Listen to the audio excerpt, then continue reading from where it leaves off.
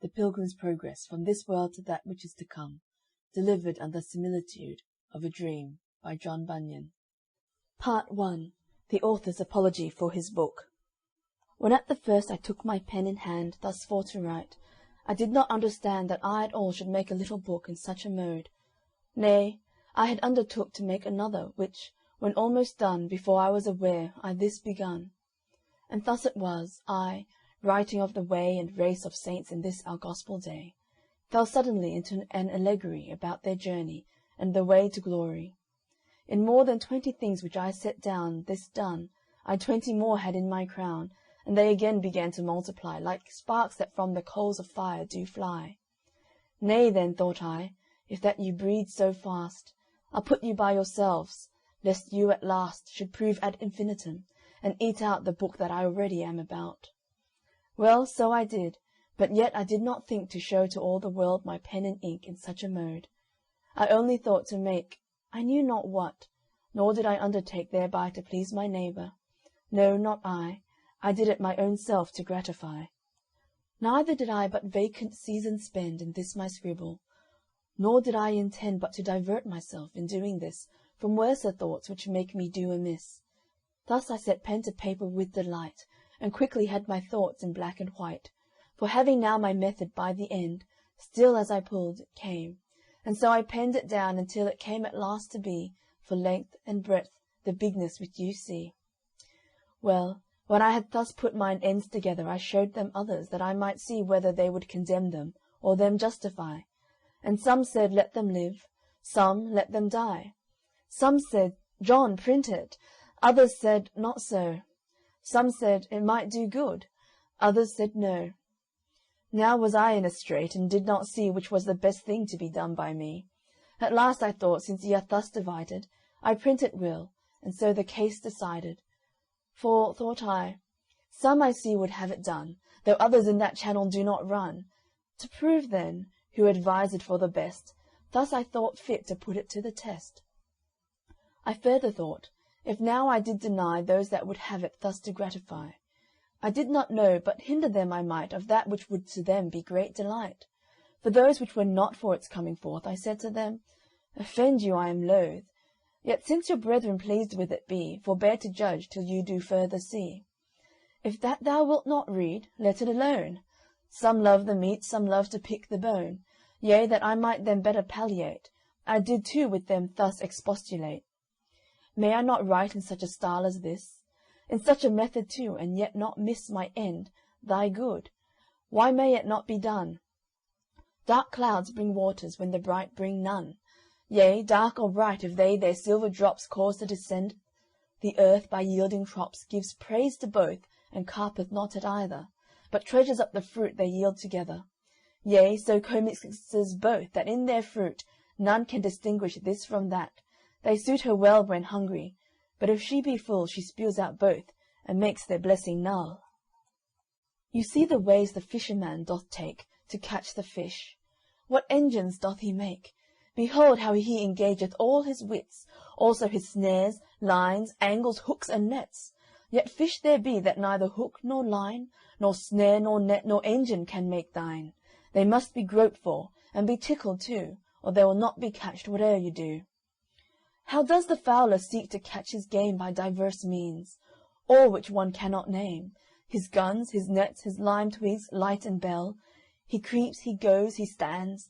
Yea, who can tell of all his postures? Yet there's none of these will make him master of what fowl he please. Yea, he must pipe and whistle to catch this, yet if he does so, that bird he will miss. If that a pearl may in toad's head dwell, and may be found too in an oyster shell, if things that promise nothing do contain what better is than gold, who will disdain, that have an inkling of it, there to look, that they may find it? Now my little book, though void of all these paintings that may make it with thus or the other man to take, is not without those things that do excel, what do in brave but empty notions dwell. Well, yet I am not fully satisfied that this your book will stand when soundly tried. Why, what's the matter? It is dark. What though? But it is feigned. What of that? I trow some men by feigned words as dark as mine make truth to spangle, and its rays to shine. But they want solidness. Speak, man, thy mind. They drown the weak, metaphors make us blind. Solidity indeed becomes the pen of him that writeth things divine to men. But must I needs want solidness, because by metaphors I speak? Were not God's laws, his gospel laws, in olden time held forth by types, shadows, and metaphors? Yet loath will any sober man be to find fault with them, lest he be found for to assault the highest wisdom. No, he rather stoops and seeks to find out what, by pins and loops, by calves and sheep, by heifers and by rams, by birds and herbs, and by the blood of lambs, God speaketh to him. And happy is he that finds the light and grace that in them be. But not too forward, therefore, to conclude that I want solidness, that I am rude. All things solid in show, not solid be. All things imperishable, despise not we. Lest things most hurtful lightly we receive, and things that good are, of our souls bereave. My dark and cloudy words, they do but hold the truth as cabinets enclose the gold. The prophets used much by metaphors to set forth truth. Yea, whoso considers Christ, his apostles too shall plainly see that truths to this day in such mantles be. Am I afraid to say that Holy Writ, which for its style and phrase puts down all wit, is everywhere so full of these things, dark figures, allegories?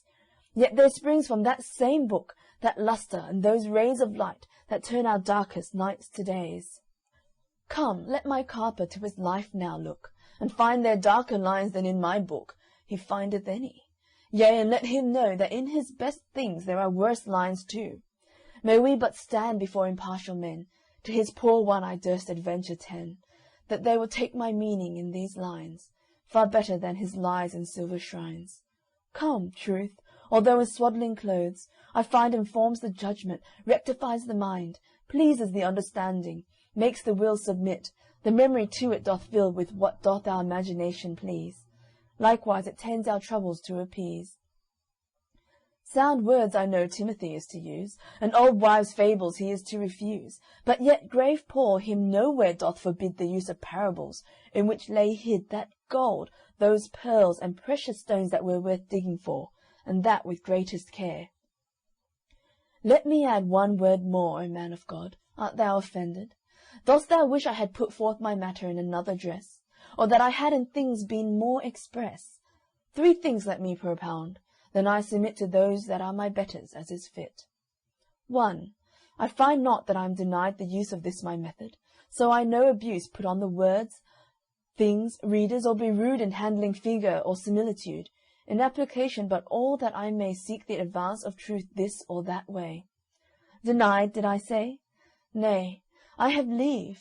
Example too, and that from them that have God better pleased by their words or ways than any man that breatheth nowadays. Thus to express my mind, thus to declare things unto thee that excellentest are. 2. I find that men as high as trees will write dialogue-wise, yet no man doth them slight for writing so. Indeed, if they abuse truth, cursed be they in the craft they use to that intent. But yet let truth be free to make her sallies upon thee and me, which way it pleases God. For who knows how, better than he that taught us first to plough, to guide our minds and pens for his designs? And he makes base things usher in divine. 3. I find that Holy Writ in many places hath semblance with this method, where the cases do call for one thing to set forth another.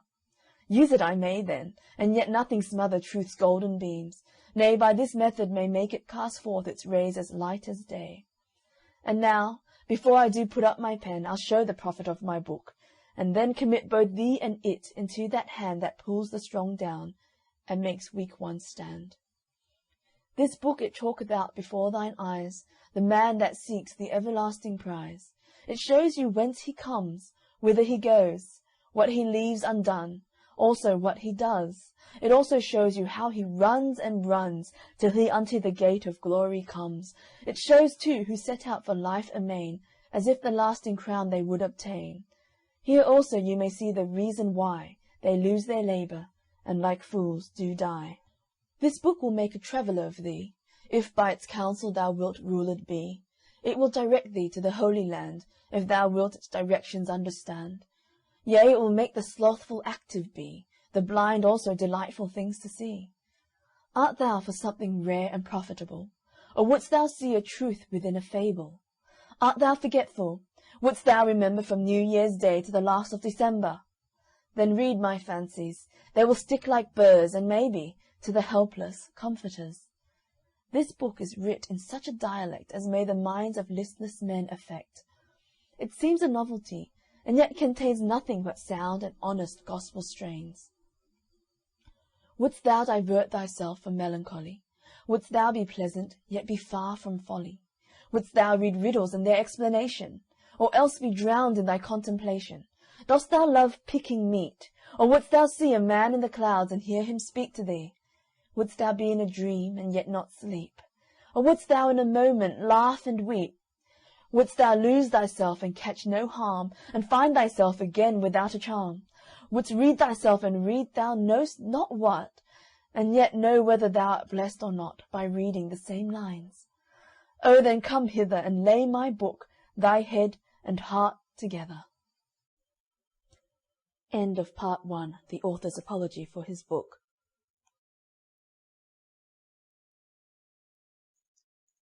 The Pilgrim's Progress from this world to that which is to come, delivered under similitude of a dream, by John Bunyan.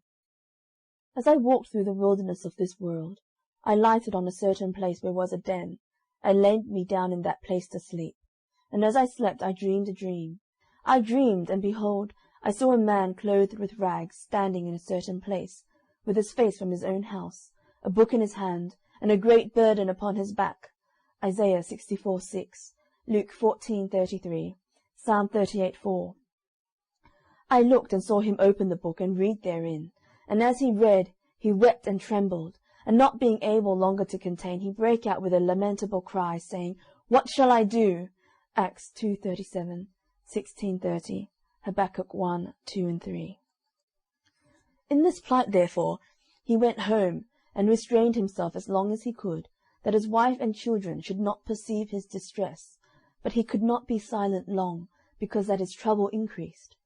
Wherefore at length he brake his mind to his wife and children, and thus he began to talk to them. O my dear wife, said he, and you the children of my bowels, I, your dear friend, am in myself undone by reason of a burden that lieth hard upon me. Moreover, I am certainly informed that this our city will be burnt with fire from heaven, in which fearful overthrow, both myself, with thee my wife, and you my sweet babes, shall miserably come to ruin, except, the which yet I see not, some way of escape can be found whereby we may be delivered. At this his relations were sore amazed, not for that they believed that what he had said to them was true, but because they thought that some frenzied distemper had got into his head. Therefore, it drawing towards night, and they hoping that sleep might settle his brains, with all haste they got him to bed. But the night was as troublesome to him as the day, wherefore instead of sleeping he spent it in sighs and tears. So when the morning was come, they would know how he did. He told them worse and worse. He also set to talking to them again, but they began to be hardened. They also thought to drive away his distemper by harsh and surly carriage to him. Sometimes they would deride, sometimes they would chide, and sometimes they would quite neglect him. Wherefore he began to retire himself to his chamber to pray for and pity them, and also to condole his own misery. He would also walk solitarily in the fields, sometimes reading, and sometimes praying, and thus for some days he spent his time.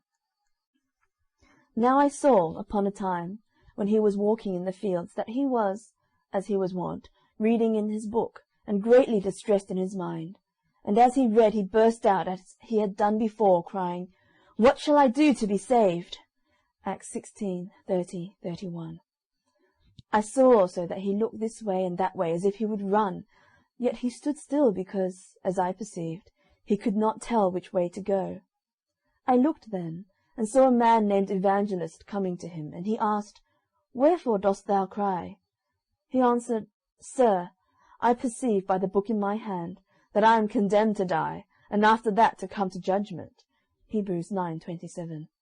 And I find that I am not willing to do the first, Job 10:21 and 22, nor able to do the second, Ezekiel 22:14.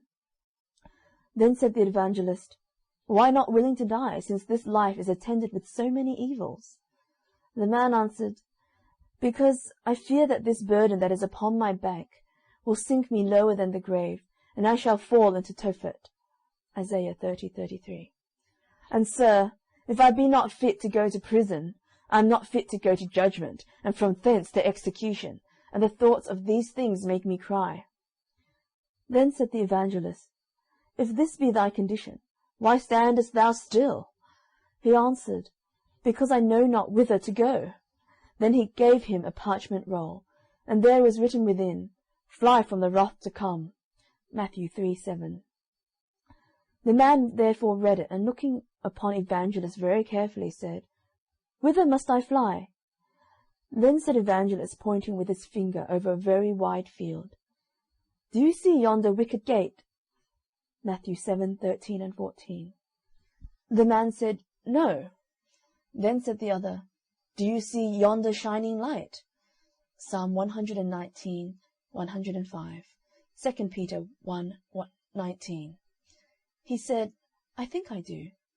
Then said Evangelist, Keep that light in your eye, and go up directly there. So shalt thou see the gate, at which when thou knockest it shall be told thee what thou shalt do.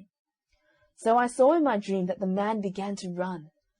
Now he had not run far from his own door, when his wife and children, perceiving it, began to cry after him to return. But the man put his fingers in his ears and ran on, crying, Life, life, eternal life. Luke 14:26. So he looked not behind him, Genesis 19:17, but fled towards the middle of the plain. The neighbours also came out to see him run, Jeremiah 20:10. And as he ran, some mocked, others threatened, and some cried after him to return. And among those that did so, there were 2 that were resolved to fetch him back by force. The name of the one was Obstinate, and the name of the other Pliable. Now by this time the man was got a good distance from them. But however they were resolved to pursue him, which they did, and in a little time they overtook him. Then said the man, Neighbours, wherefore are you come? They said, To persuade you to go back with us. But he said, That can by no means be. You dwell, said he, in the city of destruction, the place also where I was born. I see it to be so. And dying there, sooner or later, you will sink lower than the grave, into a place that burns with fire and brimstone. Be content, good neighbours, and go along with me. Obstinate. What? Said Obstinate, and leave our friends and our comforts behind us? Christian.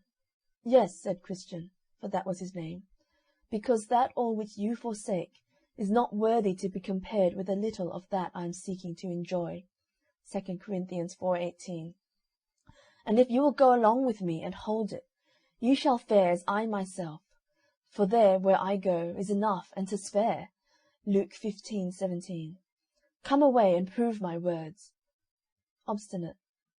What are the things you seek, since you leave all the world to find them? Christian. I seek an inheritance, incorruptible, undefiled, and that fadeth not away. 1 Peter 1:4. And it is laid up in heaven and safe there. Hebrews 11:16. To be bestowed, at the time appointed, on them that diligently seek it.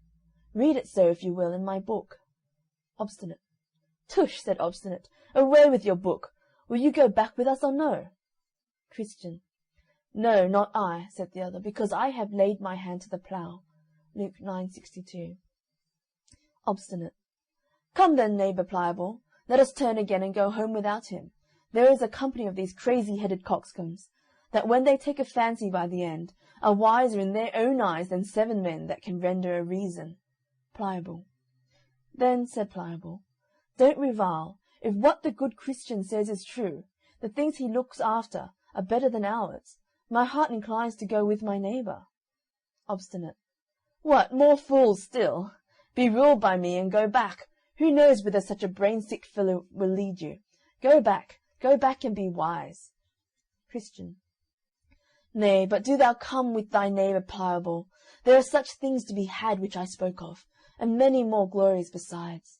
If you believe not me, read here in this book, and for the truth of what is expressed therein, Behold, all is confirmed by the blood of him that made it. Hebrews 9:17-21. Pliable. Well, neighbour obstinate, said Pliable, I begin to come to a point. I intend to go along with this good man, and to cast in my lot with him. But, my good companion, do you know the way to this desired place? Christian. I am directed by a man whose name is Evangelist, to speed me to a little gate that is before us, where we shall receive instructions about the way. Pliable. Come then, good neighbour, let us be going. Then they both went together. Obstinate. And I will go back to my place, said Obstinate. I will be no companion of such misled, fantastical fellows. Now I saw in my dream that when Obstinate was gone back, Christian and Pliable went talking over the plain, and thus they began their discourse. Christian. Come now, neighbour Pliable, how do you do? I am glad you are persuaded to go along with me. Had even Obstinate himself but felt what I have felt, of the powers and terrors of what is yet unseen, he would not thus lightly have given us the back. Pliable. Come, neighbour Christian, since there are none but us two here, tell me now farther, what the things are, and how to be enjoyed whither we are going. Christian. I can better conceive of them with my mind than speak of them with my tongue, but yet, since you are desirous to know, I will read of them in my book. Pliable. And do you think that the words of your book are certainly true? Christian. Yes, verily, for it was made by him that cannot lie. Titus 1:2. Pliable. Well said. What things are they? Christian. There is an endless kingdom to be inhabited, an everlasting life to be given us, that we may inhabit that kingdom forever. Isaiah 65:17. John 10:27-29. Pliable. Well said. And what else? Christian. There are crowns of glory to be given us, and garments that will make us shine like the sun in the firmament of heaven. 2 Timothy 4:8. Revelations 22:5. Matthew 13:43. Pliable. This is very pleasant. And what else? Christian. There shall be no more crying, nor sorrow, for he that is owner of the place will wipe all tears from our eyes. Isaiah 25:8. Revelations 7:16 and 17. 21:4. Pliable. And what company shall we have there? Christian. There we shall be with seraphim and cherubim. Isaiah 6:2. 1 Thessalonians 4:16 and 17. Revelations 5:11. Creatures that will dazzle your eyes to look on them. There also you shall meet with thousands and 10,000s that have gone before us to that place. None of them are hurtful, but loving and holy, every one walking in the sight of God, and standing in his presence with acceptance forever. In a word, there we shall see the elders with their golden crowns. Revelations 4:4. There we shall see the holy virgins with their golden harps. Revelations 14:1-5. There we shall see men that by the world were cut in pieces, burnt in flames, eaten of beasts, drowned in the seas, for the love they bear to the Lord of the place. John 12:25. All well, and clothed with immortality as with a garment. 2 Corinthians 5:2. Pliable. The hearing of this is enough to ravish one's heart. But are these things to be enjoyed? How shall we get to be sharers thereof? Christian. The Lord, the governor of the country, hath recorded that in this book, Isaiah 55:1-2, John 6:37, 7:37, Revelations 21:6, 22:17, the substance of which is, if we be truly willing to have it, he will bestow it upon us freely. Pliable. Well, my good companion, glad am I to hear of these things. Come on, let us mend our place. Christian. I cannot go as fast as I would, by reason of this burden that is on my back. Now I saw in my dream that just as they had ended this talk, they drew nigh to a very miry slough that was in the midst of the plain, and they being heedless did both fall suddenly into the bog. The name of the slough was Despond. Here, therefore, they wallowed for a time, being grievously bedaubed with the dirt, and Christian, because of the burden that was on his back, began to sink in the mire. Pliable. Then, said Pliable, our neighbour Christian, where are you now? Christian. Truly, said Christian, I do not know. Pliable. At this Pliable began to be offended, and angrily said to his fellow, "Is this the happiness you have told me all this while of? If we have such ill speed at our first setting out, what may we expect between this and our journey's end? May I get out again with my life, you shall possess the brave country alone for me." And with that he gave a desperate struggle or two, and got out of the mire on that side of the slough which was next to his own house. So away he went, and Christian saw him no more. Wherefore Christian was left to tumble in the slough of despond alone. But still he endeavoured to struggle to that side of the slough that was furthest from his own house, and next to the wicket gate, the which he did, but could not get out because of the burden that was upon his back. But I beheld in my dream that a man came to him, whose name was Help, and asked him what he did there. Christian. Sir, said Christian, I was bid to go this way by a man called Evangelist, who directed me also to yonder gate, that I might escape the wrath to come. And as I was going thither, I fell in here. Help. But why did you not look for the steps? Christian. Fear followed me so hard that I fled the next way and fell in. Help. Then, said he, give me thine hand. So he gave him his hand, and he drew him out. Psalm 42. And he set him upon sound ground, and bid him go on his way. Then I stepped to him that plucked him out, and said, Sir, wherefore, since over this place is the way from the city of destruction to yonder gate, is it, that this plat is not mended, that poor travellers might go thither with more security? And he said unto me, This miry slough is such a place as cannot be mended. It is the descent whither the scum and filth that attends conviction for sin doth continually run, and therefore it is called the slough of despond. For still, as the sinner is awakened about his lost condition, there arise in his soul many fears and doubts, and discouraging apprehensions, which all of them get together, and settle in this place. And this is the reason of the badness in this ground. It is not the pleasure of the king that this place should remain so bad. Isaiah 35:3-4. His labourers also have, by the direction of his Majesty's surveyors, been for above this 1600 years employed about this patch of ground, if perhaps it might have been mended. Yea, and to my knowledge, said he, they have been swallowed up at least 20,000 cartloads, yea, millions of wholesome instructions, that have at all seasons been brought from all places of the king's dominions. And they that can tell say they are the best materials to make good ground of the place. If so be, it might have been mended, but it is the slough of despond still, and so will be when they have done what they can. True, there are, by the direction of the lawgiver, certain good and substantial steps, placed even through the very midst of this slough, but at such time as this place doth much spew out its filth, as it doth against change of weather, these steps are hardly seen, or if they be, men through the dizziness of their heads step beside, and then they are bemired to purpose, notwithstanding the steps be there, but the ground is good when they are once got in at the gate. 1 Samuel 12:23. Now I saw in my dream that by this time Pliable was got home to his house. So his neighbours came to visit him, and some of them called him wise man for coming back, and some called him fool for hazarding himself with Christian. Others again did mock at his cowardliness, saying, Surely, since you began to venture, I would not have been so base as to have given out for a few difficulties. So Pliable sat sneaking among them, but at last he got more confidence, and then they all turned their tails, and began to deride poor Christian behind his back. And thus much concerning Pliable.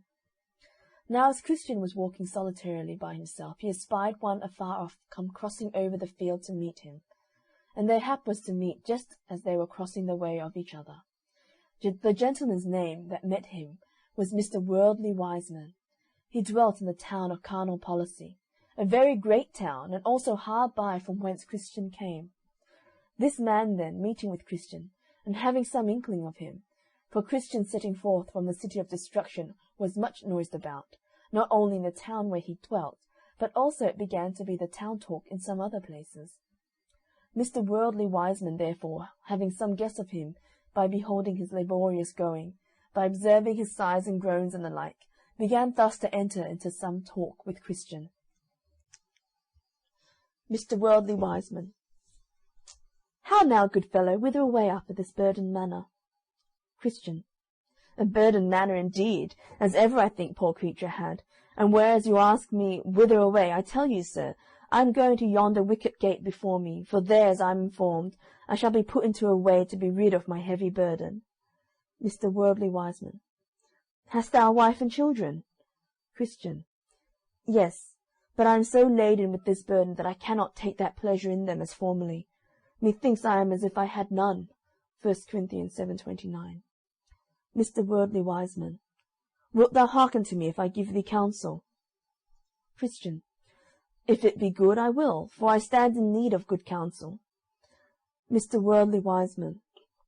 I would advise thee, then, that thou with all speed get thyself rid of thy burden, for thou wilt never be settled in thy mind till then, nor canst thou enjoy the benefits of the blessings which God hath bestowed upon thee till then. Christian. That is that which I seek for, even to be rid of this heavy burden. But get it off myself I cannot, nor is there any man in our country that can take it off my shoulders. Therefore am I going this way, as I told you, that I may be rid of my burden. Mr. Worldly Wiseman. Who bid thee go this way to be rid of thy burden? Christian. A man that appeared to me to be a very great and honourable person. His name, as I remember, is Evangelist. Mr. Worldly Wiseman.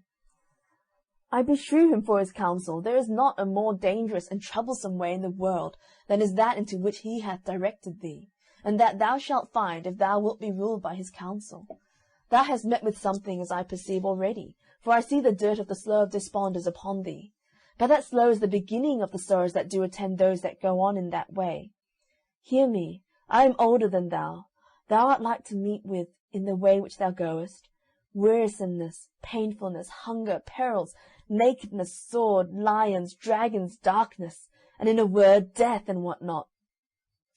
These things are certainly true, having been confirmed by many testimonies. And should a man so carelessly cast away himself by giving heed to a stranger? Christian. Why, sir, this burden on my back is more terrible to me than are all these things which you have mentioned. Nay, methinks I care not what I meet with in the way, if so be I can also meet with deliverance from my burden. Mr. Worldly Wiseman. How camest thou by thy burden at first? Christian. By reading this book in my hand. Mr. Worldly Wiseman. I thought so, and it has happened unto thee as to other weak men, who, meddling with things too high for them, do suddenly fall into thy distractions, which distractions do not only unman men, as thine I perceive have done thee, but they run them upon desperate ventures to obtain they know not what. Christian. I know what I would obtain. It is ease from my heavy burden. Mr. Worldly Wiseman. But why wilt thou seek for ease this way, seeing so many dangers attend it, especially since, hadst thou but patience to hear me, I could direct thee to the obtaining of what thou desirest, without the dangers that thou in this way wilt run thyself into? Yea, and the remedy is at hand. Besides, I will add, that instead of those dangers thou shalt meet with safety, friendship, and content. Christian. Sir, I pray, open this secret to me. Mr. Worldly Wiseman. Why, in yonder village, the village is named Morality, there dwells a gentleman whose name is Legality, a very judicious man, and a man of a very good name, that has skill to help men off with such burdens as thine is from their shoulders. Yea, to my knowledge he hath done a great deal of good this way. Ay, and besides he hath skill to cure those that are somewhat crazed in their wits with their burdens. To him, as I said, thou mayest go, and be helped presently. His house is not quite a mile from this place, and if he should not be at home himself, he hath a pretty young man to his son, whose name is Civility, that can do it to speak on, as well as the old gentleman himself. There, I say, thou mayest be eased of thy burden, if thou art not minded to go back to thy former habitation, as indeed I would not wish thee. Thou mayest send for thy wife and children to this village, where there are houses now standing empty, one of which thou mayest have at a reasonable rate. Provision is there also cheap and good, and that which will make thy life the more happy is, to be sure, there thou shalt live by honest neighbours in credit and good fashion. Now was Christian somewhat at a stand, but presently he concluded, if this be true, which this gentleman hath said, my wisest course is to take his advice, and with that he thus further spake. Christian. Sir, which is my way to this honest man's house? Mr. Worldly Wiseman. Do you see yonder high hill? Christian. Yes, very well. Mr. Worldly Wiseman. By that hill you must go, and the first house you come at is his. So Christian turned out of his way to go to Mr. Legality's house for help. But behold, when he was got now hard by the hill, it seemed so high, and also that side of it that was next the wayside did hang so much over, that Christian was afraid to venture further, lest the hill should fall on his head. Wherefore there he stood still, and wotted not what to do. Also his burden now seemed heavier to him than while he was in his way. There came also flashes of fire, Exodus 19:16 and 18, out of the hill, that made Christian afraid that he should be burnt. Here therefore he did sweat and quake for fear, Hebrews 12:21. And now he began to be sorry that he had taken Mr. Worldly Wiseman's counsel, and with that he saw Evangelist coming to meet him, at the sight also of whom he began to blush for shame. So Evangelist drew nearer and nearer, and coming up to him, he looked upon him with a severe and dreadful countenance, and thus began to reason with Christian. Evangelist. What doest thou here, Christian? Said he, at which words Christian knew not what to answer, wherefore at present he stood speechless before him. Then said Evangelist Father, Art not thou the man that I found crying without the walls of the city of destruction? Christian. Yes, dear sir, I am the man. Evangelist. Did not I direct thee the way to the little wicket gate? Christian. Yes, dear sir, said Christian. Evangelist. How is it then that thou art so quickly turned aside? For thou art now out of the way. Christian. I met with a gentleman so soon as I had got over the slough of despond, who persuaded me that I might, in the village before me, find a man that could take off my burden. Evangelist. What was he? Christian. He looked like a gentleman, and talked much to me, and got me at last to yield, so I came hither. But when I beheld this hill, and how it hangs over the way, I suddenly made a stand, lest it should fall on my head. Evangelist. What said that gentleman to you? Christian. Why, he asked me whither I was going, and I told him. Evangelist. And what said he then? Christian. He asked me if I had a family, and I told him. But, said I am so laden with the burden that is on my back, that I cannot take pleasure in them as formerly. Evangelist. And what said he then? Christian. He bid me with speed get rid of my burden. I told him it was ease that I sought. And, said I am therefore going to yonder gate to receive farther direction how I may get to the place of deliverance. So he said that he would show me a better way, and short, not so attended with difficulties as the way, sir, that you set me in, which way, said he, will direct you to a gentleman's house, that hath skill to take off these burdens. So I believed him, and turned out of that way into this, if haply I might be soon eased of my burden. But when I came to this place, and beheld things as they are, I stopped, for fears, I said, of danger. But I now know not what to do. Evangelist. Then, said Evangelist, stand still a little, that I show thee the words of God. So he stood trembling. Then said Evangelist, see that ye refuse not him that speaketh, for if they escape not who refused him that spake on earth, much more shall not we escape if we turn away from him that speaketh from heaven. Hebrews 12:25. He said moreover, now the just shall live by faith, but if any man draw back, my soul shall have no pleasure in him. Hebrews 10:38. He also did thus apply them, thou art the man that art running into this misery. Thou hast begun to reject the counsel of the Most High, and to draw back thy foot from the way of peace, even almost to the hazarding of thy perdition. Then Christian fell down at his feet as dead, crying, Woe is to me, for I am undone. At the sight of which Evangelist caught him by the right hand, saying, All manner of sin and blasphemies shall be forgiven unto men. Matthew 12:31. Be not faithless, but believing. John 20:27. Then did Christian again a little revive, and stood up trembling as at first before Evangelist. Then Evangelist proceeded, saying, Give more earnest heed to the things that I shall tell thee of. I will now show thee who it was that deluded thee, and who it was also to whom he sent thee. The man that met thee is one worldly wise man, and rightly is he so called, partly because he savoureth only the doctrine of this world. 1 John 4:5. Therefore he always goes to the town of morality to church, and partly because he loveth that doctrine best, for it saveth him best from the cross. Galatians 6:12. And because he is of this carnal temper, therefore he seeketh to pervert my ways, though right. Now there are 3 things in this man's counsel that thou must utterly abhor. 1. His turning thee out of the way. 2. His labouring to render the cross odious to thee. 3. And his setting thy feet in that way that leadeth unto the administration of death. First, thou must abhor his turning thee out of the way, yea, and thine own consenting thereto, because this is to reject the counsel of God for the sake of the counsel of a worldly wise man. The Lord says, Strive to enter in at the strait gate, Luke 13:24, the gate to which I send thee, for strait is the gate that leadeth unto life, and few there be that find it. Matthew 7:13 and 14. From this little wicket gate, and from the way thereto, hath this wicked man turned thee, to the bringing of thee almost to destruction. Hate therefore his turning thee out of the way, and abhor thyself for hearkening to him. Secondly, thou must abhor his labouring to render the cross odious unto thee, for thou art to prefer it before the treasures of Egypt. Hebrews 11:25 and 26.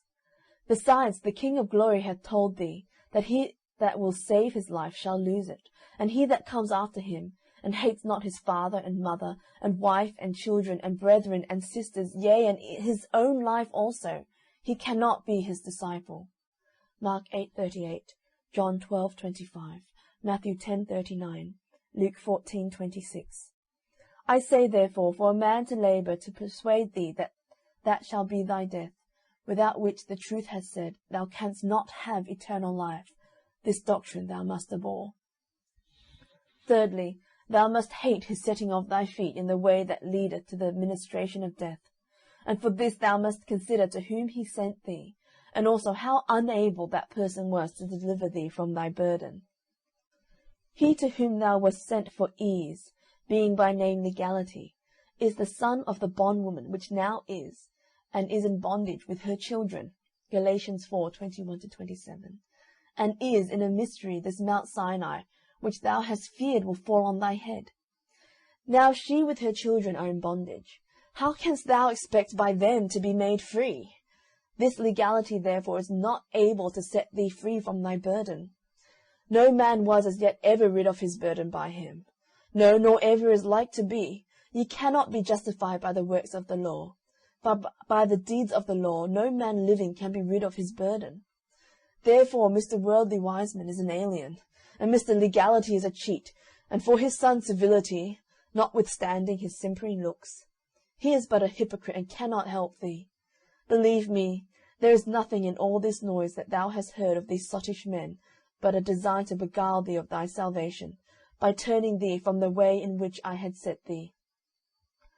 After this, Evangelist called aloud to the heavens for confirmation of what he had said. And with that there came words and fire out of the mountain under which poor Christian stood, which made the hair of his flesh stand up. The words were pronounced, As many as are of the works of the law are under the curse. For it is written, Cursed is every one that continueth not in all things which are written in the book of the law to do them. Galatians 3:10. Now Christian looked for nothing but death, and began to cry out lamentably, even cursing the time in which he met with Mr. Worldly Wiseman, still calling himself 1,000 fools for hearkening to his counsel. He also was greatly ashamed to think that this gentleman's arguments, flowing only from the flesh, should have the prevalency with him so far as to cause him to forsake the right way. This done, he applied himself again to Evangelist in words and sense as follows. Christian. Sir, what think you? Is there any hope? May I now go back and go up to the wicket gate? Shall I not be abandoned for this, and sent back from thence ashamed? I am sorry I have hearkened to this man's counsel, but may my sin be forgiven. Evangelist.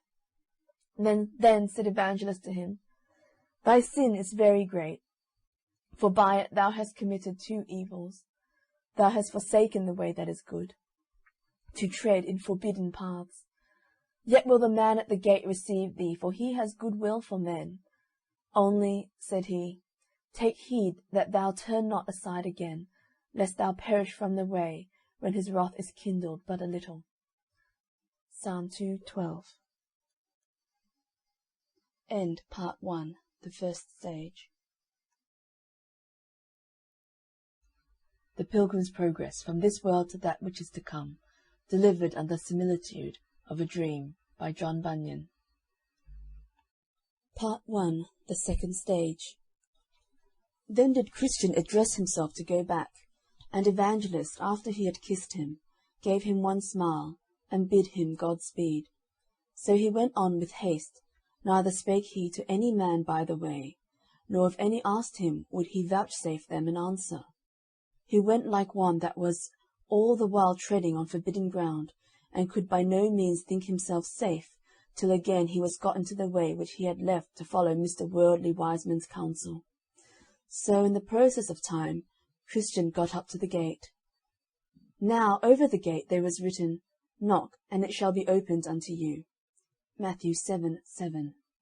He knocked therefore, more than once or twice, saying, May I now enter here? Will he within open to sorry me, though I have been an undeserving rebel? Then shall I not fail to sing his lasting praise on high. At last there came a grave person to the gate, named Goodwill, who asked who was there, and whence he came, and what he would have. Christian. Here is a poor burdened sinner. I come from the city of destruction, but am going to Mount Zion, that I may be delivered from the wrath to come. I would therefore, sir, since I am informed that by this gate is the way thither, know if you are willing to let me in. Goodwill. I am willing with all my heart, said he, and with that he opened the gate. So when Christian was stepping in, the other gave him a pull. Then said Christian, What means that? The other told him, A little distance from this gate there is erected a strong castle, of which Beelzebub is the captain. From thence both he and they that are with him shoot arrows at those that come up to this gate, if haply they may die before they can enter in. Then said Christian, I rejoice and tremble. So when he was got in, the man of the gate asked him who directed him thither. Christian. Evangelist bid me come hither and knock, as I did, and he said that you, sir, would tell me what I must do. Goodwill. An open door is set before thee, and no man can shut it. Christian. Now I begin to reap the benefits of my hazards. Goodwill. But how is it that you came alone? Christian. Because none of my neighbours saw their danger as I saw mine. Goodwill. Did any of them know of your coming? Christian. Yes, my wife and children saw me at the first, and called after me to turn again. Also some of my neighbours stood crying and calling after me to return, but I put my fingers in my ears, and so came on my way. Goodwill. But did none of them follow you to persuade you to go back? Christian. Yes, both obstinate and pliable. But when they saw that they could not prevail, obstinate went railing back, but pliable came with me a little way. Goodwill. But why did he not come through? Christian. We indeed came both together until we came to the slough of Despond, into the which we also suddenly fell. And then was my neighbour Pliable discouraged, and would not venture farther. Wherefore, getting out again on the side next to his own house, he told me I should possess the brave country alone for him. So he went his way, and I came mine, he after obstinate, and I to this gate. Goodwill. Then said Goodwill, Alas, poor man, is the celestial glory of so little esteem with him, that he counteth it not worth running the hazard of a few difficulties to obtain it. Christian.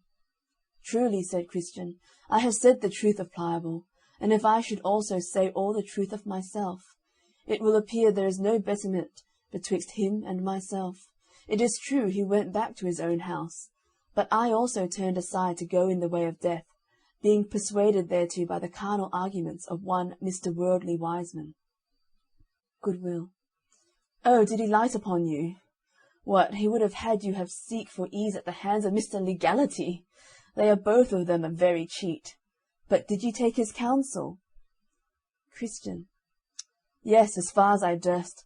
I went to find out Mr. Legality, until I thought that the mountain that stands by his house would have fallen upon my head, wherefore there I was forced to stop. Goodwill. That mountain has been the death of many, and will be the death of many more. It is well you escaped being by it dashed in pieces. Christian. Why, truly, I do not know what had become of me there, had not Evangelist happily met me again as I was musing in the midst of my dumps. But it was God's mercy that he came to me again, for else I had never come hither.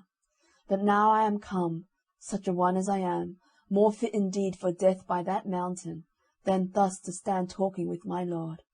But oh, what a favour is this to me, that yet I am admitted entrance here. Goodwill. We make no objections against any, notwithstanding all that they have done before they come hither. They in no wise are cast out. John 6:37.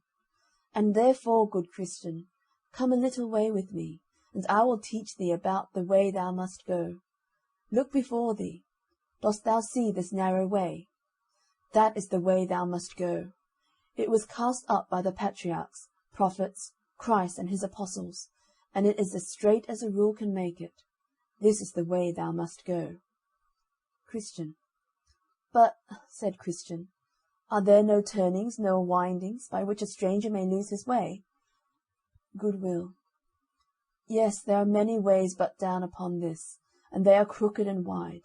But thus thou mayest distinguish the right from the wrong, the right only being straight and narrow. Matthew 7:14. Then I saw in my dream that Christian asked him further, if he could not help him off with his burden that was upon his back, for as yet he had not got rid thereof, nor could he by any means get it off without help. He told him, As to thy burden, be content to bear it, until thou comest to the place of deliverance, for there it would fall from thy back of itself. Then Christian began to gird up his loins, and to address himself to his journey. So the other told him, that by that he was gone some distance from the gate, he would come to the house of the interpreter, at whose door he should knock, and he would show him excellent things. Then Christian took his leave of his friend, and he again bid him God-speed. Then he went on till he came at the house of the interpreter, where he knocked over and over. At last one came to the door, and asked who was there. Christian. Sir, here is a traveller who is bid by an acquaintance of the good man of this house to call here for my profit. I would therefore speak with the master of the house. So he called for the master of the house, who after a little time came to Christian, and asked him what he would have. Christian. Sir, said Christian, I am a man that am come from the city of destruction, and am going to the Mount Zion, and I was told by the man that stands at the gate at the head of this way, that if I called here, you would show me excellent things, such as would be helpful to me on my journey. Interpreter. Then said Interpreter, Come in, I will show thee that which will be profitable to thee. So he commanded his man to light the candle, and bid Christian follow him. So he had him into a private room, and bid his man open a door, the which when he had done, Christian saw the picture of a very grave person hang up against the wall, and this was the fashion of it. It had eyes lifted up to heaven, the best of books in its hand. The law of truth was written upon its lips. The world was behind its back. It stood as if it pleaded with men, and a crown of gold did hang over its head. Christian. Then said Christian, What means this? Interpreter. The man whose picture this is one of 1,000. He can beget children. 1 Corinthians 4:15. Travail in birth with children. Galatians 4:19. And nurse them himself when they are born. And whereas thou seest him with his eyes lift up to heaven, the best of books in his hand, and the law of truth writ on his lips, it is to show thee that his work is to know, and unfold dark things to sinners, even as also thou seest him stand as if he pleaded with men. And whereas thou seest the world as cast behind him, and that a crown hangs over his head. That is to show thee that slighting and despising the things that are present, for the love that he hath to his master's service, he is sure in the world that comes next to have glory for his reward. Now, said the interpreter, I have showed thee this picture first, because the man whose picture this is the only man whom the Lord of the place whither thou art going hath authorized to be thy guide in all difficult places thou mayest meet with in the way. Wherefore take good heed to what I have showed thee, and bear well in thy mind what thou hast seen, lest in thy journey thou meet with some that pretend to lead thee right, but their way goes down to death. Then he took him by the hand, and led him into a very large parlour that was full of dust, because never swept, the which after he had reviewed it a little while, the interpreter called for a man to sweep. Now when he began to sweep, the dust began so abundantly to fly about, that Christian had almost therewith been choked. Then said the interpreter to a damsel that stood by, Bring hither water, and sprinkle the room. The which when she had done, it was swept and cleansed with pleasure. Christian. Then said Christian, What means this? Interpreter.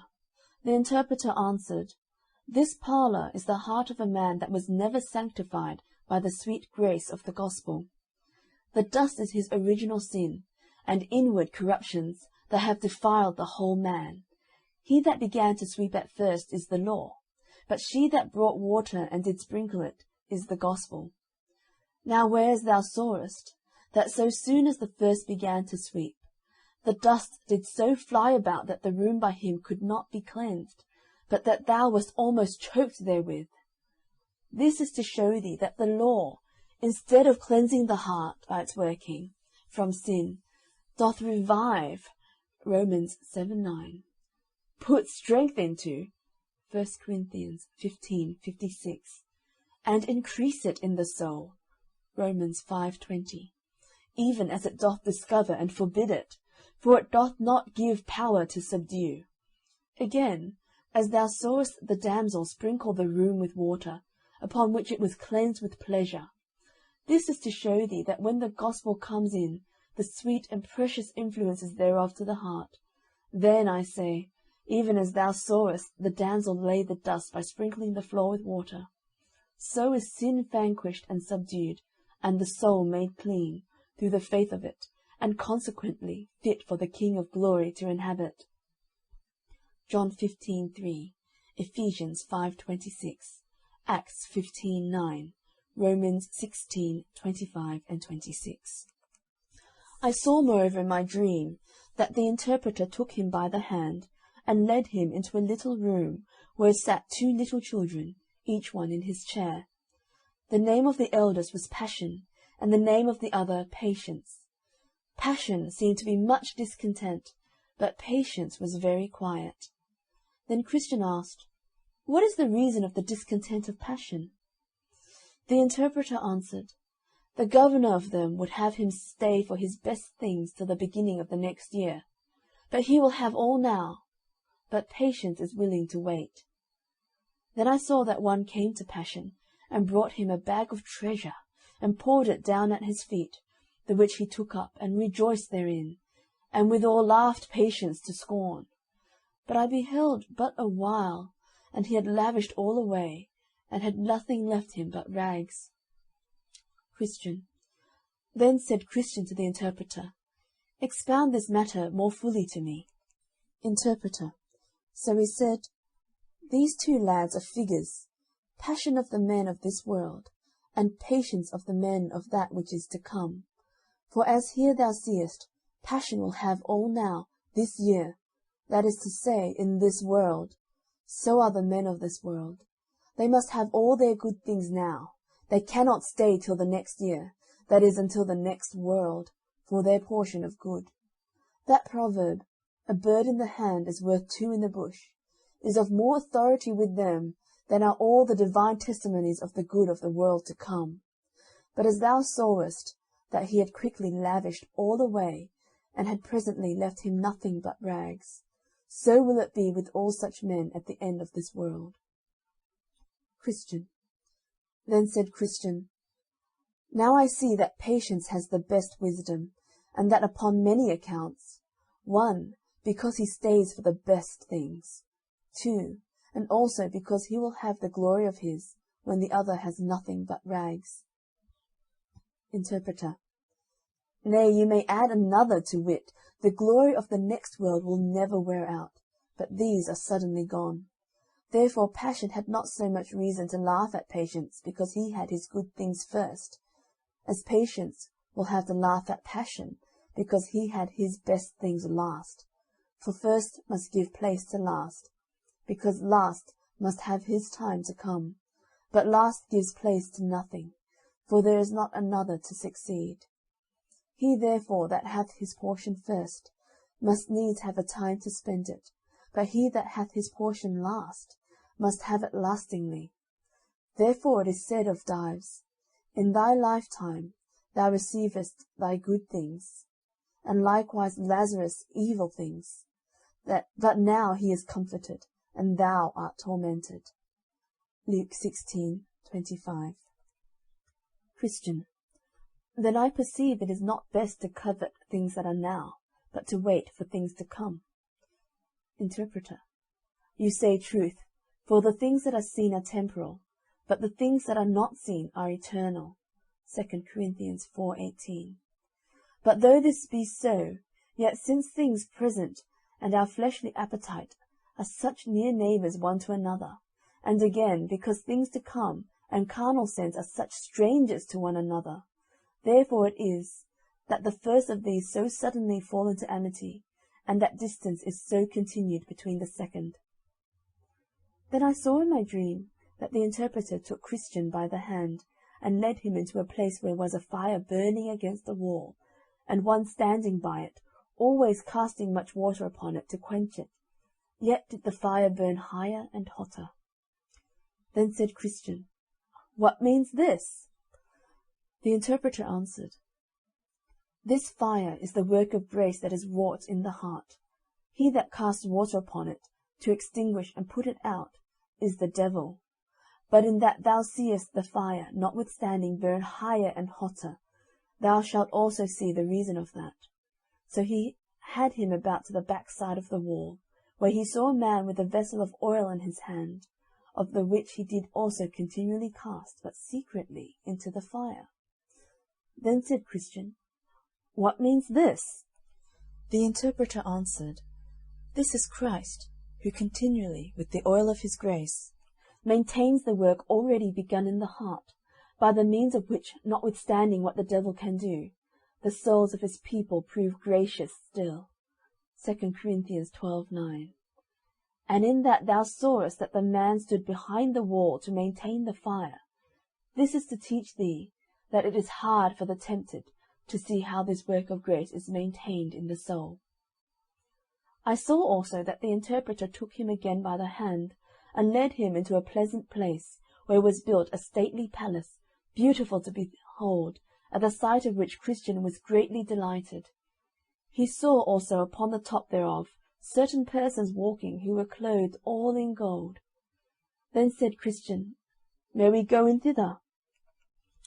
Then the interpreter took him, and led him up towards the door of the palace, and behold, at the door stood a great company of men, as desirous to go in, but durst not. There also sat a man at a little distance from the door, at a table side, with a book and his inkhorn before him, to take the names of them that should enter therein. He saw also that in the doorway stood many men in armour to keep it, being resolved to do to the men that would enter what hurt and mischief they could. Now was Christian somewhat in amaze. At last, when every man started back for fear of the armed men, Christian saw a man of a very stout countenance come up to the man that sat there to write, saying, Set down my name, sir. The which, when he had done, he saw the man draw his sword, and put a helmet on his head, and rush towards the door upon the armed men, who laid upon him with deadly force. But the man, not at all discouraged, fell to cutting and hacking most fiercely. So after he had received and given many wounds to those that attempted to keep him out.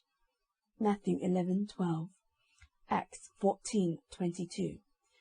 He cut his way through them all, and pressed forward into the palace, at which there was a pleasant voice heard from those that were within, even of those that walked upon the top of the palace, saying, come in, eternal glory thou shalt win. So he went in, and was clothed with such garments as they.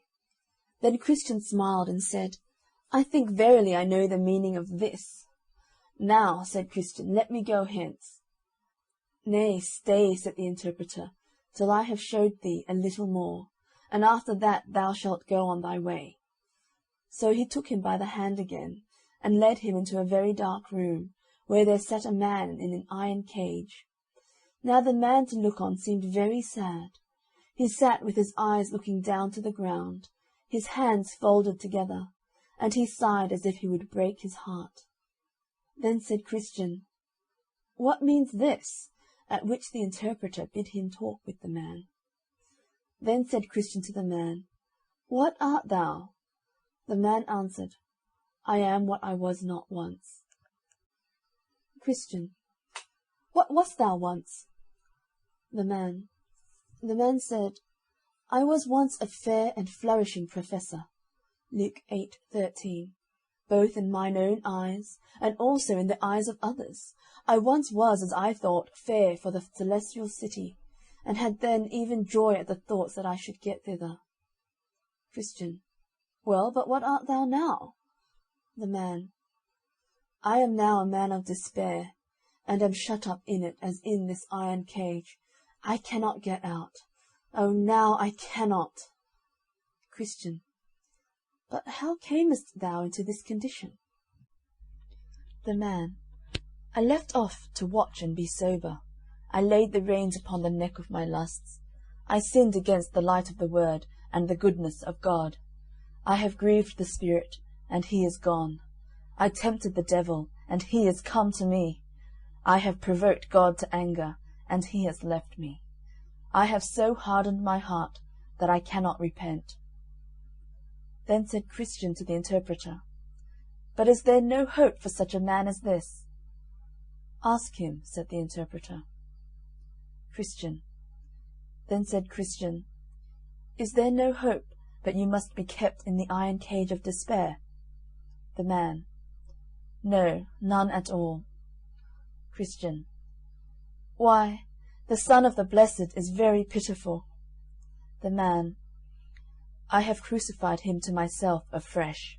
Hebrews 6:6. I have despised his person. Luke 19:14. I have despised his righteousness. I have counted his blood an unholy thing. I have done despite to the Spirit of grace. Hebrews 10:29. Therefore I have shut myself out of all the promises, and there now remains to me nothing but threatenings, dreadful threatenings, faithful threatenings, of certain judgment and fiery indignation, which shall devour me as an adversary. Christian. For what did you bring yourself into this condition? The man. For the lusts, pleasures, and profits of this world, in the enjoyment of which I did then promise myself much delight. But now every one of those things also bite me, and gnaw me like a burning worm. Christian. But canst thou not now repent and turn? The man. God hath denied me repentance. His word gives me no encouragement to believe.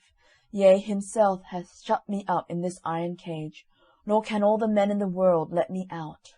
O eternity, eternity! How shall I grapple with the misery that I must meet with in eternity? Interpreter. Then said the interpreter to Christian, Let this man's misery be remembered by thee, and be an everlasting caution to thee. Christian. Well, said Christian, this is fearful. God help me to watch and to be sober, and to pray that I may shun the cause of this man's misery. Sir, is it not time for me to go on my way now? Interpreter. Tarry till I shall show thee one thing more, and then thou shalt go on thy way. So he took Christian by the hand again, and led him into a chamber where there was one rising out of bed. And as he put on his raiment, he shook and trembled. Then said Christian, Why doth this man thus tremble? The interpreter then bid him tell to Christian the reason of his so doing. So he began and said, This night, as I was in my sleep, I dreamed, and behold, the heavens grew exceeding black. Also it thundered and lightened in most fearful wise, that it put me into an agony. So I looked up in my dream, and saw the clouds rack at an unusual rate. Upon which I heard a great sound of a trumpet, and saw also a man sitting upon a cloud, attended with the thousands of heaven. They were all in flaming fire. Also the heavens were in a burning flame. I heard then a voice saying, Arise, ye dead, and come to judgment. And with that the rocks rent, the graves opened, and the dead that were therein came forth. Some of them were exceeding glad, and looked upward, and some sought to hide themselves under the mountains. Then I saw the man that sat upon the cloud open the book, and bid the world draw near. Yet there was, by reason of a fierce flame that issued out and came from before him, a convenient distance between him and them, as between the judge and the prisoners at the bar. 1 Corinthians 15, 1 Thessalonians 4:16, Jude 15, John 5:28 and 29, 2 Thessalonians 1:8-10, Revelations 20:11-14, Isaiah 26:21, Micah 7:16 and 17, Psalm 5:4, 50:1-3, Malachi 3:2 and 3, Daniel 7:9 and 10. I heard it also proclaimed to them that attended on the man that sat on the cloud, Gather together the tares, the chaff, and stubble, and cast them into the burning lake. Matthew 3:12, 18:30, 24:30, Malachi 4:1. And with that the bottomless pit opened, just whereabout I stood, out of the mouth of which there came, in an abundant manner, smoke and coals of fire with hideous noises. It was also said to the same persons, Gather my wheat into the garner. Luke 3:17. And with that I saw many catched up and carried away into the clouds, but I was left behind. 1 Thessalonians 4:16 and 17. I also sought to hide myself, but I could not, for the man that sat upon the cloud still kept his eye upon me. My sins also came into my mind, and my conscience did accuse me on every side. Romans 2:14 and 15. Upon this I awakened from my sleep. Christian. But what was it that made you so afraid of this sight? The man. Why, I thought that the day of judgment was come, and that I was not ready for it. But this frightened me most, that the angels gathered up several, and left me behind. Also the pit of hell opened her mouth just where I stood. My conscience too afflicted me, and, as I thought, the judge had always his eye upon me, showing indignation in his countenance. Then said the interpreter to Christian, Hast thou considered all these things? Christian. Yes, and they put me in hope and fear. Interpreter. Well, keep all things so in thy mind, that they may be as a goad in thy sides, to prick thee forward in the way thou must go. Then Christian began to gird up his loins, and to address himself to his journey. Then said the interpreter, The Comforter be always with thee, good Christian, to guide thee in the way that leads to the city. So Christian went on his way, saying, Here I have seen things rare and profitable, things pleasant, dreadful, things to make me stable in what I have begun to take in hand. Then let me think on them, and understand wherefore they showed me were, and let me be thankful, O good interpreter, to thee. End Part 1, the second stage. The Pilgrim's Progress from this world to that which is to come, delivered under similitude of a dream, by John Bunyan. Part 1, the third stage. Now I saw in my dream that the highway up which Christian was to go was fenced on either side with a wall, and that wall was called salvation. Isaiah 26:1. Up this way, therefore, did burdened Christian run, but not without great difficulty, because of the load on his back.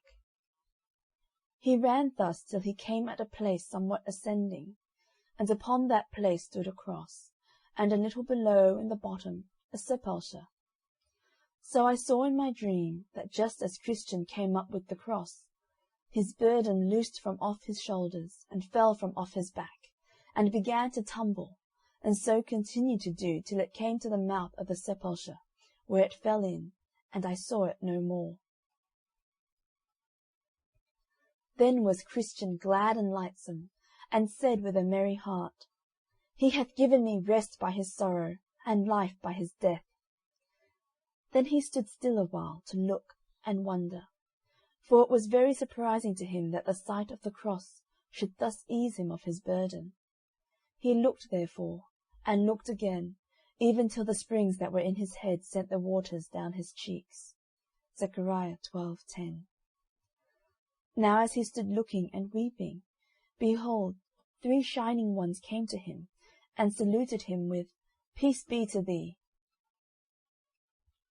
So the first said to him, Thy sins be forgiven thee. Mark 2:5.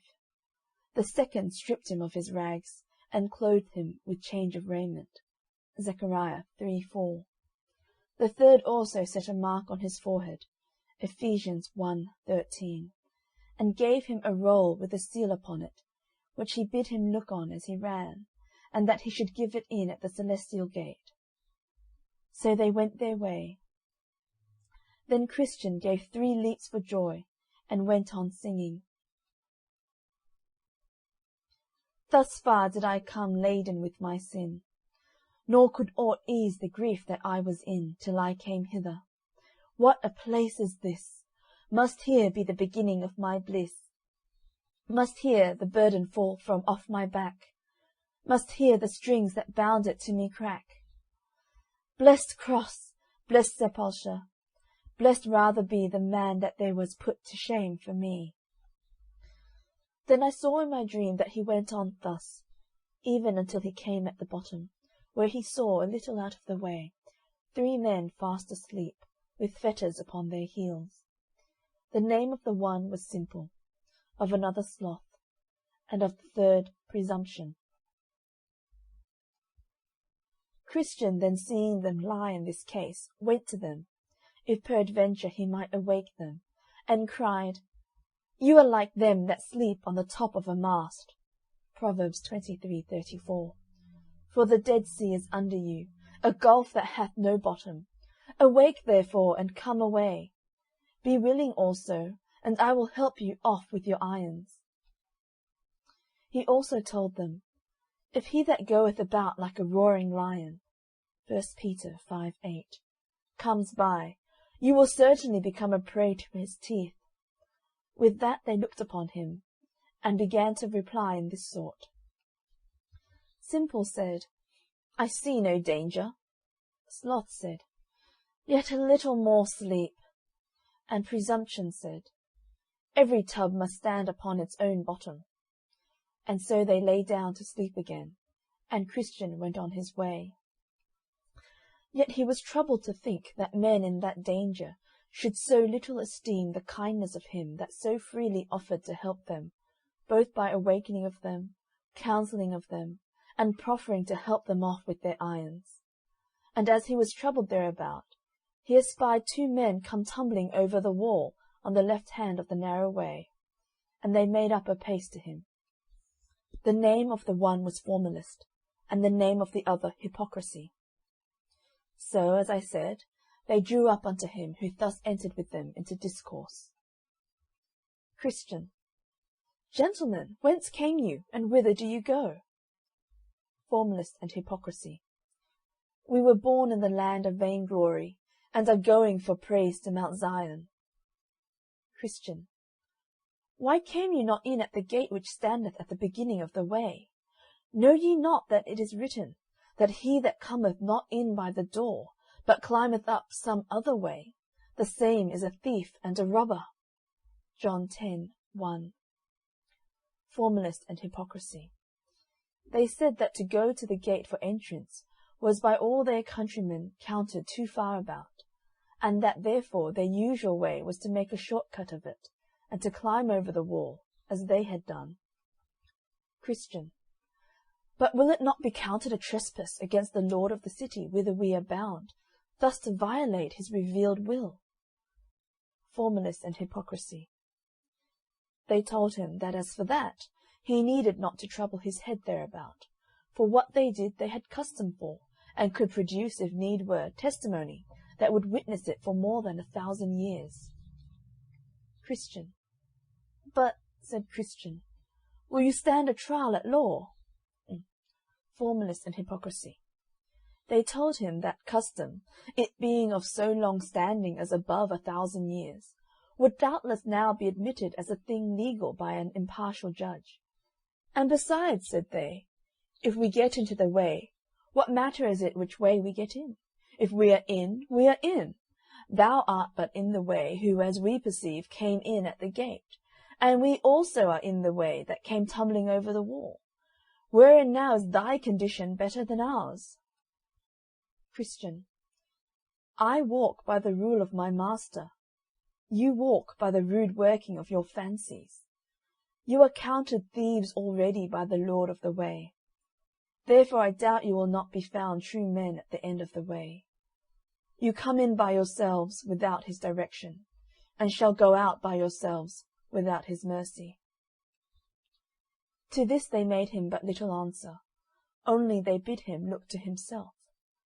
Then I saw that they went on, every man in his way, without much conference one with another, save that these two men told Christian, that as to laws and ordinances, they doubted not but that they should as conscientiously do them as he. Therefore, said they, we see not wherein thou differest from us, but by the coat that is on thy back, which was, as we trow, given thee by some of thy neighbours to hide the shame of thy nakedness. Christian.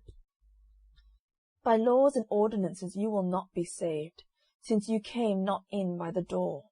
Galatians 2:16. And as for this coat that is on my back, it was given me by the Lord of the place whither I go, and that, as you say, to cover my nakedness with. And I take it as a token of kindness to me, for I had nothing but rags before, and besides, thus I comfort myself as I go.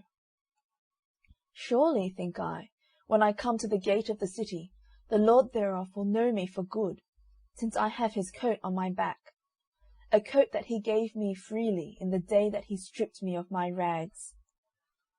I have, moreover, a mark in my forehead, of which perhaps you have taken no notice, which one of my Lord's most intimate associates fixed there in the day that my burden fell off my shoulders. I will tell you, moreover, that I had then given me a roll sealed, to comfort me by reading as I go on the way. I was also bid to give it in at the celestial gate, in token of my certain going in after it. All which things I doubt you want, and want them because you came not in at the gate. To these things they gave him no answer, only they looked upon each other and laughed. Then I saw that they went all on, save that Christian kept before, who had no more talk but with himself, and that sometimes sighingly, and sometimes comfortably. Also he would be often reading in the roll that one of the shining ones gave him, by which he was refreshed. I beheld then that they all went on till they came to the foot of the hill Difficulty, at the bottom of which there was a spring. There were also in the same place 2 other ways besides that which came straight from the gate. One turned to the left hand, and the other to the right at the bottom of the hill. But the narrow way lay right up the hill, and the name of the going up the side of the hill is called Difficulty. Christian now went to the spring, Isaiah 49:10, and drank thereof to refresh himself, and then began to go up the hill, saying, The hill though high I covet to ascend, the difficulty will not me offend, for I perceive the way to life lies here. Come, pluck up heart, let's neither faint nor fear. Better, though difficult, the right way to go, than wrong, though easy, where the end is woe. The other two also came to the foot of the hill. But when they saw that the hill was steep and high, and that there were two other ways to go, and supposing also that these two ways might meet again with that up which Christian went on the other side of the hill, therefore they were resolved to go in those ways. Now the name of one of those ways was danger, and the name of the other destruction. So the one took the way which is called danger, which led him into a great wood, and the other took directly up the way to destruction, which led him into a wide field full of dark mountains, where he stumbled and fell, and rose no more. I looked then after Christian, to see him go up the hill, where I perceived he fell from running to going, and from going to clambering upon his hands and his knees, because of the steepness of the place. Now about midway to the top of the hill was a pleasant arbour, made by the lord of the hill, for the refreshment of weary travellers. Thither therefore Christian got, where also he sat down to rest him. Then he pulled his roll out of his bosom, and read therein to his comfort. He also now began afresh to take a review of the coat or garment that was given to him, as he stood by the cross. Thus pleasing himself a while, he at last fell into a slumber, and thence into a fast sleep, which detained him in that place until it was almost night. And in his sleep his roll fell out of his hand. Now as he was sleeping there came one to him, and awaked him, saying, Go to the ant, thou sluggard, consider her ways, and be wise. Proverbs 6:6. And with that Christian suddenly started up, and sped him on his way, and went apace till he came to the top of the hill. Now when he was got up to the top of the hill, there came two men running amain. The name of the one was Timorous, and of the other Mistrust. To whom Christian said, Sirs, what's the matter? You run the wrong way. Timorous answered that they were going to the city of Zion, and had got up that difficult place. But, said he, the farther we go, the more danger we meet with, wherefore we turned, and are going back again. Yes, said Mistrust, for just before us lie a couple of lions in the way, whether sleeping or waking we know not, and we could not think, if we came within reach, but they would presently pull us in pieces. Christian. Then said Christian, You make me afraid, but whither shall I fly to be safe? If I go back to mine own country, that is prepared for fire and brimstone, and I shall certainly perish there. If I can get to the celestial city, I am sure to be in safety there. I must venture. To go back is nothing but death. To go forward is fear of death, and life everlasting beyond it. I will yet go forward. So Mistrust and Timorous ran down the hill, and Christian went on his way. But thinking again of what he had heard from the men, he felt in his bosom for his roll, that he might read therein and be comforted. But he felt and found it not. Then was Christian in great distress, and knew not what to do, for he wanted that which used to relieve him, and that which should have been his pass into the celestial city. Here therefore he began to be much perplexed, and knew not what to do. At last he bethought himself that he had slept in the arbour that is on the side of the hill, and falling down upon his knees, he asked God forgiveness for that foolish act, and then went back to look for his roll. But all the way he went back, who can sufficiently set forth the sorrow of Christian's heart? Sometimes he sighed, sometimes he wept, and oftentimes he chid himself for being so foolish to fall asleep in that place, which was erected only for a little refreshment from his weariness. Thus therefore he went back, carefully looking on this side and on that, all the way as he went, if haply he might find his roll that had been his comfort so many times in his journey. He went thus till he came again in sight of the arbour where he sat and slept. But that sight renewed his sorrow the more, by bringing again, even afresh, his evil of sleeping unto his mind. Revelations 2:4, 1 Thessalonians 5:6-8. Thus, therefore, he now went on, bewailing his sinful sleep, saying, O wretched man that I am, that I should sleep in the daytime, that I should sleep in the midst of difficulty, that I should so indulge the flesh, as to use that rest for ease to my flesh, which the Lord of the hill hath erected only for the relief of the spirits of pilgrims. How many steps have I taken in vain? Thus it happened to Israel. For their sin they were sent back again by the way of the Red Sea. And I am made to tread those steps with sorrow, which I might have trod with delight had it not been for this sinful sleep. How far might I have been on my way by this time? I am made to tread those steps thrice over, which I needed not to have trod but once. Yea, now also I am like to be benighted. For the day is almost spent. Oh, that I had not slept! Now by this time he was come to the arbour again, where for a while he sat down and wept. But at last, as Providence would have it, looking sorrowfully down under the settle, there he espied his roll, the which he with trembling and haste catched up, and put it into his bosom. But who can tell how joyful this man was when he had gotten his roll again? For this roll was the assurance of his life, and acceptance at the desired haven.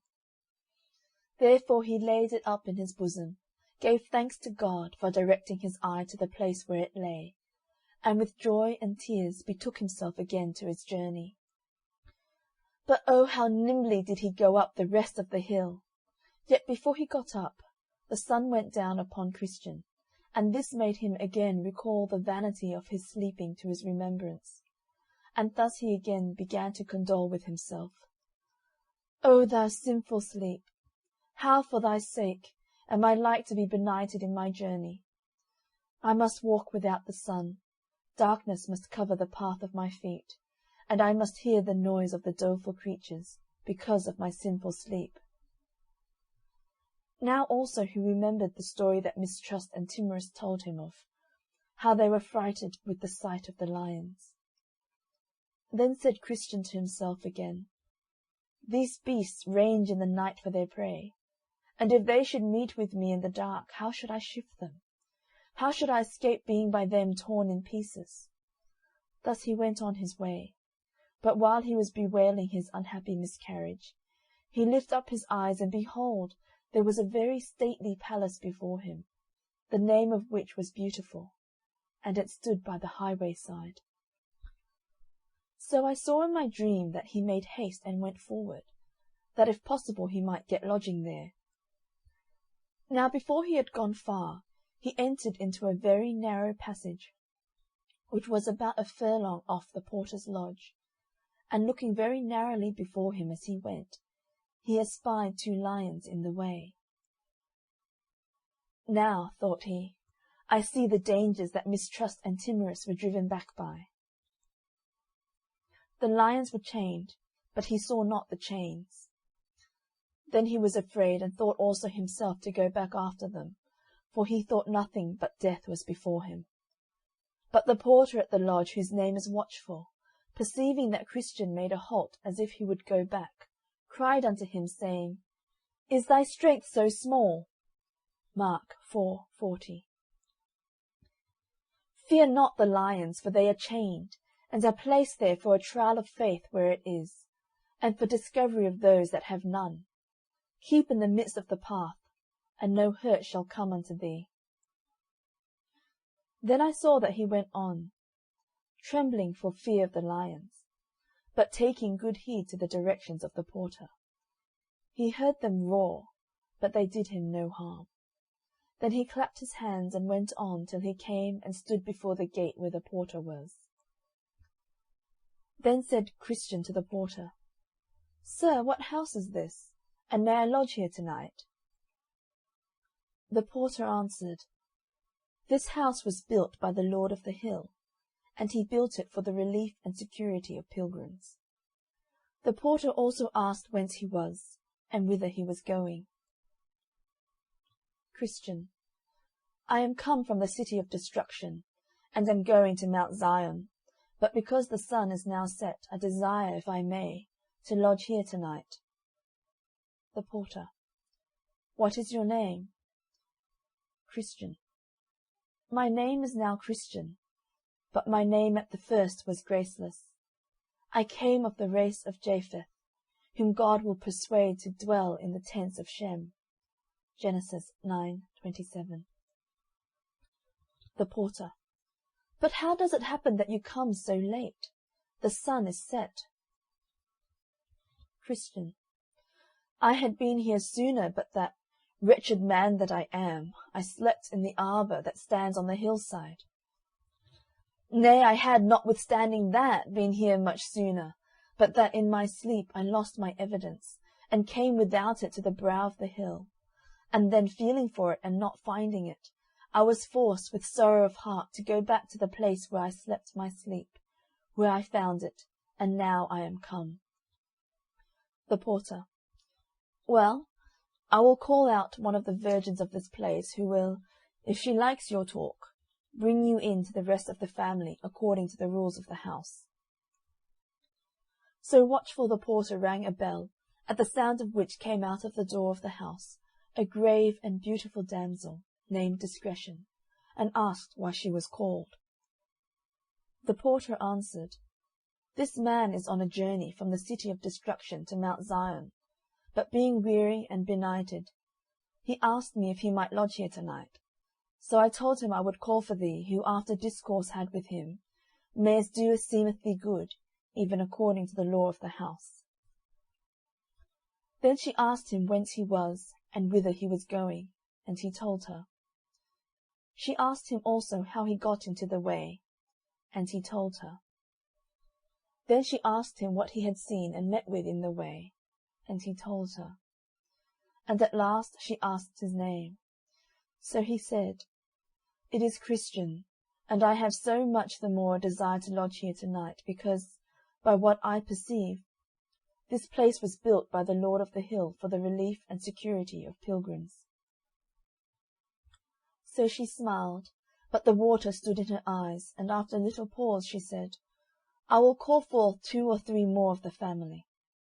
So she ran to the door and called out Prudence, Piety, and Charity, who after a little more discourse with him, had him into the family, and many of them meeting him at the threshold of the house said, Come in, thou blessed of the Lord.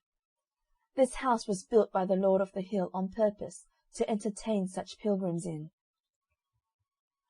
Then he bowed his head and followed them into the house. So when he was come in and sat down, they gave him something to drink, and consented together that, until supper was ready, some of them should have some particular discourse with Christian, for the best improvement of time. And they appointed Piety, Prudence, and Charity to discourse with them. And thus they began. Piety. Come, good Christian, since we have been so loving to you as to receive you into our home this night, let us, if perhaps we may better ourselves thereby, talk with you of all things that have happened to you in your pilgrimage. Christian. With a very good will, and I am glad that you are so well disposed. Piety. What moved you at first to betake yourself to a pilgrim's life?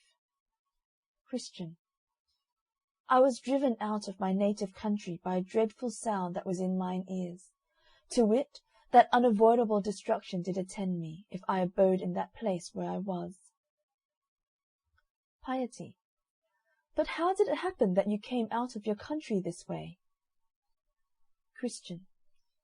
It was as God would have it, for when I was under the fears of destruction, I did not know whither to go. But by chance there came a man, even to me, as I was trembling and weeping, whose name is Evangelist. And he directed me to the wicket gate, which else I should never have found, and so set me into the way that hath led me directly to this house. Piety. But did you not come by the house of the interpreter? Christian. Yes, and did see such things there, the remembrance of which will stick by me as long as I live, especially 3 things, to wit, how Christ, in despite of Satan, maintains his work of grace in the heart, how the man had sinned himself quite out of hopes of God's mercy, and also the dream of him that thought in his sleep the day of judgment was come. Piety. Why, did you hear him tell his dream? Christian. Yes, and a dreadful one it was, I thought. It made my heart ache as he was telling of it, but yet I am glad I heard it. Piety. Was this all you saw at the house of the interpreter? Christian. No, he took me, and had me where he showed me a stately palace, and how the people were clad in gold that were in it, and how there came a venturous man, and cut his way through the armed men that stood in the door to keep him out, and how he was bid to come in and win eternal glory. Methought those things did ravish my heart. I would have stayed at that good man's house a 12-month, but that I knew I had farther to go. Piety. And what saw you else in the way? Christian. Saw? Why, I went but a little farther, and I saw one, as I thought in my mind, hang bleeding upon a tree. And the very sight of him made my burden fall off my back, for I groaned under a very heavy burden. But then it fell down from off me. It was a strange thing to me, for I never saw such a thing before.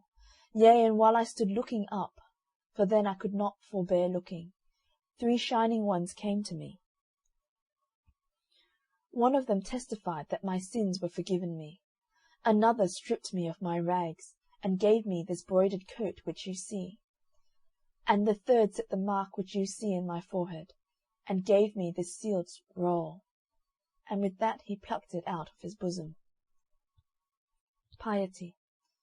But you saw more than this, did you not? Christian. The things I have told you were the best. Yet some other I saw, as namely, I saw 3 men, simple, sloth, and presumption, lie asleep a little out of the way as I came, with irons upon their heels. But do you think I could awake them?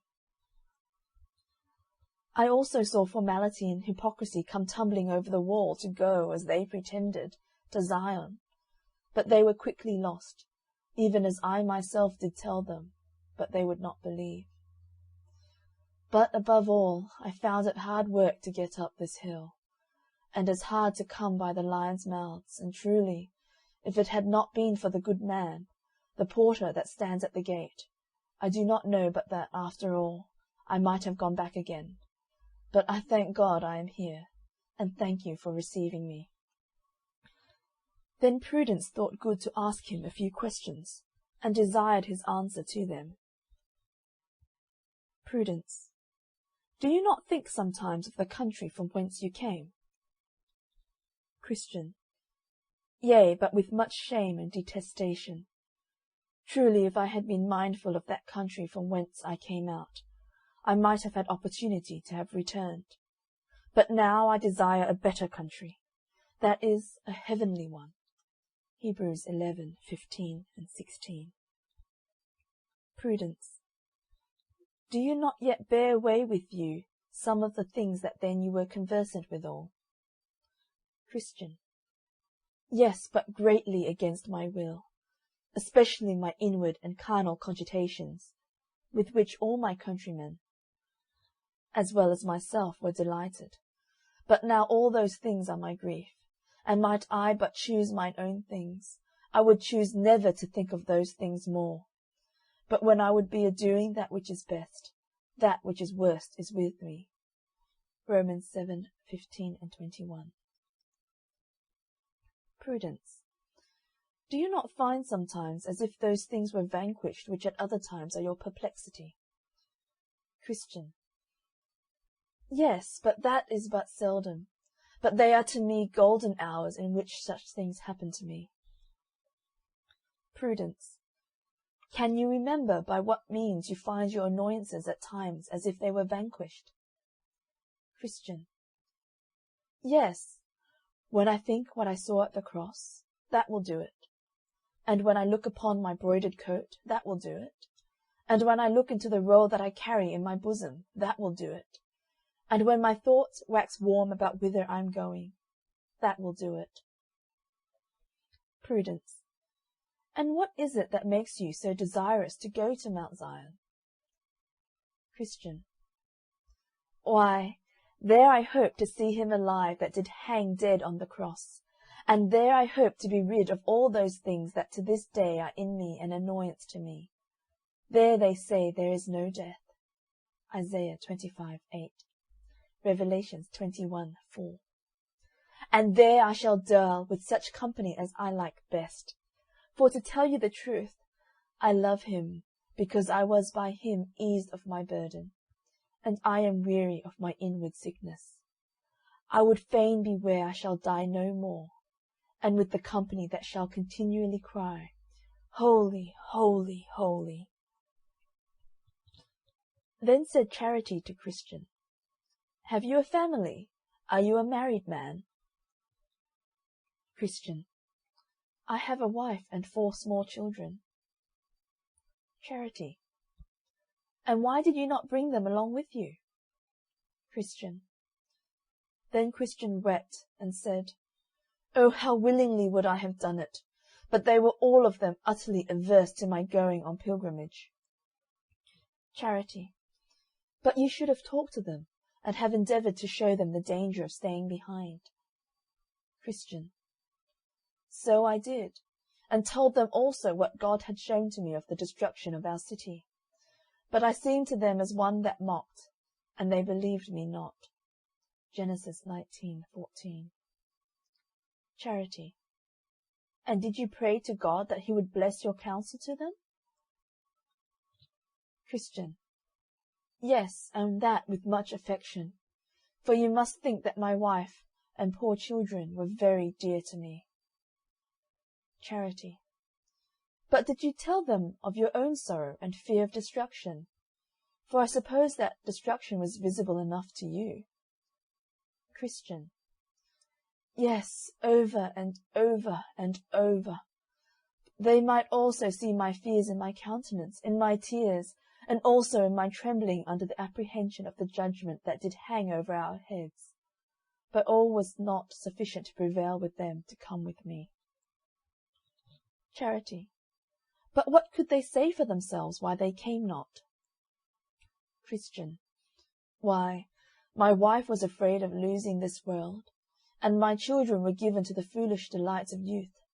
So what by one thing and what by another, they left me to wander in this manner alone. Charity. But did you not with your vain life damp all that you, by words, used by way of persuasion to bring them away with you? Christian. Indeed I cannot commend my life, for I am conscious to myself of many failings therein.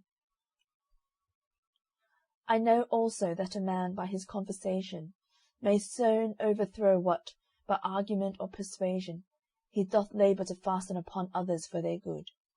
Yet this I can say, I was very wary of giving them occasion, by any unseemly action, to make them averse to going on pilgrimage. Yea, for this very thing they would tell me I was too precise, and that I denied myself of things for their sakes, in which they saw no evil. Nay, I think I may say, that if what they saw in me did hinder them, it was my great tenderness in sinning against God, or of doing any wrong to my neighbour. Charity. Indeed, Cain hated his brother, because his own works were evil, and his brother's righteous. 1 John 3:12. And if thy wife and children have been offended with thee for this, they thereby show themselves to be implacable to good. Thou hast delivered thy soul from their blood. Ezekiel 3:19. Now I saw in my dream that thus they sat talking together until supper was ready. So when they had made ready, they sat down to eat. Now the table was furnished with fat things, and with wine that was well refined. and all their talk at the table was about the Lord of the hill, as namely about what he had done, and wherefore he did what he did, and why he had builded that house. And by what they said, I perceived that he had been a great warrior, and had fought with and slain him that had the power of death. Hebrews 2:14 and 15. But not without great danger to himself, which made me love him the more. For, as they said, and as I believe, said Christian, he did it with the loss of much blood. But that which put the glory of grace into all he did was, that he did it out of pure love to his country. And besides, there were some of them of the household that said they had been and spoke with him since he did die on the cross, and they have attested that they had it from his own lips, that he is such a lover of poor pilgrims, that the like is not to be found from the east to the west. They moreover gave an instance of what they affirmed, and that was, he had stripped himself of his glory, that he might do this for the poor, and that they heard him say and affirm, that he would not dwell in the mountain of Zion alone. They said moreover, he had made many pilgrim princes, though by nature they were beggars born, and their original had been the dunghill. 1 Samuel 2:8, Psalms 113:7. Thus they discoursed together till late at night, and after they had committed themselves to their Lord for protection, they betook themselves to rest. The pilgrim they laid in a large upper chamber, whose window opened towards the sun rising. The name of the chamber was Peace, where he slept till break of day. And then he awoke and sang, Where am I now? Is this the love and care of Jesus for the men that pilgrims are, thus to provide that I should be forgiven, and dwell already the next door to heaven? Now I saw in my dream that thus they sat talking together until supper was ready. So when they had made ready, they sat down to eat. Now the table was furnished with fat things, and with wine that was well refined. And all their talk at the table was about the Lord of the hill, as namely about what he had done, and wherefore he did what he did, and why he had builded that house. And by what they said, I perceived that he had been a great warrior, and had fought with and slain him that had the power of death. Hebrews 2:14 and 15. But not without great danger to himself, which made me love him the more. For, as they said, and as I believe, said Christian, he did it with the loss of much blood. But that which put the glory of grace into all he did was, that he did it out of pure love to his country. And besides, there were some of them of the household that said they had been and spoke with him since he did die on the cross, and they have attested that they had it from his own lips, that he is such a lover of poor pilgrims, that the like is not to be found from the east to the west. They moreover gave an instance of what they affirmed, and that was, he had stripped himself of his glory, that he might do this for the poor, and that they heard him say and affirm, that he would not dwell in the mountain of Zion alone. They said moreover, he had made many pilgrim princes, though by nature they were beggars born, and their original had been the dunghill. 1 Samuel 2:8, Psalms 113:7. Thus they discoursed together till late at night, and after they had committed themselves to their Lord for protection, they betook themselves to rest. The pilgrim they laid in a large upper chamber, whose window opened towards the sun rising. The name of the chamber was Peace, where he slept till break of day. And then he awoke and sang, Where am I now? Is this the love and care of Jesus for the men that pilgrims are, thus to provide that I should be forgiven, and dwell already the next door to heaven? So in the morning they all got up, and after some more discourse, they told him that he should not depart till they had shown him the rarities of that place. At first they had him into the study, where they showed him records of the greatest antiquity, in which, as I remember my dream, They showed him the pedigree of the Lord of the Hill, that he was the son of the Ancient of Days, and came by eternal generation.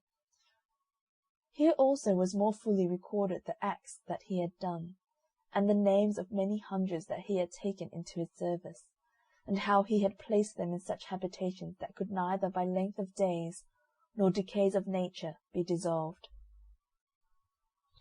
Then they read to him some of the worthy acts that some of his servants had done, as how they had subdued kingdoms, wrought righteousness, obtained promises, stopped the mouths of lions, quenched the violence of fire, escaped the edge of the sword, out of weakness were made strong, waxed valiant in fight, and turned to flight the armies of the aliens. Hebrews 11:33 and 34. Then they read again another part of the records of the house, where it was shown how willing their Lord was to receive into his favour any, even any, though they in time past had offered great affronts to his person and proceedings. Here also were several other histories of many other famous things, of all which Christian had a view, as of things both ancient and modern, together with prophecies and predictions of things that have their certain accomplishment, both to the dread and amazement of enemies, and the comfort and solace of pilgrims. The next day they took him, and had him into the armoury, where they showed him all manner of furniture which their Lord had provided for pilgrims, as sword, shield, helmet, breastplate, all prayer, and shoes that would not wear out. And there was here enough of this to harness out as many men for the service of their Lord, as there be stars in the heaven for multitude. They also showed him some of the engines with which some of his servants had done wonderful things. They showed him Moses' rod, the hammer and nail with which Jael slew Sisera, the pitchers, the trumpets, and lamps too, with which Gideon put to flight the armies of Midian. Then they showed him the ox goad wherewith Shamgar slew 600 men. They showed him also the jawbone, with which Samson did such mighty feats. They showed him moreover the sling and stone with which David slew Goliath of Gath, and the sword also with which their Lord will kill the man of sin in the day that he shall rise up to the prey. They showed him besides many excellent things with which Christian was much delighted. This done, they went to their rest again. Then I saw in my dream that on the morrow he got up to go forward, but they desired him to stay till the next day also. And then said they, We will, if the day be clear, show you the delectable mountains, which they said would yet farther add to his comfort, because they were nearer the desired haven than the place where at present he was. So he consented and stayed. When the morning was up, they had him to the top of the house, and bid him look south. So he did, and behold, at a great distance he saw a most pleasant mountainous country, beautified with woods, vineyards, fruits of all sorts, flowers also, with springs and fountains, very delectable to behold. Isaiah 33:16 and 17. Then he asked the name of the country. They said it was Emmanuel's land, and it is as common, said they, as this hill is, to and for all the pilgrims. And when thou comest there, from thence thou mayest see to the gate of the celestial city, as the shepherds that live there will make appear. Now he bethought himself of setting forward, and they were willing he should. But first said they, Let us go again into the armoury. So they did, and when he came there, they harnessed him from head to foot, with what was of proof, lest perhaps he should meet with assaults in the way. He being therefore thus accoutred, walked out with his friends to the gate, and there he asked the porter if he saw any pilgrims pass by. Then the porter answered, Yes. Christian. Pray, do you know him? Said he. The porter. I asked his name. He told me it was Faithful. Christian. Oh, said Christian, I know him. He is my townsman, my near neighbour. He comes from the place where I was born. How far do you think he may be before? The porter. He has got by this time below the hill. Christian. Well, said Christian, good porter, the Lord be with thee, and add to all thy plain blessings much increase for the kindness that thou hast showed me. End. Part 1, the third stage. The Pilgrim's Progress, from this world to that which is to come, delivered under the similitude of a dream, by John Bunyan. Part 1, the fourth stage. Then he began to go forward, but discretion, piety, charity, and prudence would accompany him down to the foot of the hill. So they went on together, reiterating their former discourses, till they came to go down the hill. Then said Christian, as it was difficult coming up, so far as I can see, it is dangerous going down. Yes, said Prudence, so it is. For it is a hard matter for a man to go down into the valley of humiliation, as thou art now, and to catch no slip by the way. Therefore, said they, we are come out to accompany thee down the hill. So he began to go down, but very warily, yet he caught a slip or two. Then I saw in my dream that these good companions, when Christian was got down to the bottom of the hill, gave him a loaf of bread, a bottle of wine, and a cluster of raisins, and then he went on his way. Whilst Christian is among his godly friends, their golden mouths make him sufficient mends for all his griefs, and when they let him go, he's clad with northern steel from top to toe. But now, in this valley of humiliation, poor Christian was hard put to it, for he had gone but a little way before he espied a foul fiend coming over the field to meet him. His name is Apollyon. Then did Christian begin to be afraid, and to cast in his mind whether to go back, or to stand his ground. But he considered again that he had no armour for his back, and therefore thought that to turn the back to him might give him greater advantage, with ease to pierce him with his darts. Therefore he resolved to venture and stand his ground, for, thought he, had I no more in mine eye than the saving of my life, it would be the best way to stand. So he went on, and Apollyon met him. Now the monster was hideous to behold. He was clothed with scales like a fish, and they are his pride. He had wings like a dragon, and feet like a bear, and out of his belly came fire and smoke, and his mouth was as the mouth of a lion. When he was come up to Christian, he beheld him with a disdainful countenance, and thus began to question him. Apollyon. Whence came you, and whither are you bound? Christian. I am come from the city of destruction, which is the place of all evil, and I am going to the city of Zion. Apollyon. By this I perceive thou art one of my subjects, for all that country is mine, and I am the prince and god of it. How is it, then, that thou hast run away from thy king? Were it not that I hope thou mayest do me more service, I would strike thee now at one blow to the ground. Christian. I was indeed born in your dominions, but your service was hard, and your wages such as a man could not live on, for the wages of sin is death. Romans 6:23. Therefore, when I was come to years, I did, as other considerate persons do, look out if perhaps I might mend myself. Apollyon. There is no prince that will thus lightly lose his subjects, neither will I as yet lose thee.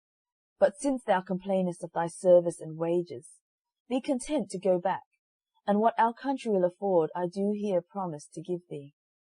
Christian. But I have let myself to another, even to the king of princes, and how can I with fairness go back with thee? Apollyon. Thou hast done in this according to the proverb, changed a bad for a worse. But it is ordinary for those that have professed themselves his servants, after a while to give him the slip, and return again to me. Do thou so too, and all shall be well. Christian. I have given him my faith, and sworn my allegiance to him. How then can I go back from this, and not be hanged as a traitor? Apollyon. thou didst the same by me, and yet I am willing to pass by all, if now thou wilt yet turn again and go back. Christian. What I promised thee was in my non-age, and besides I count that the Prince, under whose banner I now stand, is able to absolve me, yea, and to pardon also what I did as my compliance with thee. And besides, O thou destroying Apollyon, to speak truth, I like his service, his wages, his servants, his government, his company, and country, better than thine. Therefore leave off to persuade me farther. I am his servant, and I will follow him. Apollyon. Consider again when thou art in cool blood, what thou art like to meet with in the way that thou goest. Thou knowest that for the most part his servants come to an ill end, because they are transgressors against me and my ways. How many of them have been put to shameful deaths? And besides thou countest his service better than mine, whereas he never yet came from the place where he is, to deliver any that served him out of the enemy's hands. But as for me, how many times, as all the world very well knows, have I delivered either by power or fraud those that have faithfully served me, from him and his, though taken by them, and so will I deliver thee. Christian. His forbearing at present to deliver them is on purpose to try their love, whether they will cleave to him to the end. And as for the ill end thou sayest they come to, that is most glorious in their account. For by present deliverance they do not much expect it, for they stay for their glory, and then they shall have it when their prince comes in his and the glory of the angels. Apollyon. Thou hast already been unfaithful in thy service to him, and how dost thou think to receive wages of him? Christian. Wherein, O Apollyon, have I been unfaithful to him? Apollyon. Thou didst faint at first setting out, when thou wast almost choked in the gulf of despond. Thou didst attempt wrong ways to be rid of thy burden, whereas thou shouldst have stayed till thy prince had taken it off. Thou didst sinfully sleep, and lose thy choice things. Thou wast almost persuaded also to go back at the sight of the lions. And when thou talkest of thy journey, and of what thou hast seen and heard, thou art inwardly desirous of vainglory in all that thou sayest or doest. Christian. All this is true, and much more which thou hast left out. But the Prince whom I serve and honour is merciful, and ready to forgive. But besides, these infirmities possessed me in thy country, for there I sucked them in, and I have groaned under them, been sorry for them, and have obtained pardon of my prince. Apollyon. Then Apollyon broke out into a grievous rage, saying, I am an enemy to this prince. I hate his person, his laws and people.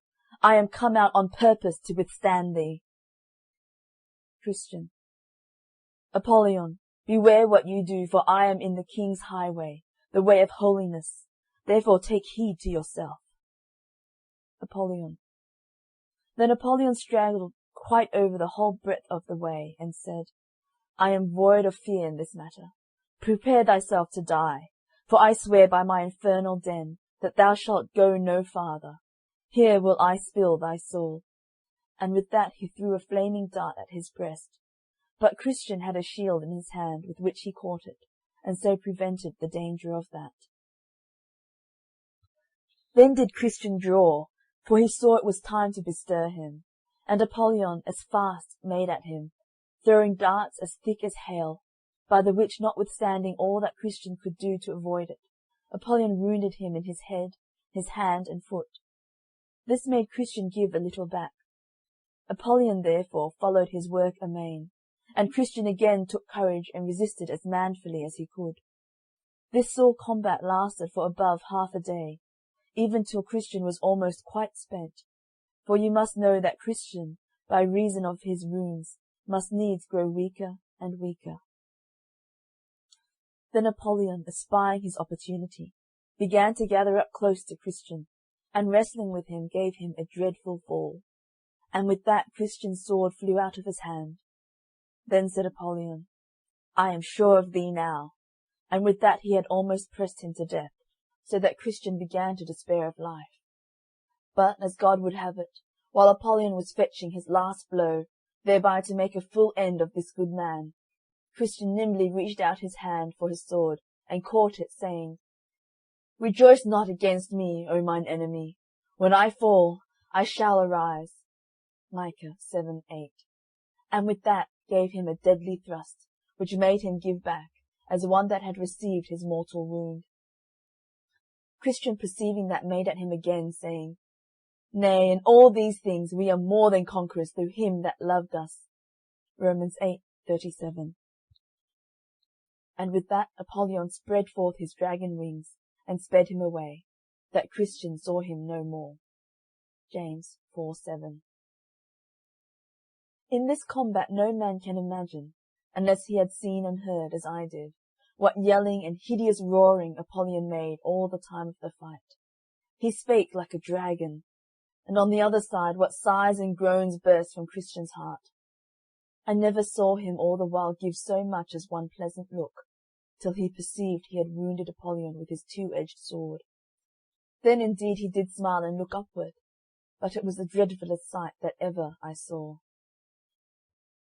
So when the battle was over, Christian said, I will here give thanks to him that hath delivered me out of the mouth of the lion, to him that did help me against Apollyon. And so he did, saying, Great Beelzebub, the captain of this fiend, designed my ruin, therefore to this end he sent him harnessed out, and he with rage that hellish was did fiercely me engage. But blessed Michael helped me, and I, by dint of sword, did quickly make him fly. Therefore to him let me give lasting praise, and thank and bless his holy name always. Then there came to him a hand with some of the leaves of the tree of life, the which Christian took and applied to the wounds that he had received in the battle, and was healed immediately. He also sat down in that place to eat bread, and to drink of the bottle that was given him a little before. So, being refreshed, he addressed himself to his journey with his sword drawn in his hand. For he said, I know not but some other enemy may be at hand. But he met with no other affront from Apollyon quite through this valley. Now at the end of this valley was another, called the Valley of the Shadow of Death, and Christian must needs go through it, because the way to the celestial city lay through the midst of it. Now this valley is a very solitary place. The prophet Jeremiah thus describes it. A wilderness, a land of deserts and pits, a land of drought and of the shadow of death, a land that no man, but a Christian, passeth through, and where no man dwelt. Jeremiah 2:6. Now here Christian was worse put to it than in his fight with Apollyon, as by the sequel you shall see. I saw then in my dream that when Christian was got to the borders of the shadow of death, there met him two men, children of them that brought up an evil report of the good land. Numbers 13:32, making haste to go back, to whom Christian spake as follows. Christian: Whither are you going? The two men: They said, Back, back, and we would have you do so too, if either life or peace is prized by you. Christian: Why, what's the matter? Said Christian. The two men: Matter, said they.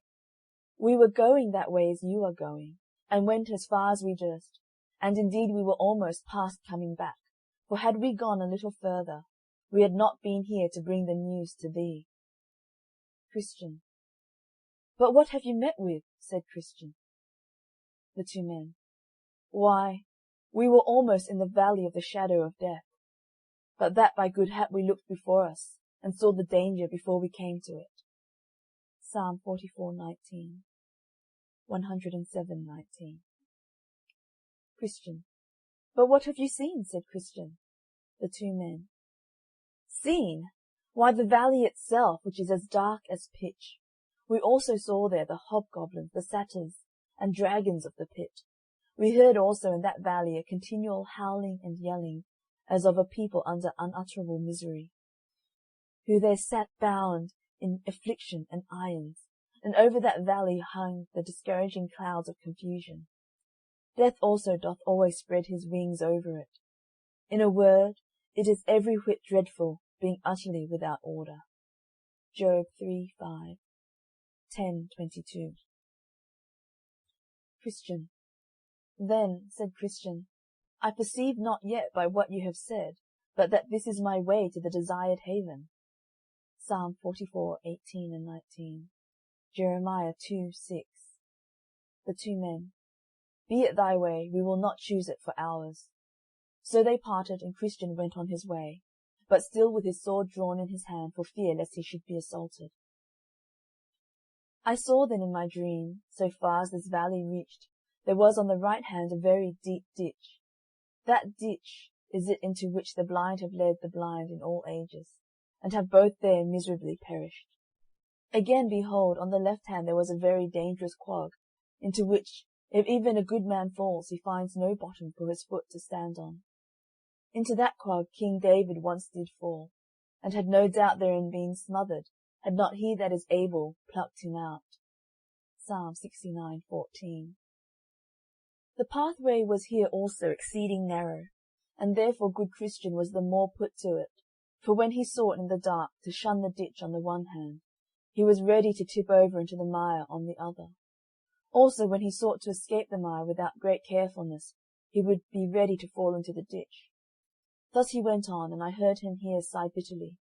For besides the danger mentioned above, the pathway was here so dark, that ofttimes when he lifted up his foot to go forward, he knew not where or upon what he should set it next. About the midst of this valley I perceived the mouth of hell to be, and it stood also hard by the wayside. Now, thought Christian, what shall I do? And ever and anon the flame and smoke would come out in such abundance, with sparks and hideous noises, things that cared not for Christian's sword as did Apollyon before, that he was forced to put up his sword and betake himself to another weapon, called all prayer. Ephesians 6:18. So he cried in my hearing, O Lord, I beseech thee, deliver my soul. Psalm 116:4. Thus he went on a great while, yet still the flames would be reaching towards him. Also he heard doleful voices, and rushings to and fro, so that sometimes he thought he should be torn in pieces, or trodden down like mire in the streets. This frightful sight was seen, and these dreadful noises were heard by him for several miles together, and coming to a place where he thought he heard a company of fiends coming forward to meet him, he stopped, and began to muse what he had best to do. Sometimes he had half a thought to go back. Then again he thought he might be halfway through the valley. He remembered also how he had already vanquished many a danger, and that the danger of going back might be much more than for to go forward. So he resolved to go on. Yet the fiends seemed to come nearer and nearer. But when they were come even almost at him, he cried out with a most vehement voice, I will walk in the strength of the Lord God. So they gave back and came no farther. One thing I would not let slip. I took notice that now poor Christian was so confounded that he did not know his own voice, and thus I perceived it. Just when he was come over against the mouth of the burning pit, one of the wicked ones got behind him and stepped up softly to him, and whisperingly suggested many grievous blasphemies to him, which he verily thought had proceeded from his own mind. This put Christian more to it than anything that he had met with before, even to think that he should now blaspheme him that he loved so much before. Yet if he could have helped it, he would not have done it, but he had not the discretion either to stop his ears, or to know from whence these blasphemies came. When Christian had travelled in this disconsolate condition some considerable time, he thought he heard the voice of a man, as going before him, saying, Though I walk through the valley of the shadow of death, I will fear no evil, for thou art with me. Psalm 23:4. Then he was glad, and that for these reasons. First, because he gathered from thence that some who feared God were in this valley as well as himself.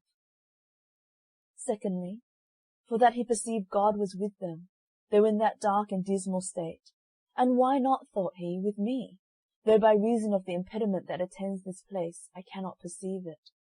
Job 9:11. Thirdly, for that he hoped, could he overtake them, to have company by and by. So he went on, and called to him that was before. But he knew not what to answer, for that he also thought himself to be alone. And by the day broke. Then said Christian, He hath turned the shadow of death into the morning. Amos 5:8. Now morning being come, he looked back, not out of desire to return, but to see by the light of the day what hazards he had gone through in the dark.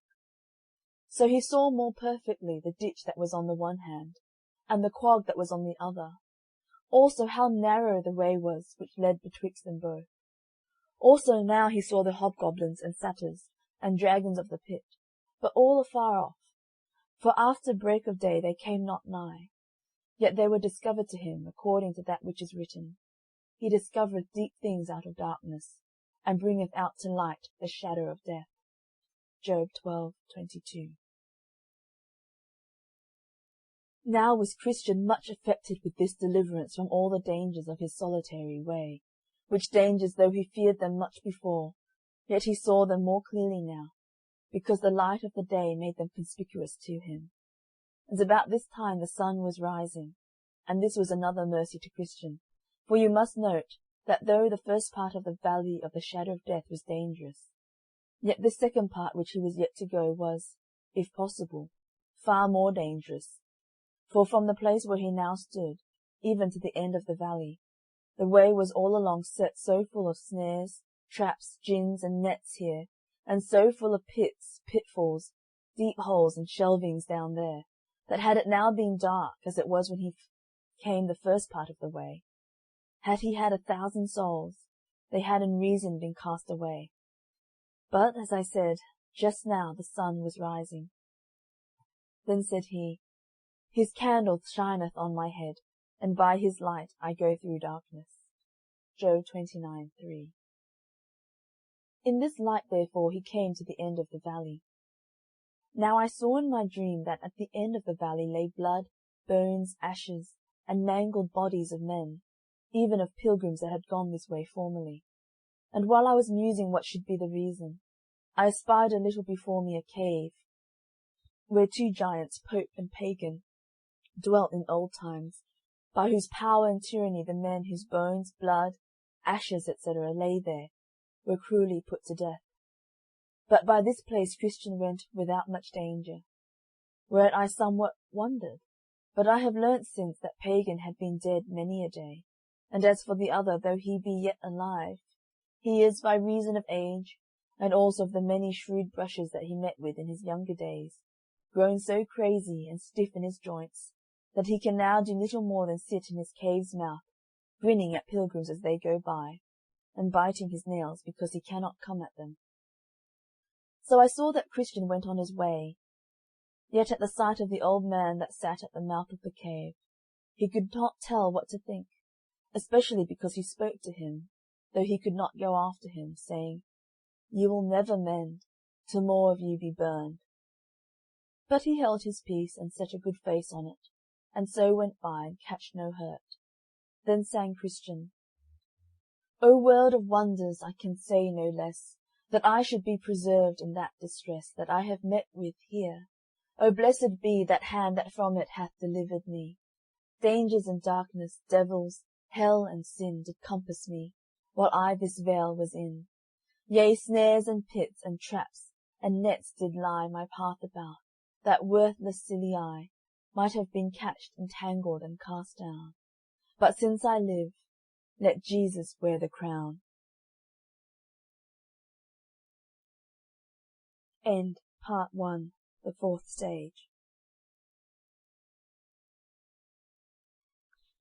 The Pilgrim's Progress, from this world to that which is to come, delivered under the similitude of a dream, by John Bunyan. Part 1, the 5th stage. Now as Christian went on his way, he came to a little ascent, which was cast up on purpose that pilgrims might see before them. Up there, therefore, Christian went, and looking forward, he saw Faithful before him upon his journey. Then said Christian aloud, Ho, ho, so ho, stay, and I will be your companion. At that, Faithful looked behind him, to whom Christian cried again, "Stay, stay, till I come up to you." But Faithful answered, "No, I am upon my life, and the avenger of blood is behind me." At this Christian was somewhat moved, and putting to all his strength he quickly got up with Faithful, and did also overrun him, so the last was first.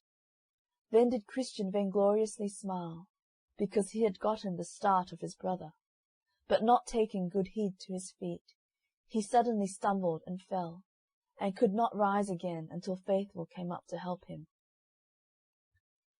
Then I saw in my dream they went very lovingly on together, and had sweet discourse of all the things that had happened to them in their pilgrimage. And thus Christian began. Christian. My honoured and well-beloved brother Faithful, I am glad that I have overtaken you, and that God has so tempered our spirits that we can walk as companions in this so pleasant a path. Faithful. I had thought, my dear friend, to have had your company quite from our town, but you did get the start of me, wherefore I was forced to come this much of the way alone. Christian. How long did you stay in the city of destruction before you set out after me on your pilgrimage? Faithful. Till I could stay no longer, for there was a great talk presently after you were gone out, that our city would, in a short time, with fire from heaven, be burnt down to the ground. Christian. What, did your neighbours talk so? Faithful.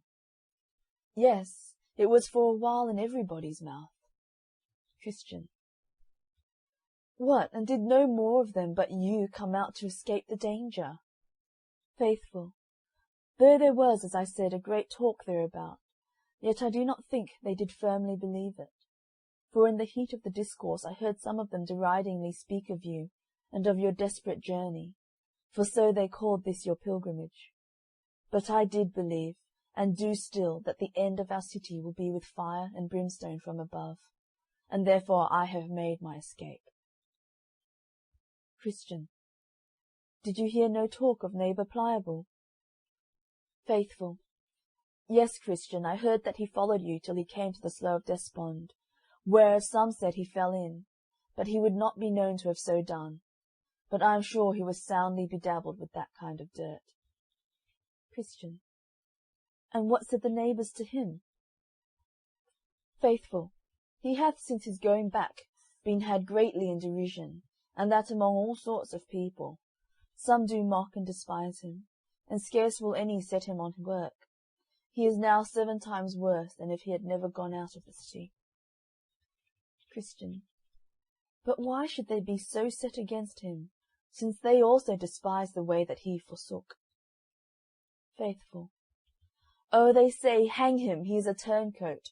He was not true to his profession. I think God has stirred up even his enemies to hiss at him, and make him a proverb, because he hath forsaken the way. Jeremiah 29:18 and 19. Christian. Had you no talk with him before you came out? Faithful. I met him once in the streets, but he leered away on the other side, as one ashamed of what he had done. So I spake not to him. Christian. Well, at my first setting out, I had hopes of that man, but now I fear he will perish in the overthrow of the city. For it has happened to him according to the true proverb, the dog is turned to his vomit again, and the sow that was washed through her wallowing in the mire. 2 Peter 2:22. Faithful. These are my fears of him too, but who can hinder that which will be? Christian. Well, neighbour Faithful, said Christian, let us leave him, and talk of things that more immediately concern ourselves. Tell me now what you have met with in the ways you came, for I know you have met with some things, or else it may be writ for a wonder. Faithful. I escaped the slough that I perceive you fell into, and got up to the gate without that danger.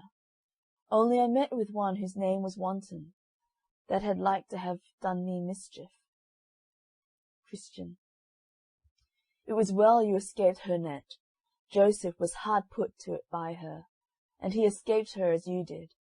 but it had like to have cost him his life. Genesis 39:11-13. But what did she do to you? Faithful. You cannot think but that you know something. What a flattering tongue she had. She lay at me hard to turn aside with her, promising me all manner of content. Christian. Nay, she did not promise you the content of a good conscience. Faithful. You know what I mean. All carnal and fleshly content. Christian. Thank God that you escaped her. The board of the Lord shall fall into her pit. Proverbs 22:14. Nay, I know not whether I did wholly escape her or no. Christian. Why, I trow you did not consent to her desires. Faithful. No, not to defile myself, for I remembered an old writing that I had seen, which said, her steps take hold on hell. Proverbs 5:5. So I shut mine eyes, because I would not be bewitched with her looks. Job 31:1. Then she railed on me, and I went my way. Christian. Did you meet with no other assault as you came? Faithful. When I came to the foot of the hill called Difficulty, I met with a very aged man, who asked me what I was and whither bound. I told him that I was a pilgrim going to the celestial city. Then said the old man, Thou lookest like an honest fellow. Wilt thou be content to dwell with me for the wages that I shall give thee? Then I asked his name and where he dwelt. He said his name was Adam the First, and that he dwelt in the town of Deceit. Ephesians 4:22. I asked him then what was his work, and what the wages that he would give. He told me that his work was many delights, and his wages that I should be his heir at last. I further asked him what house he kept, and what other servants he had. So he told me that his house was maintained with all the dainties of the world, and that his servants were those of his own begetting. Then I asked how many children he had. He said that he had but 3 daughters, the lust of the flesh, the lust of the eyes, and the pride of life. 1 John 2:16. And that I should marry them if I would. Then I asked how long time he would have me live with him, and he told me, as long as he lived himself. Christian. Well, and what conclusion came the old man and you to at last? Faithful. Why, at first I found myself somewhat inclinable to go with the man, for I thought he spake very fair. But looking in his forehead, as I talked with him, I saw there written, Put off the old man with his deeds. Christian. And how then? Faithful. Then it came burning hot into my mind that whatever he said, and however he flattered, when he got me home to his house he would sell me for a slave. So I bid him forbear to talk, for I would not come near the door of his house. Then he reviled me and told me that he would send such a one after me, that should make my way bitter to my soul. So I turned to go away from him, but just as I turned myself to go thence, I felt him take hold of my flesh, and give me such a deadly twitch back, that I thought he had pulled part of me after himself. This made me cry, O wretched man! Romans 7:24. So I went on my way up the hill. Now when I had got above halfway up, I looked behind me, and saw one coming after me, swift as the wind. So he overtook me just about the place where the settle stands. Christian. Just there, said Christian, did I sit down to rest me, but being overcome with sleep, I there lost this roll out of my bosom. Faithful. But, good brother, hear me out. So soon as the man overtook me, it was but a word and a blow, for down he knocked me and laid me for dead. But when I was a little come to myself again, I asked him wherefore he served me so. He said, because of my secret inclining to Adam the First. And with that he struck me another deadly blow on the breast, and beat me down backward, so I lay at his foot as dead as before. So when I came to myself again, I cried him mercy, but he said, I know not how to show mercy, and with that he knocked me down again. He had doubtless made an end of me, but that one came by and bid him forbear. Christian. Who was that bid him forbear? Faithful. I did not know him at first, but as he went by, I perceived the holes in his hands and in his side. Then I concluded that he was our Lord. So I went up the hill. Christian. That man that overtook you was Moses. He spareth none, neither knoweth he how to show mercy to those that transgress the law. Faithful. I know it very well. It was not the first time that he has met with me. 'Twas he that came to me when I dealt securely at home, and that told me he would burn my house over my head if I stayed there. Christian. But did you not see the house that stood there on the top of the hill, on the side of which Moses met you? Faithful. Yes, and the lions too, before I came at it. But for the lions I think they were asleep, for it was about noon, and because I had so much of the day before me, I passed by the porter, and came down the hill. Christian. He told me indeed that he saw you go by, but I wished you had called at the house, for they would have showed you so many rarities that you would scarce have forgot them to the day of your death. But pray tell me, did you meet nobody in the valley of humility? Faithful. Yes, I met with one discontent, who would willingly have persuaded me to go back again with him. His reason was for that the valley was altogether without honour.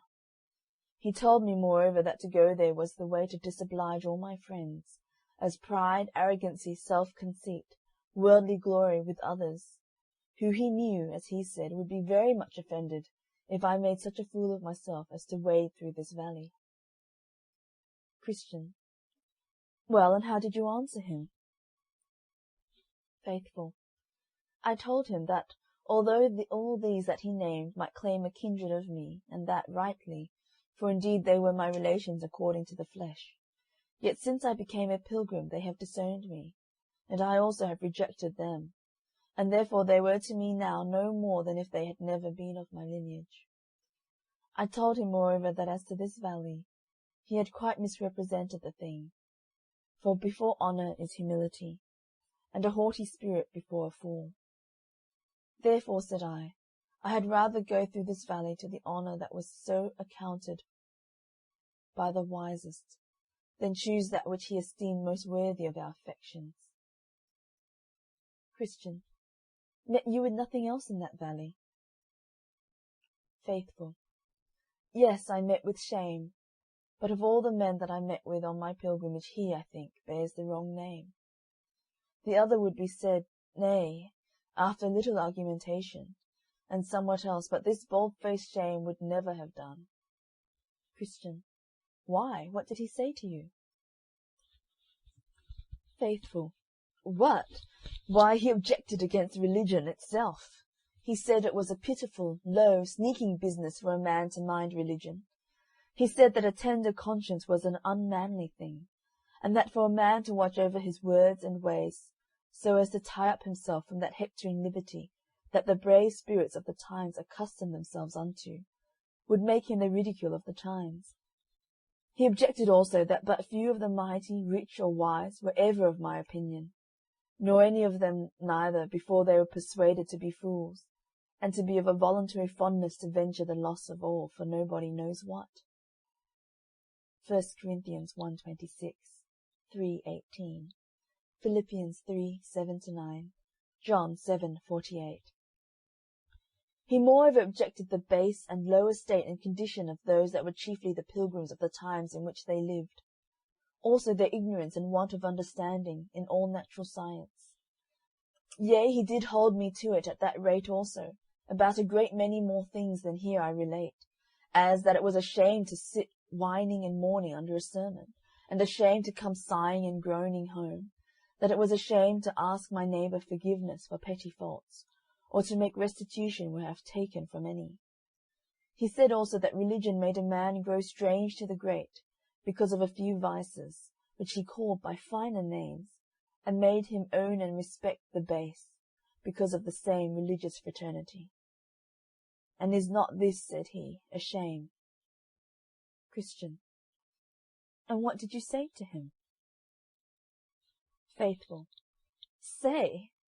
I could not tell what to say at first. Yea, he put me so to it that my blood came up in my face.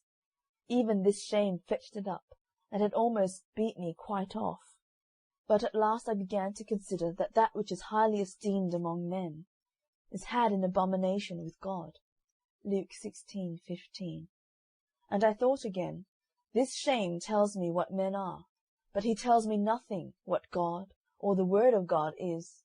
And I thought, moreover, that at the day of doom we shall not be doomed to death or life, according to the hectoring spirits of the world, but according to the wisdom and law of the highest.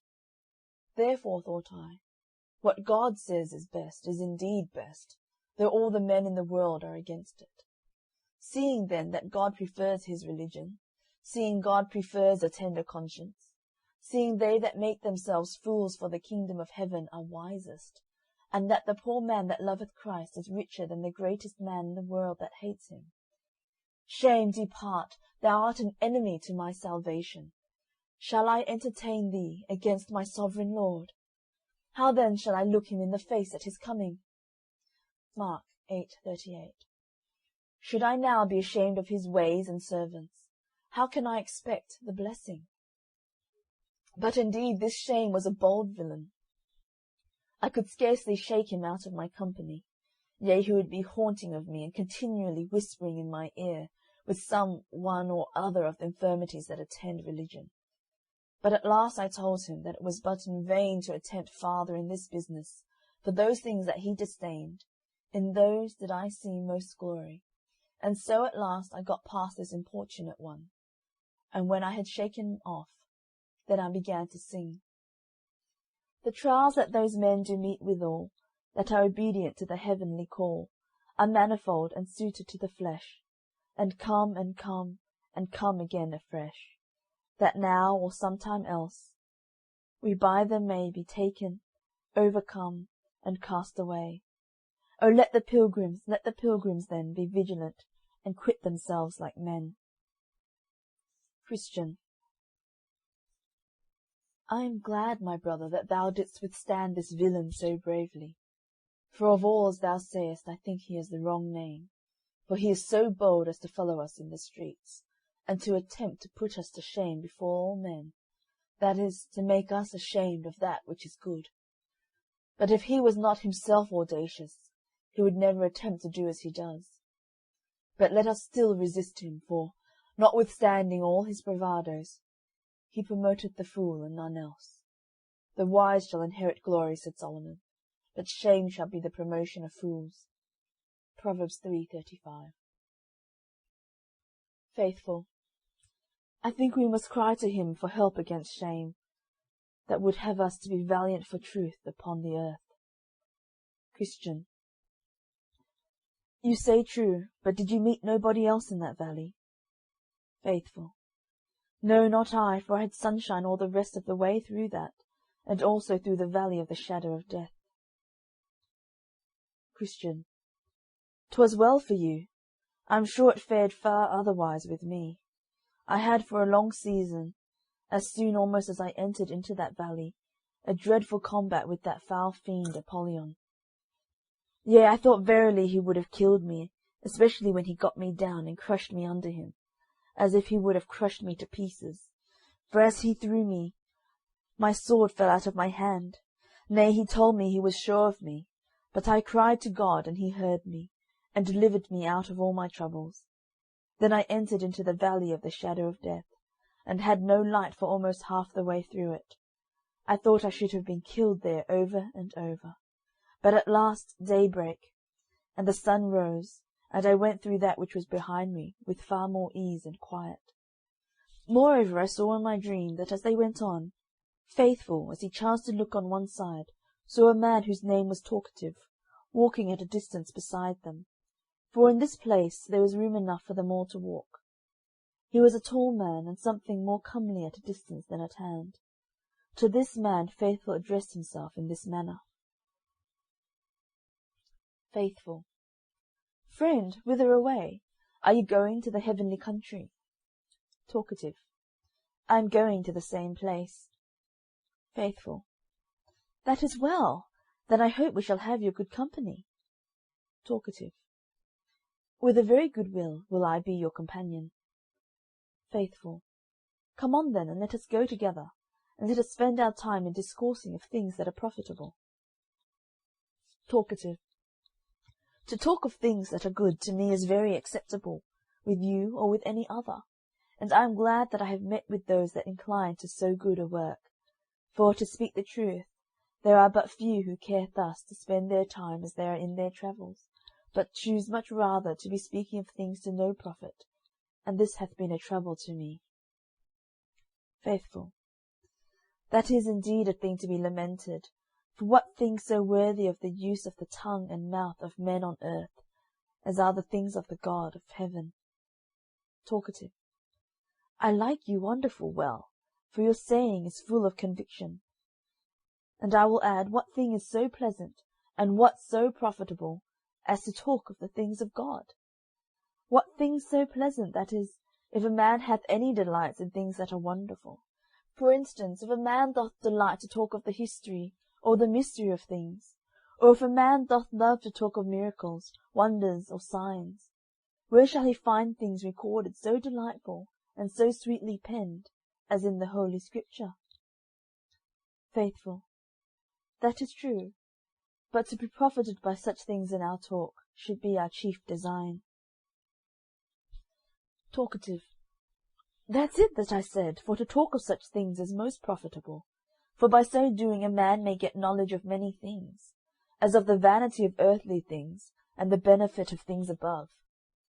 Thus in general, but more particularly, by this a man may learn the necessity of the new birth, the insufficiency of our works, the need of Christ's righteousness, etc. Besides, by this a man may learn what it is to repent, to believe, to pray, to suffer, or the like. By this also man may learn what are the great promises and consolations of the gospel to his own comfort. Farther, by this a man may learn to refute false opinions, to vindicate the truth, and also to instruct the ignorant. Faithful. All this is true, and glad am I to hear these things from you. Talkative. Alas, the want of this is the cause that so few understand the need of faith, and the necessity of a work of grace in their soul in order to eternal life, but ignorantly live in the works of the law, by which a man can by no means obtain the kingdom of heaven. Faithful. But by your leave, heavenly knowledge of these is the gift of God. No man attaineth to them by human industry, or only by the talk of them. Talkative. All this I know very well, for a man can receive nothing except it be given him from heaven. All is of grace, not of works. I could give you 100 scriptures for the confirmation of this. Faithful. Well then, said Faithful, what is that one thing that we shall at this time found our discourse upon? Talkative. What you will. I will talk of things heavenly or things earthly, things moral or things evangelical, things sacred or things profane, things past or things to come, things foreign or things at home, things more essential or things circumstantial, provided that all be done to our profit. Faithful.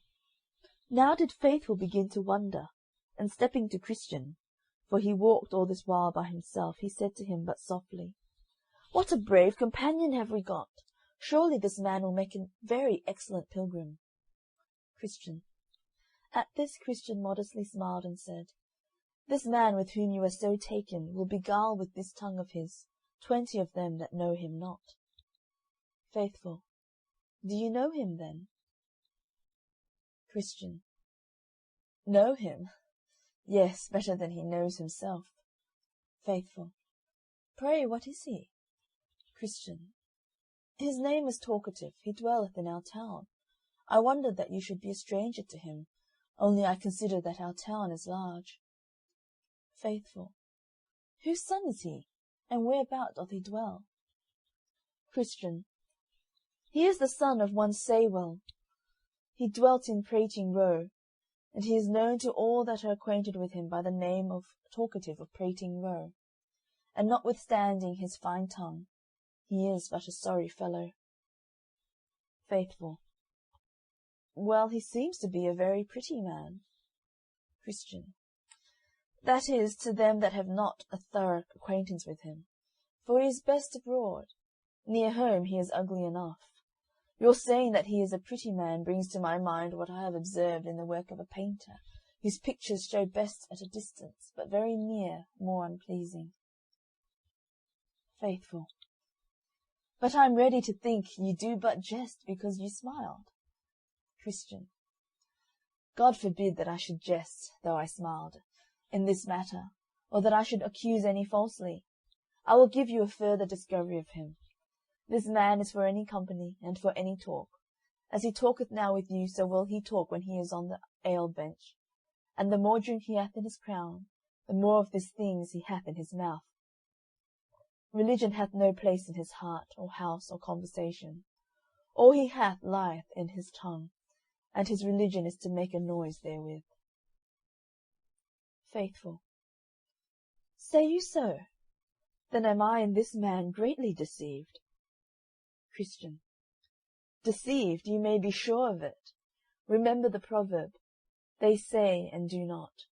But the kingdom of God is not in word, but in power.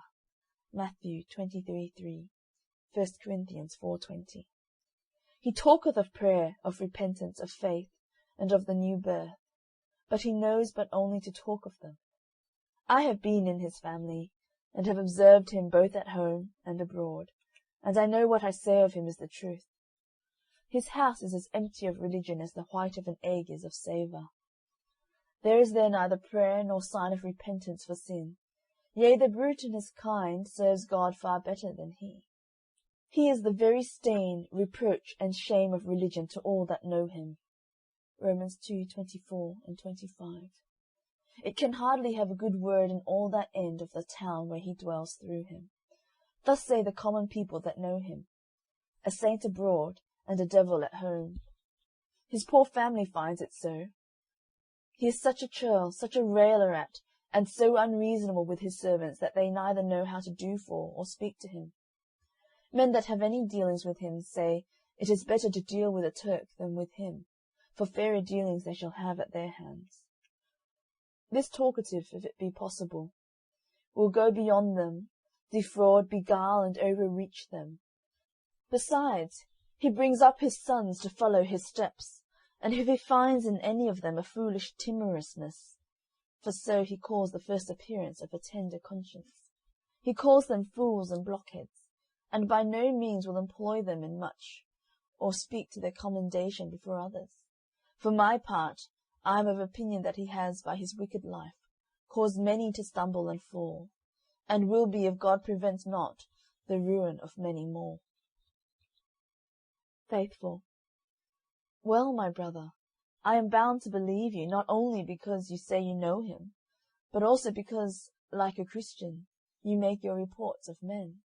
For I cannot think that you speak these things of ill will, but because it is even so as you say. Christian.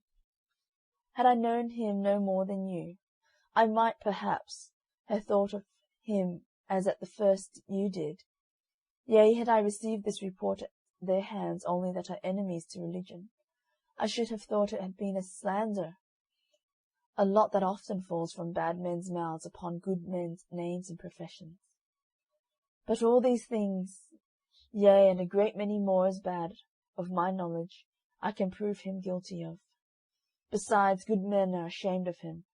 They can neither call him brother nor friend. The very naming of him among them makes them blush, if they know him. Faithful. Well, I see that saying and doing are two things, and hereafter I shall better observe this distinction. Christian. I am glad, my brother, that thou didst withstand this villain so bravely. For of all, as thou sayest, I think he has the wrong name, for he is so bold as to follow us in the streets, and to attempt to put us to shame before all men, that is, to make us ashamed of that which is good. But if he was not himself audacious, he would never attempt to do as he does. But let us still resist him, for, notwithstanding all his bravadoes, he promoteth the fool and none else. The wise shall inherit glory, said Solomon, but shame shall be the promotion of fools. Proverbs 3:35. Faithful. I think we must cry to him for help against shame, that would have us to be valiant for truth upon the earth. Christian. You say true, but did you meet nobody else in that valley? Faithful. No, not I, for I had sunshine all the rest of the way through that, and also through the valley of the shadow of death. Christian. 'Twas well for you. I am sure it fared far otherwise with me. I had for a long season, as soon almost as I entered into that valley, a dreadful combat with that foul fiend Apollyon. Yea, I thought verily he would have killed me, especially when he got me down and crushed me under him, as if he would have crushed me to pieces. For as he threw me, my sword fell out of my hand.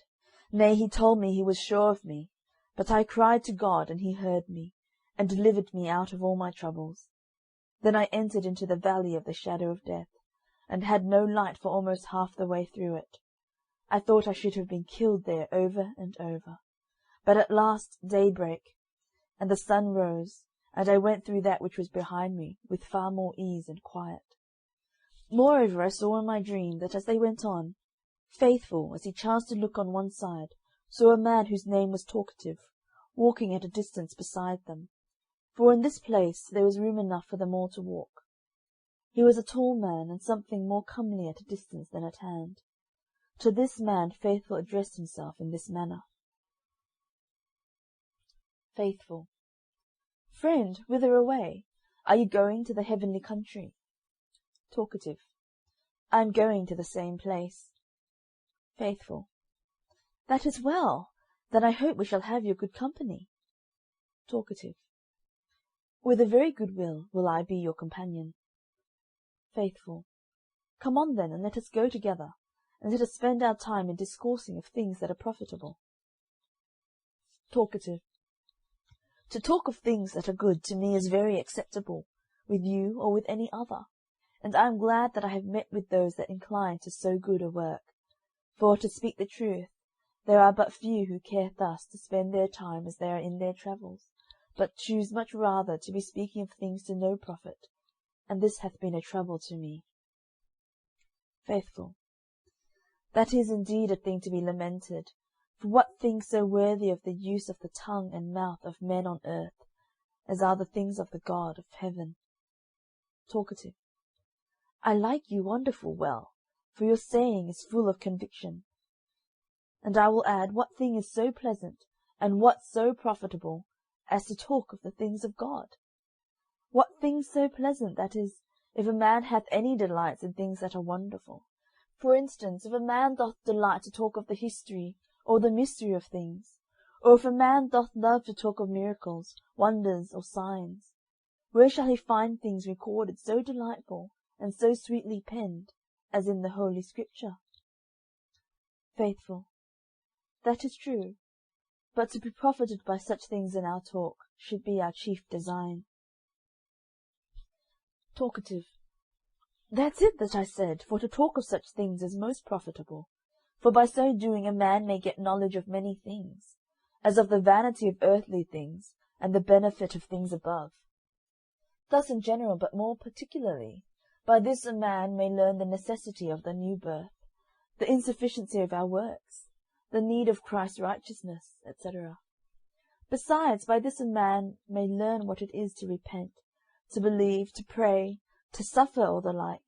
By this also man may learn what are the great promises and consolations of the gospel to his own comfort.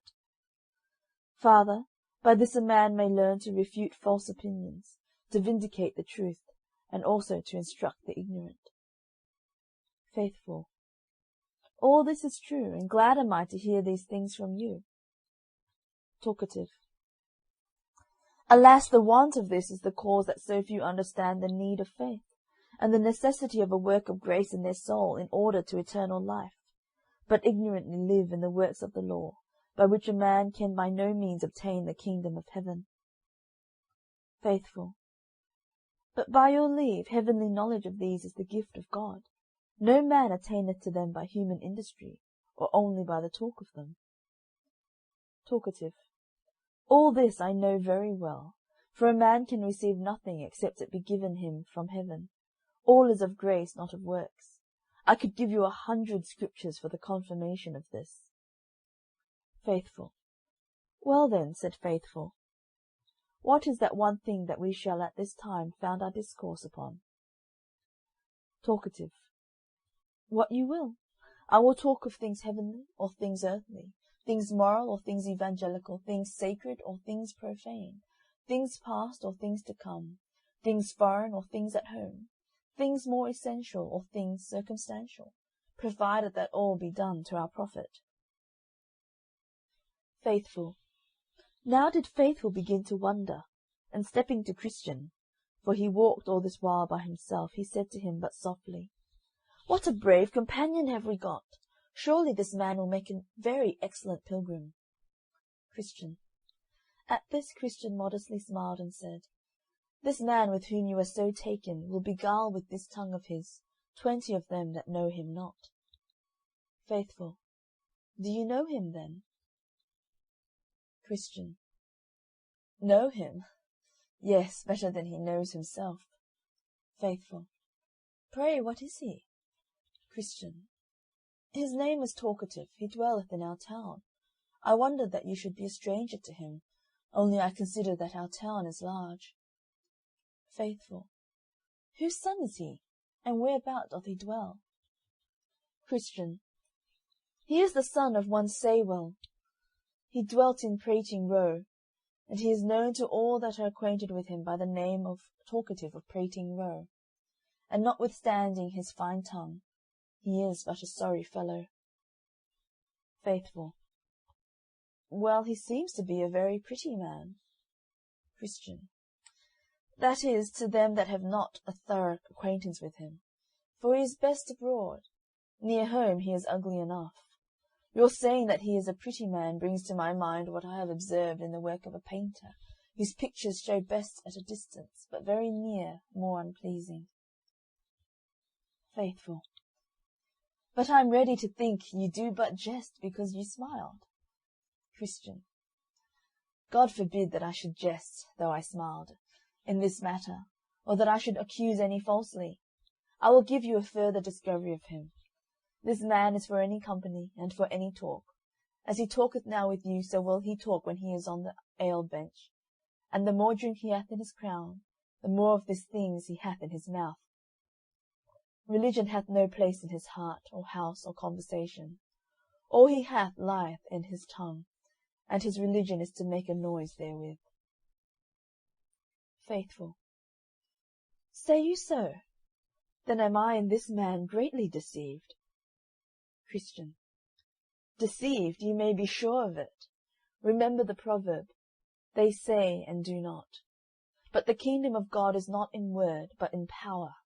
Matthew 23:3, 1 Corinthians 4:20.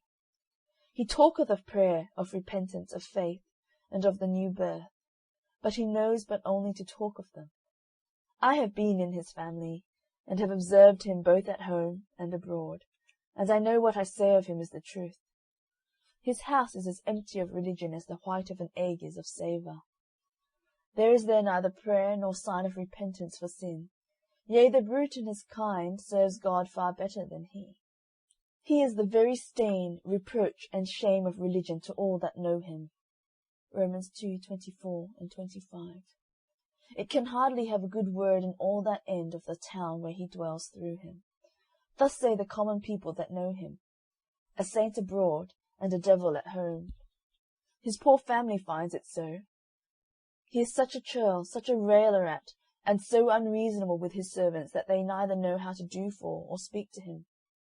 Men that have any dealings with him say it is better to deal with a Turk than with him, for fairer dealings they shall have at their hands. This talkative, if it be possible, will go beyond them, defraud, beguile, and overreach them. Besides, he brings up his sons to follow his steps, and if he finds in any of them a foolish timorousness, for so he calls the first appearance of a tender conscience, he calls them fools and blockheads, and by no means will employ them in much, or speak to their commendation before others. For my part, I am of opinion that he has, by his wicked life, caused many to stumble and fall, and will be if God prevents not the ruin of many more. Faithful. Well, my brother, I am bound to believe you, not only because you say you know him, but also because, like a Christian, you make your reports of men. For I cannot think that you speak these things of ill will, but because it is even so as you say. Christian. Had I known him no more than you, I might perhaps have thought of him as at the first you did. Yea, had I received this report at their hands only that are enemies to religion, I should have thought it had been a slander, a lot that often falls from bad men's mouths upon good men's names and professions. But all these things, yea, and a great many more as bad, of my knowledge, I can prove him guilty of. Besides, good men are ashamed of him. They can neither call him brother nor friend. The very naming of him among them makes them blush, if they know him. Faithful. Well, I see that saying and doing are two things, and hereafter I shall better observe this distinction. Faithful. Because I saw you forward to talk, and because I knew not that you had aught else but notion. Besides, to tell you all the truth, I have heard of you that you are a man whose religion lies in talk, and that your conversation gives this your mouth profession the lie.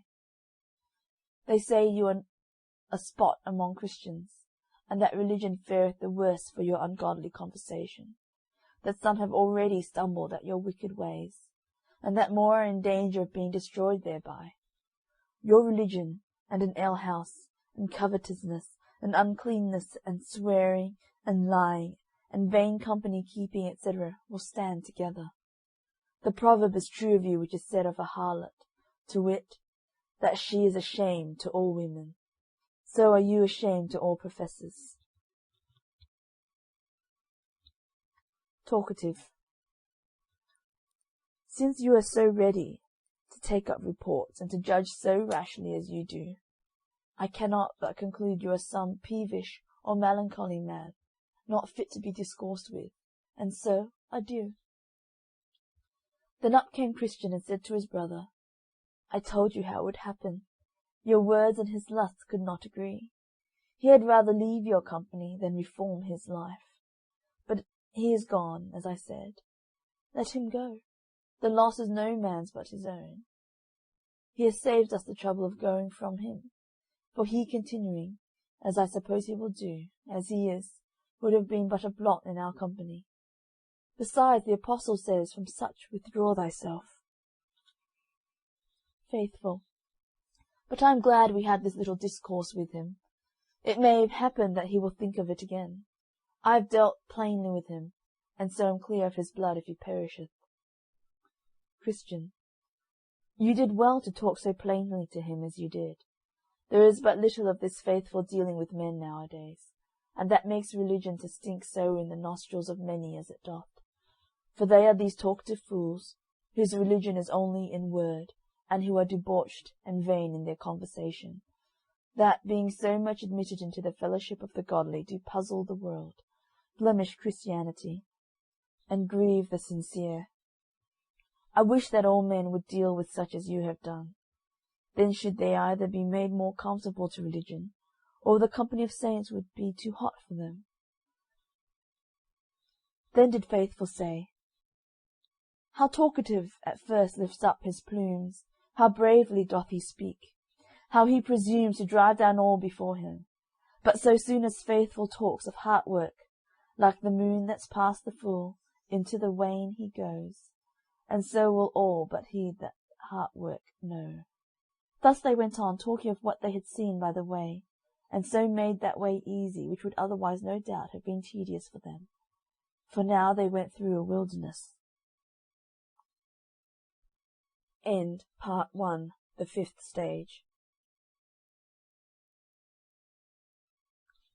The Pilgrim's Progress, from this world to that which is to come, delivered under the similitude of a dream, by John Bunyan. Part 1, the 6th stage. Now when they were got almost quite out of this wilderness, Faithful chanced to cast his eye back, and espied one coming after them, and he knew him. "Oh," said Faithful to his brother, "who comes yonder?" Then Christian looked and said, "It is my good friend Evangelist." "Ay, and my good friend too," said Faithful, "for 'twas he that set me on the way to the gate." Now was Evangelist come up unto them, and thus saluted them. Evangelist. Peace be with you, dearly beloved, and peace be to your helpers. Christian. Welcome, welcome, my good Evangelist. The sight of thy countenance brings to my remembrance thy ancient kindness and unwearied labours for my eternal good. Faithful. And 1,000 times welcome, said good Faithful, thy company, O sweet Evangelist. How desirable is it to us poor pilgrims. Evangelist. Then said Evangelist, How hath it fared with you, my friends, since the time of our last parting? What have you met with, and how have you behaved yourselves? Then Christian and Faithful told him of all things that had happened to them in the way, and how, and with what difficulty, they had arrived to that place.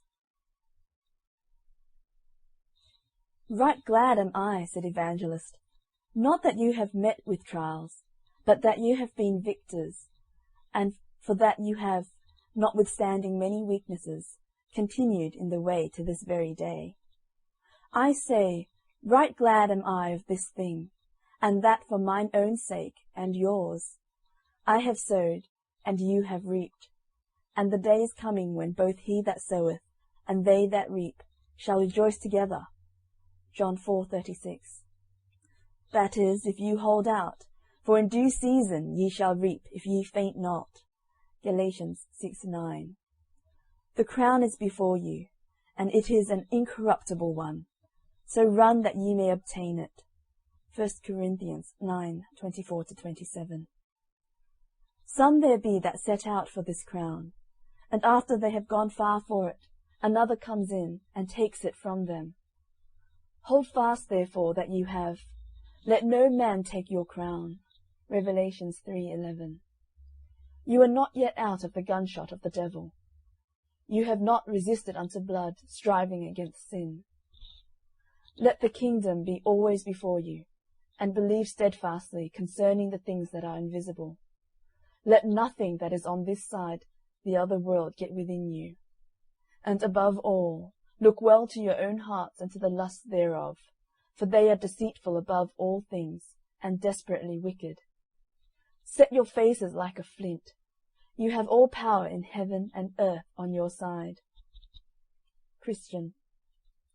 Then Christian thanked him for his exhortations, but told him withal that they would have him speak farther to them for their help the rest of the way, and the rather for that they well knew that he was a prophet, and could tell them of things that might happen unto them, and also how they might resist and overcome them, to which request Faithful also consented.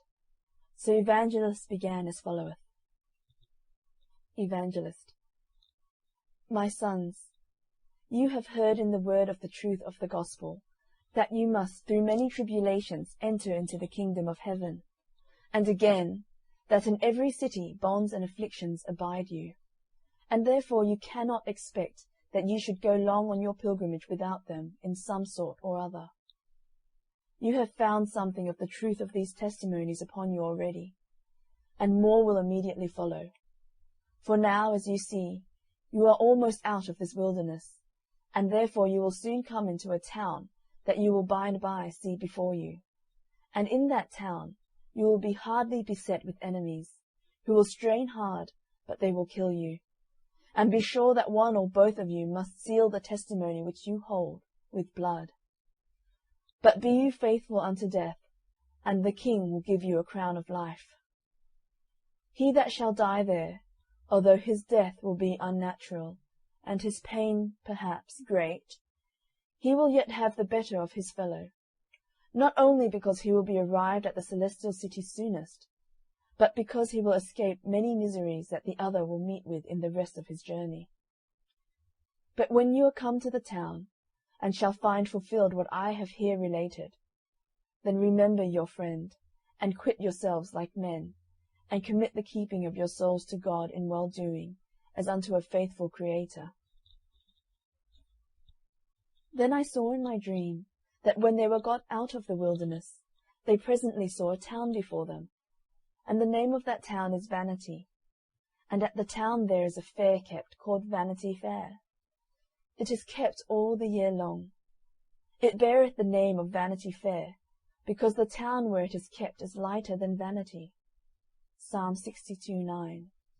And also because all that is there sold, or that cometh thither, is vanity, as is the saying of the wise, all that cometh is vanity. Ecclesiastes 11:8.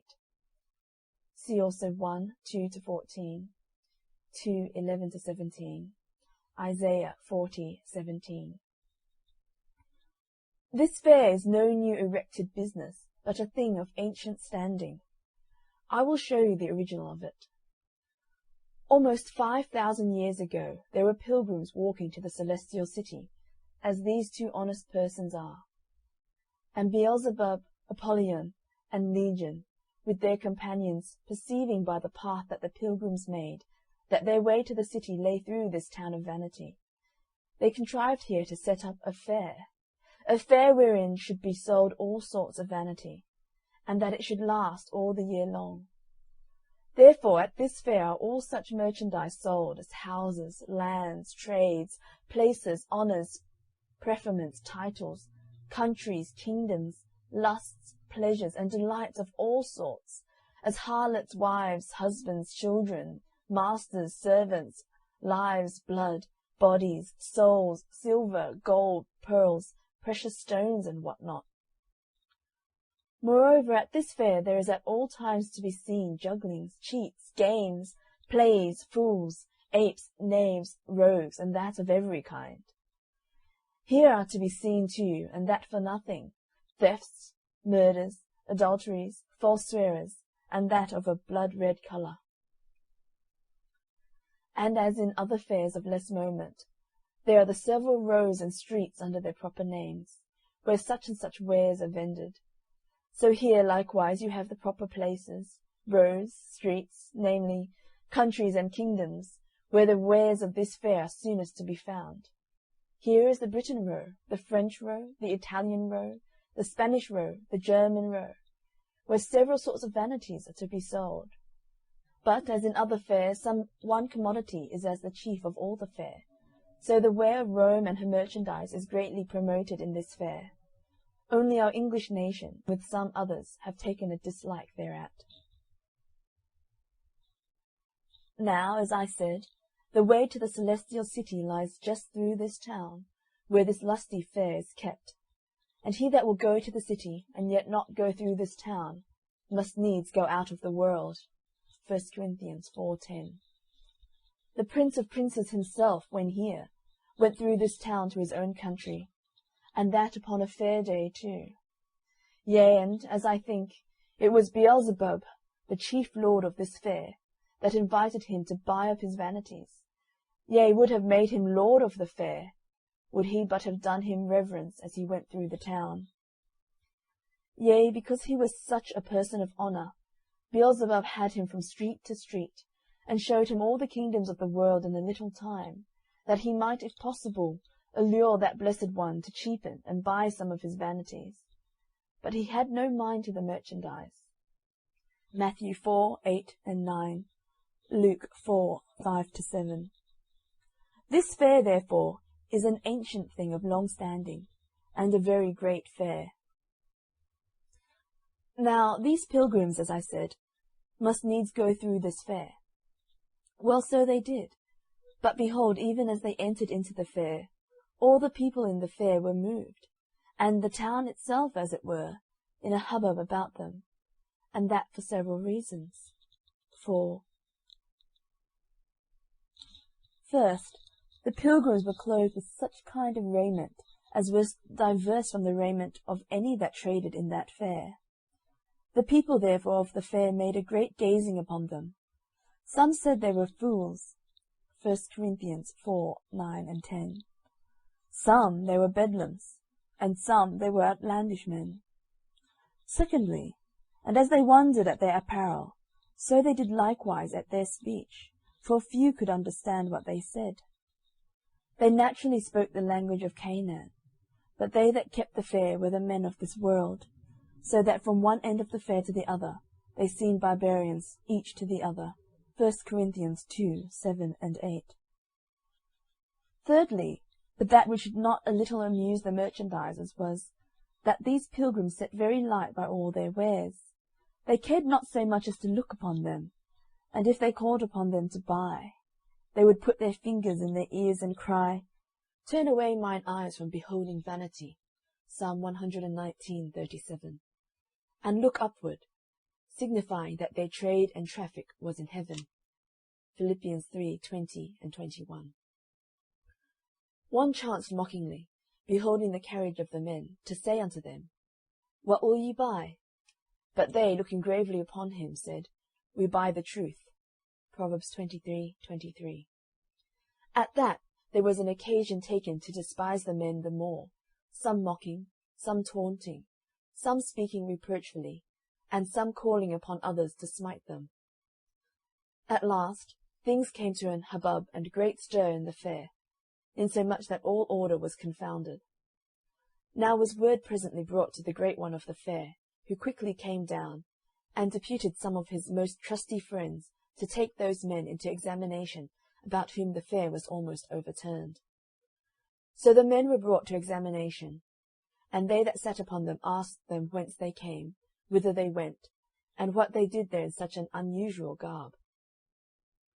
The men told them they were pilgrims and strangers in the world, and that they were going to their own country, which was the heavenly Jerusalem, Hebrews 11:13-16, and that they had given no occasion to the men of the town, nor yet to the merchandisers thus to abuse them, and to let them in their journey, except it was for that, when one asked them what they would buy, they said they would buy the truth. But they that were appointed to examine them did not believe them to be any other than bedlams and mad, or else such as came to put all things into a confusion in the fair. Therefore they took them and beat them, and besmeared them with dirt, and then put them into the cage, that they might be made a spectacle to all the men of the fair. There therefore they lay for some time, and were made the objects of any man's sport, or malice, or revenge, the great one of the fair laughing still at all that befell them.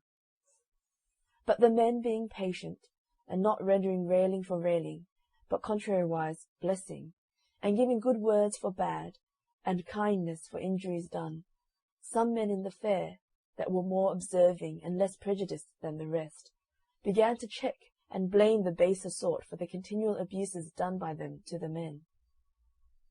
They therefore in an angry manner let fly at them again, counting them as bad as the men in the cage, and telling them that they seemed confederates, and should be made partakers of their misfortunes. The others replied that, for aught they could see, the men were quiet and sober, and intended nobody any harm, and that there were many that traded in their fair that were more worthy to be put into the cage, yea, and pillory too, than were the men that they had abused. Thus after divers words had passed on both sides, the men behaving themselves all the while very wisely and soberly before them, they fell to some blows among themselves, and did harm one to another. Then were these two poor men brought before the examiners again, and were charged as being guilty of the late hubbub that had been in the fair. So they beat them pitifully, and hanged irons upon them, and led them in chains up and down the fair, for an example and terror to others, lest any should speak in their behalf, or join themselves unto them. But Christian and faithful behaved themselves yet more wisely, and received the ignominy and shame that was cast upon them with so much meekness and patience, that it won to their side, though but few in comparison of the rest, several of the men in the fair. This put the other party yet into a greater rage, insomuch that they concluded the death of these two men. Wherefore they threatened that neither cage nor irons should serve their turn, but that they should die for the abuse they had done, and for deluding the men of the fair. Then were they remanded to the cage again, until further order should be taken with them. So they put them in, and made their feet fast in the stocks. Here also they called again to mind what they had heard from their faithful friend Evangelist, and were the more confirmed in their way and sufferings by what he told them would happen to them. They also now comforted each other, that whose lot it was to suffer, even he should have the best of it. Therefore each man secretly wished that he might have that preferment. But committing themselves to the all-wise disposal of him that ruleth all things, with much content they abode in the condition in which they were, until they should be otherwise disposed of. Then a convenient time being appointed, they brought them forth to their trial, in order to their condemnation. When the time was come, they were brought before their enemies and arraigned. The judge's name was Lord Hategood. Their indictment was one and the same in substance, though somewhat varying in form. The contents whereof was this, that they were enemies to, and disturbers of, the trade, that they had made commotions and divisions in the town, and had won a party to their own most dangerous opinions, in contempt of the law of their prince. Then Faithful began to answer, that he had only set himself against that which had set itself against him that is higher than the highest. And, said he, as for disturbance, I make none, being myself a man of peace. The parties that were won to us were won by beholding our truth and innocence, and they are only turned from the worse to the better. And as to the king you talk of, since he is Beelzebub, the enemy of our Lord, I defy him and all his angels. Then proclamation was made, that they that had aught to say for their lord the king against the prisoner at the bar should forthwith appear and give in their evidence. So they came in 3 witnesses, to wit, Envy, Superstition, and Pickthank. They were then asked if they knew the prisoner at the bar, and what they had to say for their lord the king against him. Then stood forth Envy, and said to this effect, My lord, I have known this man a long time, and will attest upon my oath before this honourable bench that he is... Judge. Hold, give him his oath. So they swear him. Then he said, My lord, this man, notwithstanding his plausible name, is one of the vilest men in our country. He neither regardeth prince nor people, law nor custom, but doeth all that he can to possess all men with certain of his disloyal notions, which he in the general calls principles of faith and holiness. And in particular I heard him once myself affirm that Christianity and the customs of our town of Vanity were diametrically opposite, and could not be reconciled. By which saying, my lord, he doth at once not only condemn all our laudable doings, but us in the doing of them. Then did the judge say to him, Hast thou any more to say? Envy. My lord, I could say much more, only I would not be tedious to the court. Yet if need be, when the other gentlemen have given in their evidence, rather than anything shall be wanting that will dispatch him, I will enlarge my testimony against him. So he was bid to stand by. Then they called Superstition, and bid him look upon the prisoner. They also asked what he could say for their lord the king against him. Then they sware him. So he began. Superstition. My lord, I have no great acquaintance with this man, nor do I desire to have further knowledge of him.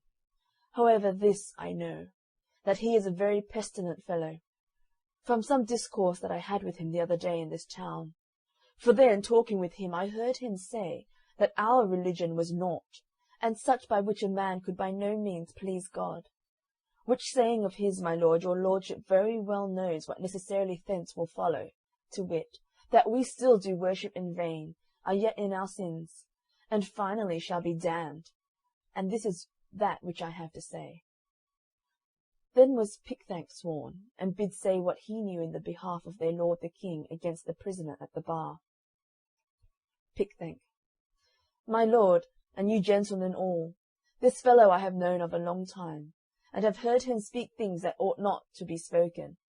For he hath railed on our noble prince Beelzebub, and hath spoken contemptibly of his honourable friends, whose names are the Lord Old Man, the Lord Carnal Delight, the Lord Luxurious, the Lord Desire of Vainglory, my old Lord Lechery, Sir Having Greedy, with all the rest of our nobility.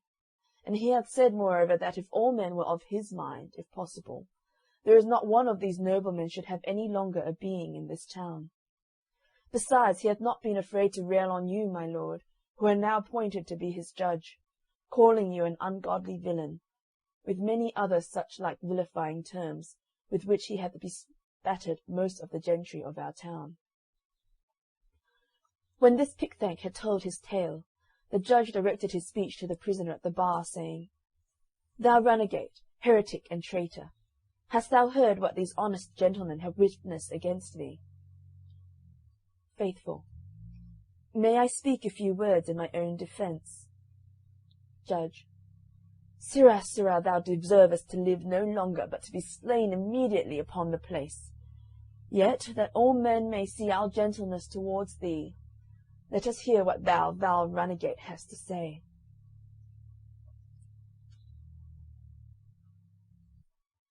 Faithful. 1. I say then, in answer to what Mr. Envy hath spoken, I never said aught but this, that what rule or laws or custom or people were flat against the word of God are diametrically opposite to Christianity. If I have said amiss in this, convince me of my error, and I am ready here before you to make my recantation. 2. As to the second, to wit, Mr. Superstition and his charge against me, I said only this, that in the worship of God there is required a divine faith, but there can be no divine faith without a divine revelation of the will of God. Therefore, whatever is thrust into the worship of God that is not agreeable to divine revelation cannot be done but by a human faith, which faith will not be profitable to eternal life. 3. As to what Mr. Pickthank hath said, I say, avoiding terms as that I am said to rail and the like, that the prince of this town, with all the rabblement his attendants, by this gentleman named, are more fit for a being in hell than in this town and country. And so the Lord have mercy upon me. Then the judge called to the jury, who all this while stood by to hear and observe. Gentlemen of the jury, you see this man about whom so great an uproar hath been made in this town. You have also heard what these worthy gentlemen have witnessed against him. Also you have heard his reply and confession. It lieth now in your breast to hang him, or save his life. But yet I think meet to instruct you in our law. There was an act made in the days of Pharaoh the Great, servant to our prince, that lest those of a contrary religion should multiply and grow too strong for him, their males should be thrown into the river. Exodus 1:22. There was also an act made in the days of Nebuchadnezzar the Great, another of his servants, that whoever would not fall down and worship his golden image should be thrown into a fiery furnace. Daniel 3:6. There was also an act made in the days of Darius, that whoso for some time called upon any god but him should be cast into the lion's den. Daniel 6:7. Now the substance of these laws this rebel has broken, not only in thought, which is not to be borne, but also in word and deed, which must therefore needs be intolerable. For that of Pharaoh, his law was made upon a supposition to prevent mischief, no crime being yet apparent. But here is a crime apparent. For the second and third, you see he disputeth against our religion, and for the treason that he hath already confessed, he deserveth to die the death. Then went the jury out, whose names were Mr. Blindman, Mr. No Good, Mr. Malice, Mr. Lovelust, Mr. Live Loose, Mr. Heady, Mr. High Mind, Mr. Enmity, Mr. Liar, Mr. Cruelty, Mr. Hate-light, and Mr. Implacable, who every one gave in his private verdict against him among themselves, and afterwards unanimously concluded to bring him in guilty before the judge. And first among themselves Mr. Blindman, the foreman, said, I see clearly that this man is a heretic. Then said Mr. No Good, Away with such a fellow from the earth. Ay, said Mr. Malice, for I hate the very looks of him. Then said Mr. Lovelust, I could never endure him. Nor I, said Mr. Liveloose, for he would always be condemning my way. Hang him, said Mr. Heady. A sorry scrub, said Mr. High-mind. My heart riseth against him, said Mr. Enmity. He is a rogue, said Mr. Liar. Hanging is too good for him, said Mr. Cruelty. Let us dispatch him out of the way, said Mr. Hatelight. Then said Mr. Implacable, might I have all the world given me, I could not be reconciled to him. Therefore let us forthwith bring him in guilty of death. And so they did. Therefore he was presently condemned to be had from the place where he was, to the place from whence he came, and there to be put to the most cruel death that could be invented. They therefore brought him out, to do with him according to their law, and first they scourged him, then they buffeted him, then they lanced his flesh with knives. After that they stoned him with stones, then pricked him with their swords, and last of all they burnt him to ashes at the stake. Thus came Faithful to his end. Now I saw that there stood behind the multitude a chariot and a couple of horses waiting for Faithful, who, so soon as his adversaries had dispatched him, was taken up into it, and straightway was carried up through the clouds with sound of trumpet, the nearest way to the celestial gate. But as for Christian, he had some respite, and was remanded back to prison. So he there remained for a space. But he who overrules all things, having the power of their rage in his own hand, so wrought it about that Christian for that time escaped them, and went his way. And as he went he sang, saying, Well, Faithful, thou hast faithfully professed unto thy Lord, with whom thou shalt be blessed, when faithless ones, with all their vain delights, are crying out under their hellish plights. Sing, Faithful, sing, and let thy name survive, for though they killed thee, thou art yet alive. End Part 1, the 6th Stage. The Pilgrim's Progress, From This World to That Which Is to Come, delivered under the similitude of a dream, by John Bunyan. Part 1, the 7th Stage. Now I saw in my dream that Christian went not forth alone, for there was one whose name was Hopeful, being so made by the beholding of Christian and Faithful in their words and behaviour, in their sufferings at the fair, who joined himself unto him, and entering into a brotherly covenant, told him that he would be his companion. Thus one died to bear testimony to the truth, and another rises out of his ashes to be a companion with Christian in his pilgrimage. This Hopeful also told Christian that there were many more of the men in the fair that would take their time and follow after. So I saw that quickly after they were got out of the fair, they overtook one that was going before them, whose name was By-ends. So they said to him, What countryman, sir? And how far go you this way? He told them that he came from the town of Fair Speech, and he was going to the celestial city, but told them not his name. From Fair Speech, said Christian, is there any good that lives there? Proverbs 26:25. By-ends. Yes, said By-ends, I hope so.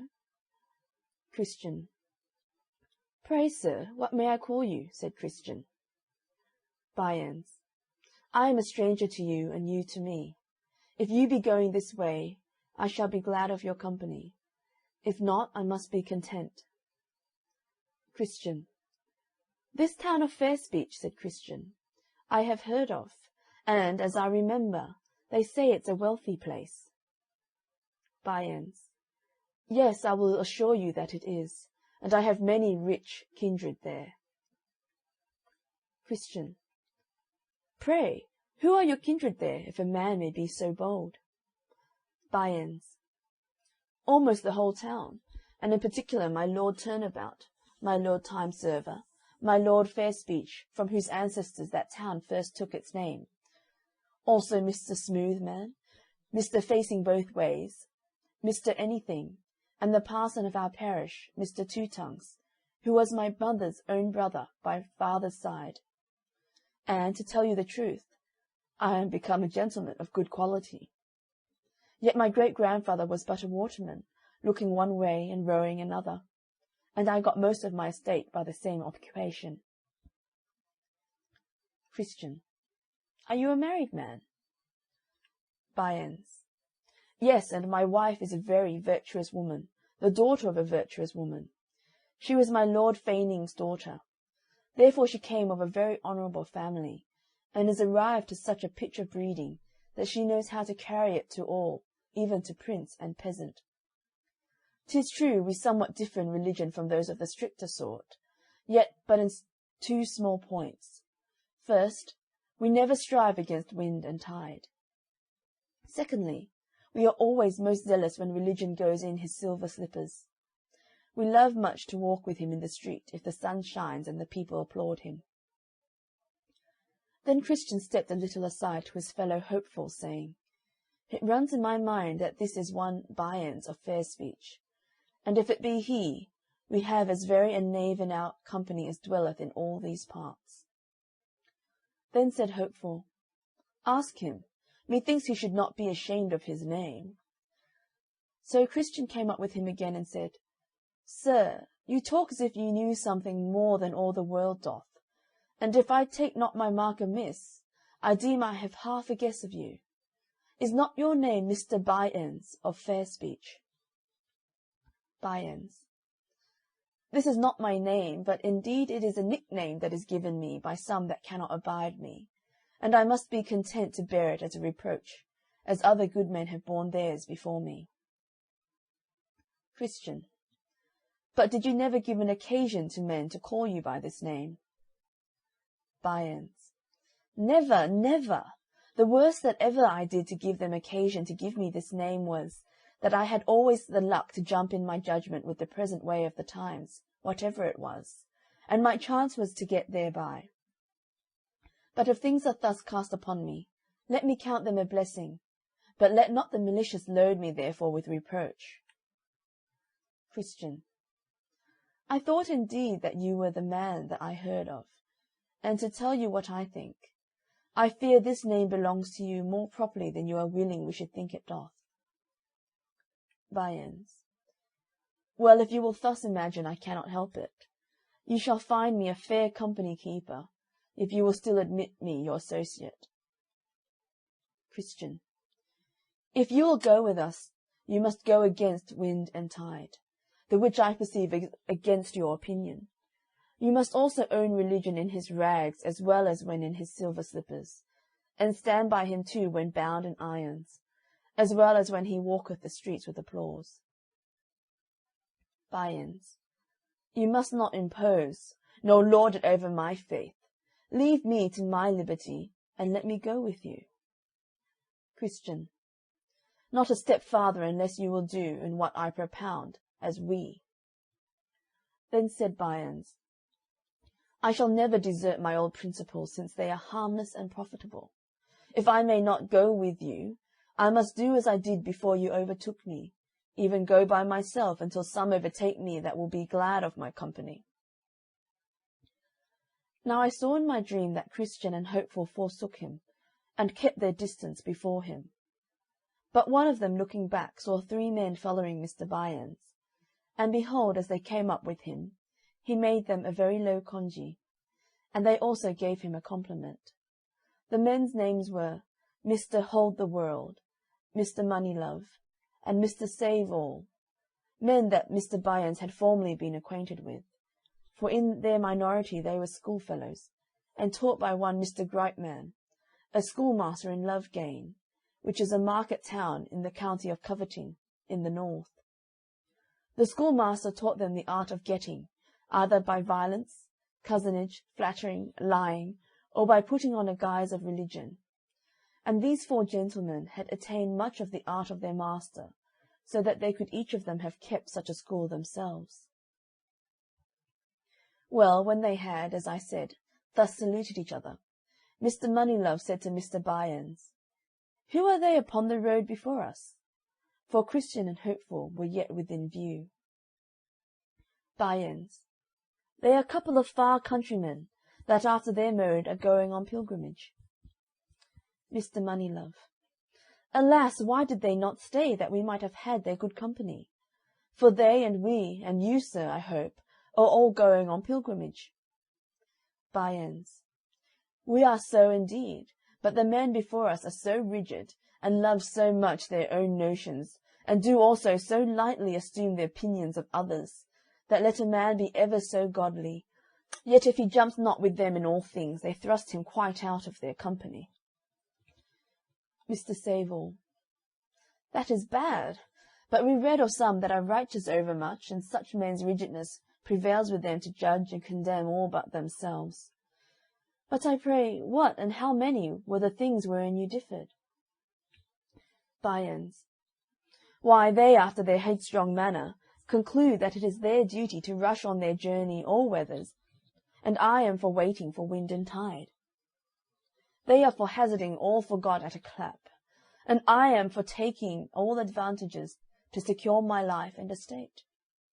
They are for holding their notions, though all other men be against them. But I am for religion in what, and so far as the times and my safety will bear it. They are for religion when in rags and contempt. But I am for him when he walks in his silver slippers, in the sunshine, and with applause. Mr. Hold the World.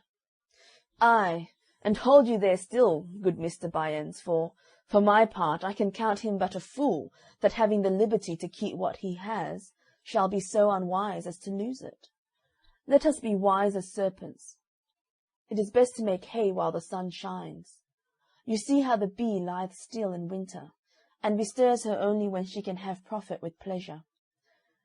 God sends sometimes rain and sometimes sunshine. If they be such fools to go through the first, yet let us be content to take fair weather along with us. For my part, I like that religion best that will stand with the security of God's good blessings unto us.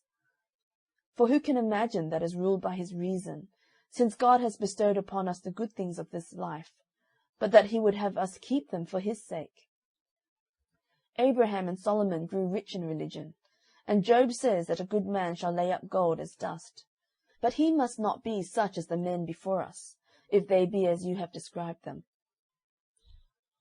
Mr. Savell. I think that we are all agreed in this matter, and therefore there needs no more words about it. Mr. Moneylove.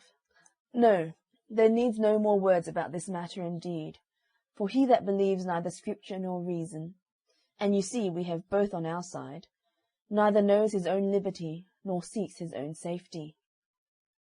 By-ends. My brethren, we are, as you see, going all on pilgrimage, and for our better diversion from things that are bad, give me leave to propound unto you this question. Suppose a man, a minister or a tradesman, etc., should have an advantage lie before him to get the good blessings of this life, yet so as that he can by no means come by them, except, in appearance at least, he becomes extraordinarily zealous in some points of religion that he meddled not with before.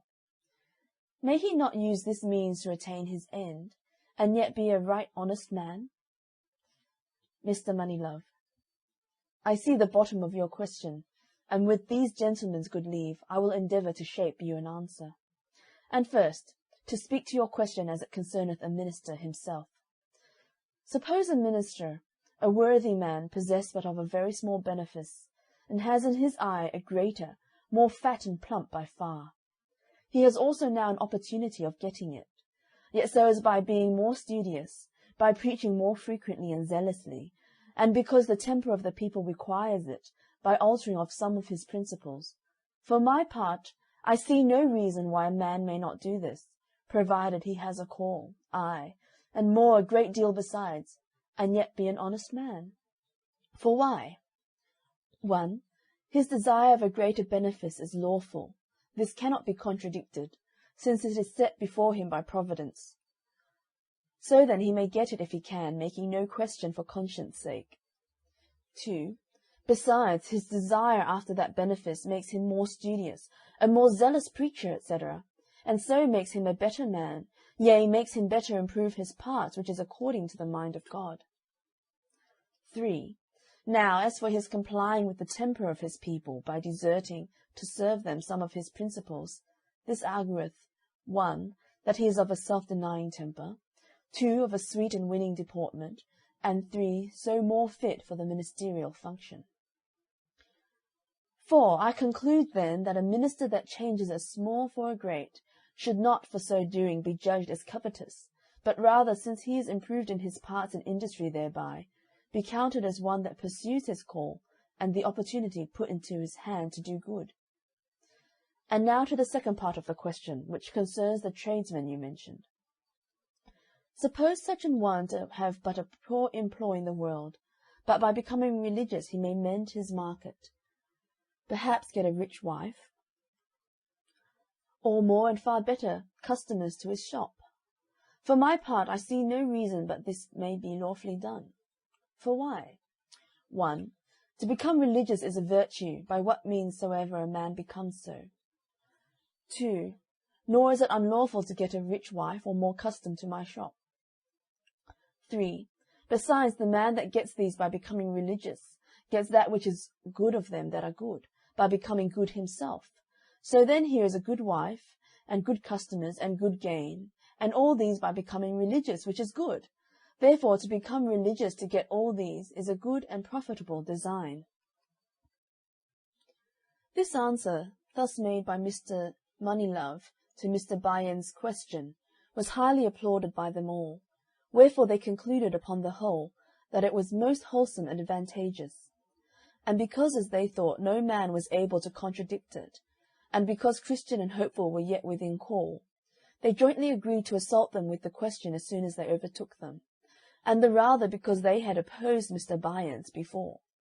So they called after them, and they stopped and stood still till they came up to them. But they concluded as they went that not Mr. Bunyan's, but old Mr. Hold-the-World should propound the question to them, because, as they supposed, their answer to him would be without the remainder of that heat that was kindled betwixt Mr. Bunyan's and them at their parting a little before. So they came up to each other, and after a short salutation, Mr. Hold-the-World propounded the question to Christian and his fellow, and then bid them to answer if they could. Then said Christian, even a babe in religion may answer 10,000 such questions. For if it be unlawful to follow Christ for loaves, as it is, John 6:26, how much more abominable is it to make of him and religion a stalking horse to get and enjoy the world? Nor do we find any other than heathens, hypocrites, devils, and wizards that are of this opinion. 1. Heathens. For when Hamor and Shechem had a mind to the daughter and cattle of Jacob, they saw that there was no way for them to come at them but by being circumcised. They said to their companions, if every male of us be circumcised as they are circumcised, shall not their cattle and their substance and every beast of theirs be ours? Their daughters and their cattle were that which they sought to obtain, and their religion the stalking horse they made use of to come at them. Read the whole story, Genesis 34:20-24. 2. The hypocritical Pharisees were also of this religion. Long prayers were their pretence, but to get widows' houses was their intent, and greater damnation was from God their judgment. Luke 20:46-47. 3. Judas the devil was also of this religion. He was religious for the bag, that he might be possessed of what was put therein. But he was lost, cast away, and the very son of perdition. 4. Simon the wizard was of this religion too, for he would have had the Holy Ghost, that he might have got money therewith, and his sentence from Peter's mouth was according. Acts 8:19-22. Neither will it go out of my mind that that man who takes that religion for the world will throw away religion for the world. For so surely as Judas designed the world in becoming religious, so surely did he also sell religion and his master for the same. To answer the question, therefore, affirmatively, as I perceive you have done, and to accept of as authentic such answer, is heathenish, hypocritical, and devilish, and your reward will be according to your works. Then they stood staring one upon another, but had not wherewith to answer Christian.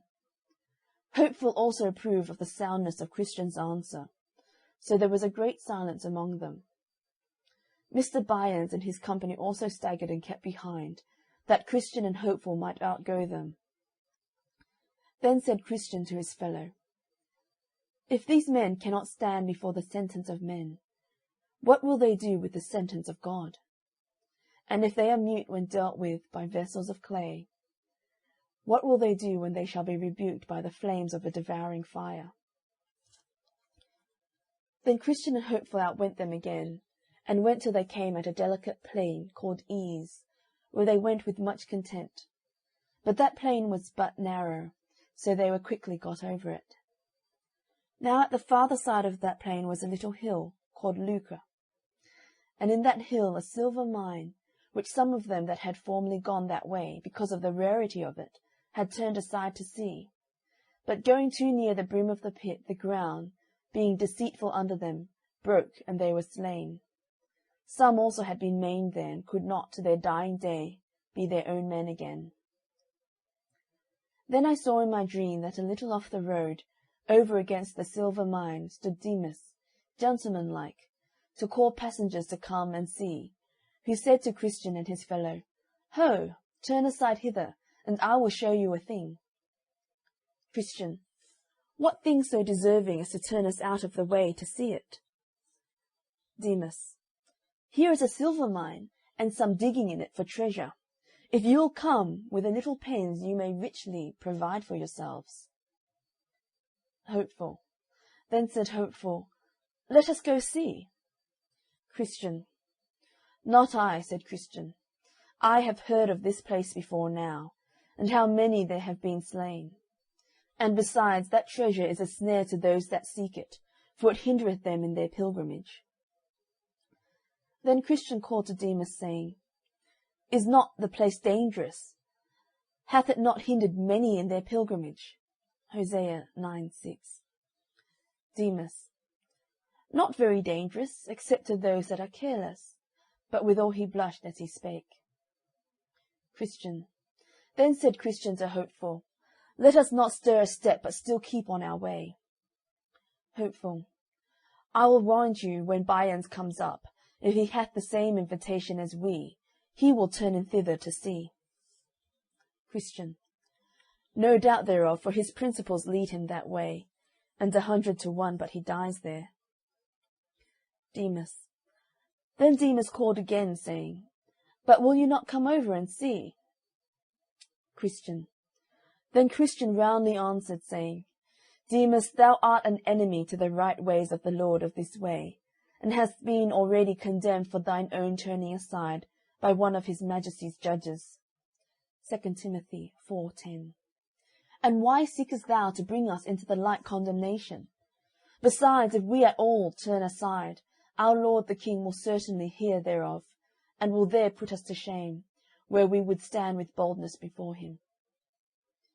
Demas cried again that he also was one of their fraternity, and that if they would tarry a little, he also himself would walk with them.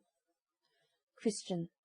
Then said Christian, "What is thy name? Is it not the same by which I have called thee?" Demas.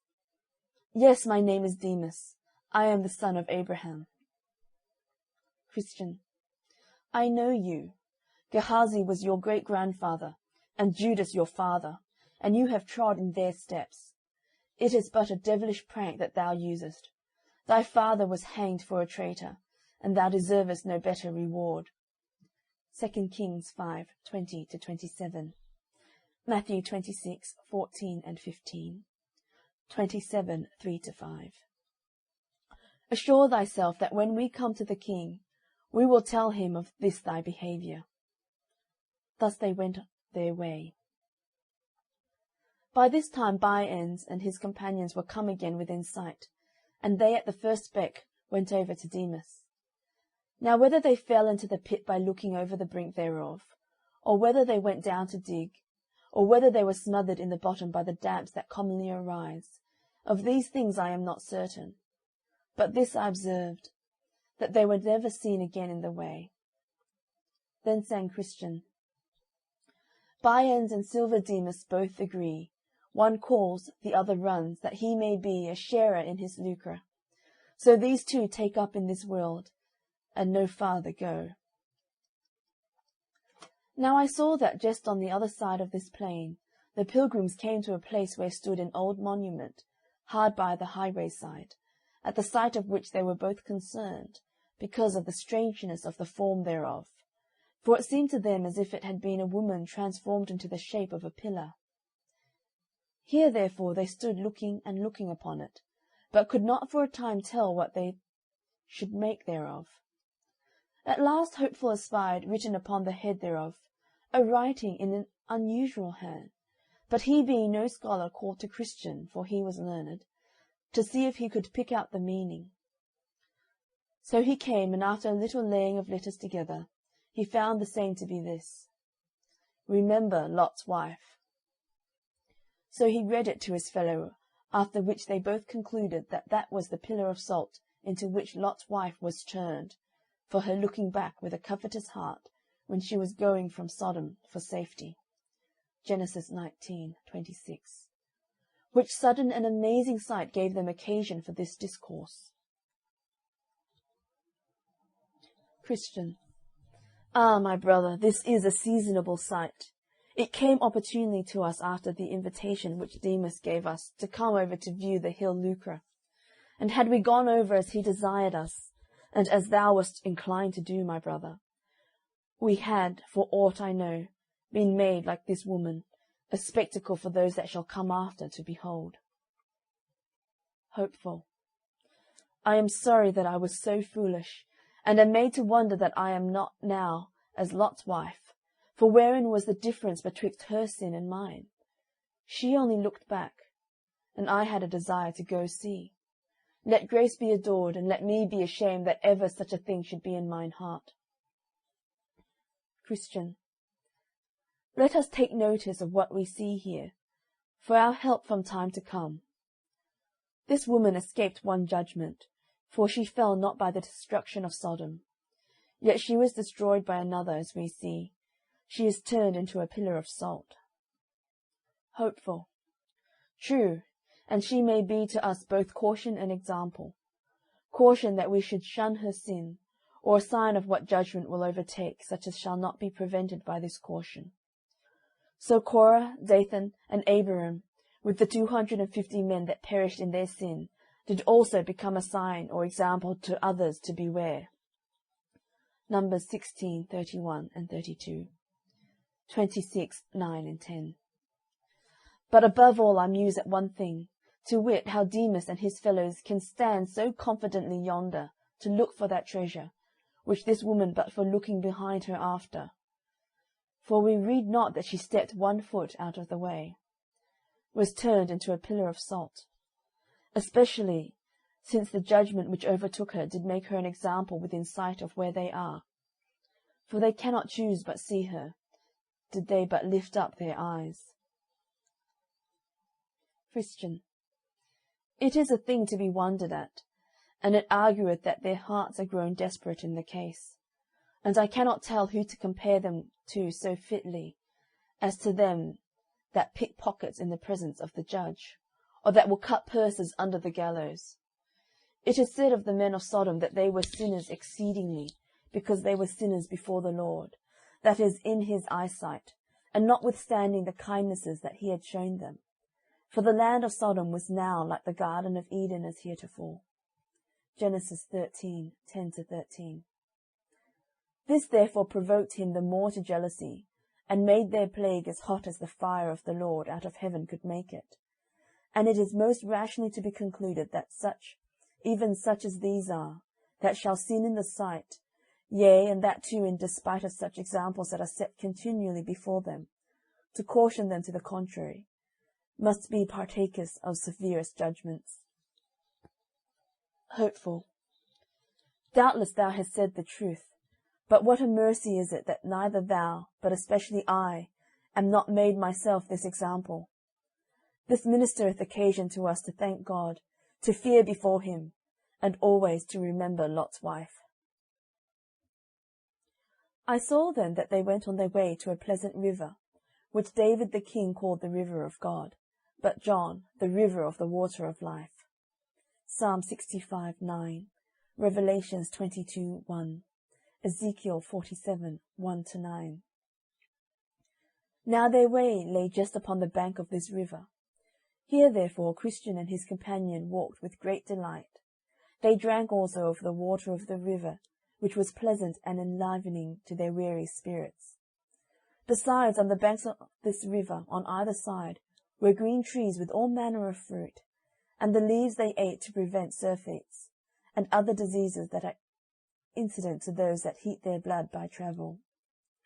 On either side of the river was also a meadow, curiously beautified with lilies, and it was green all the year long.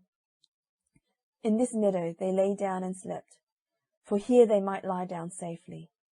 Psalm 23:2, Isaiah 14:30. When they awoke, they gathered again of the fruit of the trees, and drank again of the water of the river, and then lay down again to sleep. Thus they did several days and nights. Then they sang, Behold ye, how these crystal streams do glide, to comfort pilgrims by the highway side. The meadows green, besides their fragrant smell, yield dainties for them, and he that can tell what pleasant fruit, yea, leaves these trees do yield, will soon sell all, that he may buy this field. So when they were disposed to go on, for they were not as yet at their journey's end, they ate and drank and departed. Now I beheld in my dream that they had not journeyed far, but the river and the way for a time parted, at which they were not a little sorry. Yet they durst not go out of the way. Now the way from the river was rough, and their feet tender by reason of their travels. So the souls of the pilgrim were much discouraged because of the way. Numbers 21:4. Wherefore still as they went on, they wished for a better way. Now a little before them there was on the left hand of the road a meadow, and a stile to go over into it, and that meadow is called Bypath Meadow. Then said Christian to his fellow, If this meadow lieth along by our wayside, let's go over into it. Then he went to the stile to see, and behold, a path lay along by the way on the other side of the fence.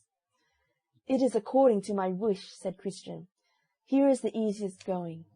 Come, good Hopeful, and let us go over. Hopeful.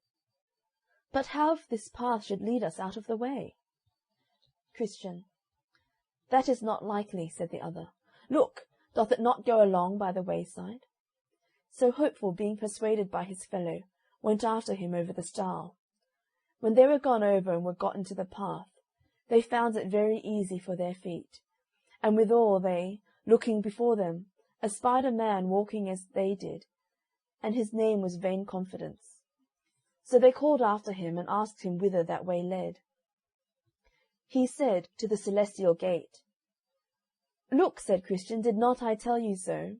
By this ye may see we are right. So they followed, and he went before them. But behold, the night came on, and it grew very dark, so that they that went behind lost the sight of him that went before. He therefore that went before, Vain Confidence by name, not seeing the way before him, fell into a deep pit, which was on purpose there made by the prince of those grounds, to catch vainglorious fools withal, and was dashed in pieces with his fall. Isaiah 9:16. Now Christian and his fellow heard him fall, so they called to know the matter, but there was no answer, only they heard a groaning.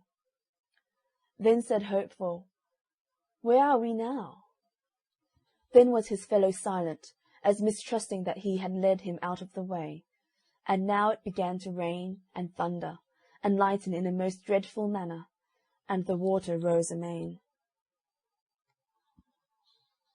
Then Hopeful groaned in himself, saying, Oh, that I had kept on my way. Christian. Who could have thought that this path should have led us out of the way?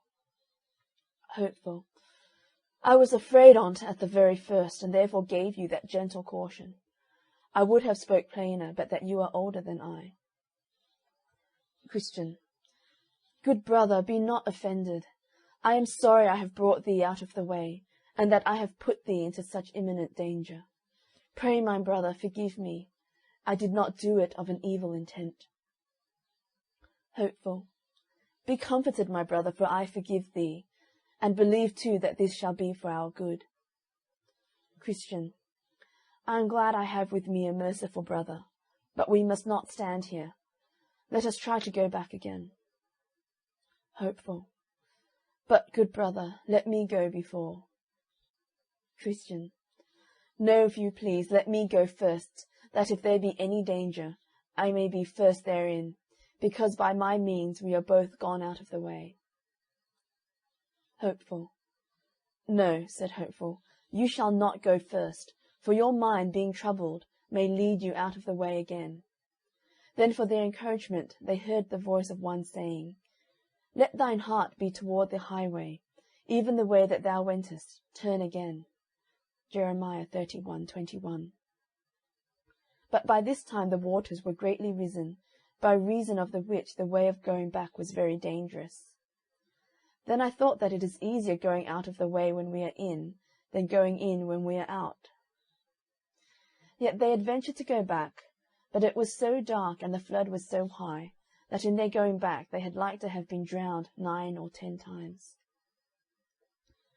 Neither could they, with all the skill they had, get again to the stile that night. Wherefore at last, lighting under a little shelter, they sat down there till the daybreak, but being weary they fell asleep. Now there was, not far from the place where they lay, a castle called Doubting Castle, the owner whereof was Giant Despair, and it was in his grounds they now were sleeping. Wherefore he, getting up in the morning early, and walking up and down in his fields, called Christian and Hopeful asleep in his grounds. Then with a grim and surly voice he bid them awake, and asked them whence they were, and what they did in his grounds. They told him they were pilgrims, and that they had lost their way. Then said the giant, You have this night trespassed on me by trampling in and lying on my grounds, and therefore you must go along with me. So they were forced to go, because he was stronger than they.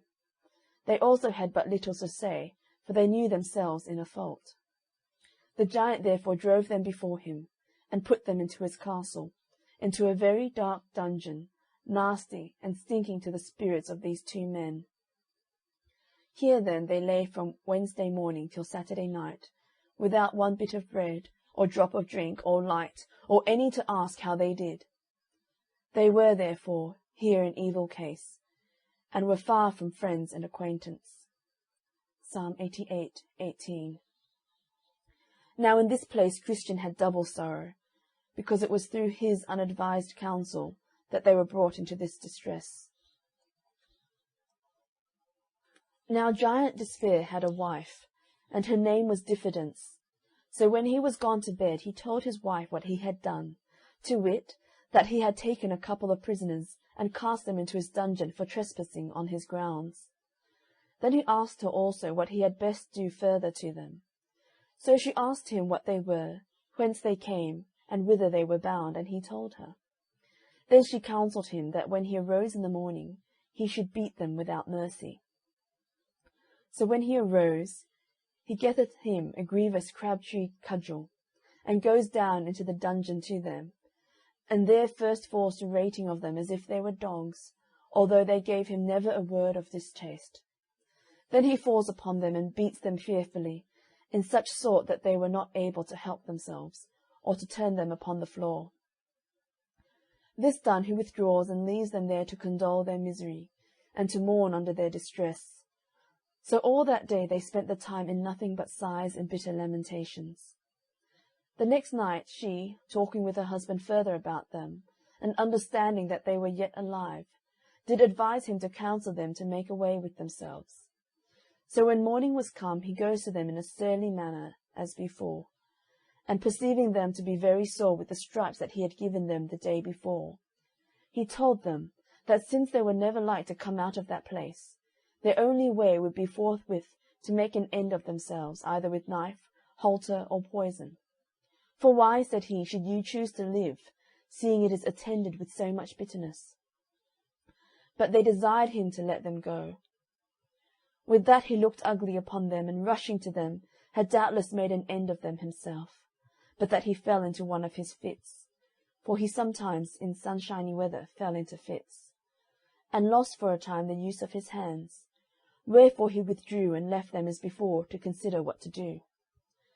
Then did the prisoners consult between themselves whether it was best to take his counsel or no, and thus they began to discourse. Christian. Brother, said Christian, what shall we do? The life that we now live is miserable. For my part, I know not whether it is best to live thus, or to die out of hand. My soul chooseth strangling rather than life, and the grave is more easy for me than this dungeon. Job 7:15. Shall we be ruled by this giant? Hopeful. Indeed, our present condition is dreadful, and death would be far more welcome to me than thus for ever to abide. But yet let us consider. The Lord of the country to which we are going hath said, Thou shalt do no murder. No, not to another man's person. Much more then are we forbidden to take his counsel to kill ourselves. Besides, he that kills another can but commit murder upon his body. But for one to kill himself is to kill body and soul at once. And moreover, my brother, thou talkest of ease in the grave. But hast thou forgotten the hell whither for certain the murderers go? For no murderer hath eternal life, etc. And let us consider again that all the law is not in the hand of giant Despair. Others, so far as I can understand, have been taken by him as well as we, and yet have escaped out of his hands. Who knows but that God, who made the world, may cause that giant Despair may die, or that at some time or other he may forget to lock us in, or that he may in a short time have another of his fits before us, and may lose the use of his limbs. And if ever that should come to pass again, for my part, I am resolved to pluck up the heart of a man, and to try my utmost to get from under his hand. I was a fool that I did not try to do it before. But however, my brother, let us be patient and endure a while. The time may come that may give us a happy release. But let us not be our own murderers. With these words Hopeful at present did moderate the mind of his brother. So they continued together in the dark that day, in their sad and doleful condition.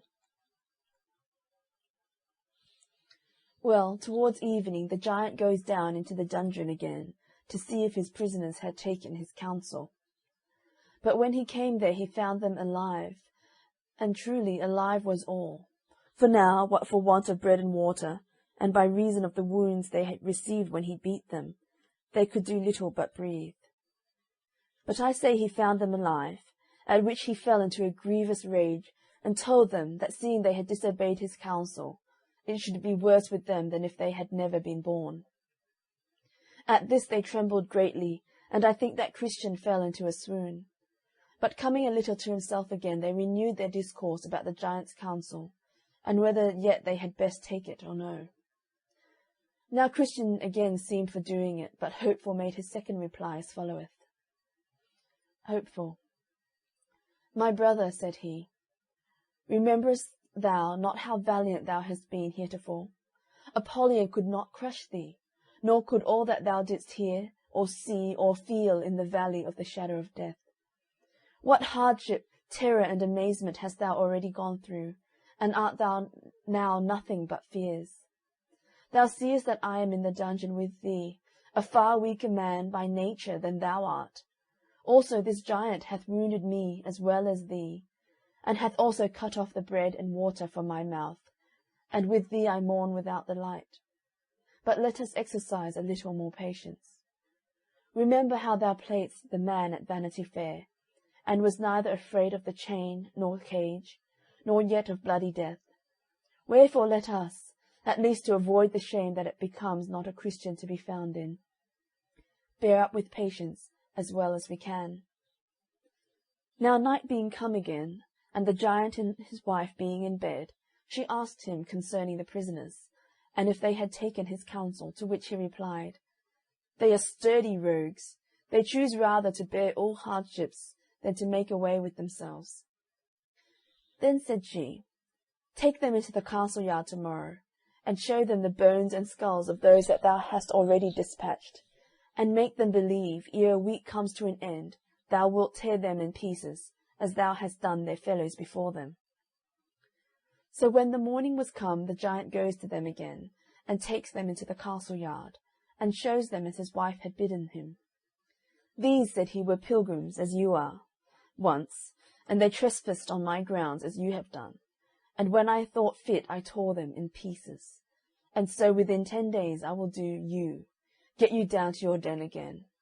And with that he beat them all the way thither. They lay therefore all day on Saturday in a lamentable case as before. Now when night was come, and when Mrs. Diffidence and her husband the giant was got to bed, they began to renew their discourse of their prisoners, and withal the old giant wondered that he could neither by his blows nor counsel bring them to an end. And with that his wife replied, I fear, said she, that they live in hopes that some will come to relieve them, or that they have picklocks about them, by the means of which they hope to escape. And sayest thou so, my dear, said the giant, I will therefore search them in the morning. Well, on Saturday about midnight they began to pray, and continued in prayer till almost break of day. Now a little before it was day, good Christian, as one half amazed, brake out into this passionate speech. What a fool, quoth he, am I, thus to lie in a stinking dungeon, when I may as well walk at liberty?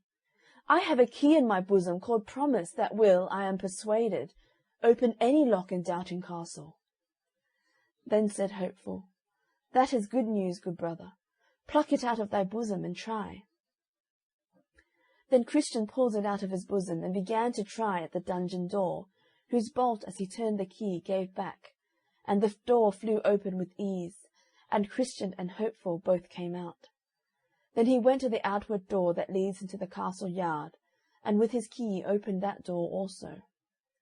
After he went to the iron gate, for that must be opened too. But that lock went desperately hard, yet the key did open it. They then thrust open the gate to make their escape with speed. But that gate, as it opened, made such a creaking that it waked Giant Despair, who, hastily rising to pursue his prisoners, felt his limbs to fail, for his fits took him again, so that he could by no means go after them. Then they went on and came to the king's highway, and so were safe, because they were out of his jurisdiction. Now when they were gone over the stile, they began to contrive with themselves what they should do at that stile, to prevent those that shall come after from falling into the hands of Giant Despair. So they consented to erect there a pillar, and to engrave upon the side thereof this sentence: Over this stile is the way to Doubting Castle, which is kept by Giant Despair, who despiseth the king of the celestial country, and seeks to destroy his holy pilgrims. Many therefore that followed after read what was written, and escaped the danger. This done, they sang as follows: Out of the way we went, and then we found what 'twas to tread upon forbidden ground, and let them that come after have a care, lest heedlessness makes them as we to fare, lest they for trespassing his prisoners are, whose castle's Doubting, and whose name's Despair.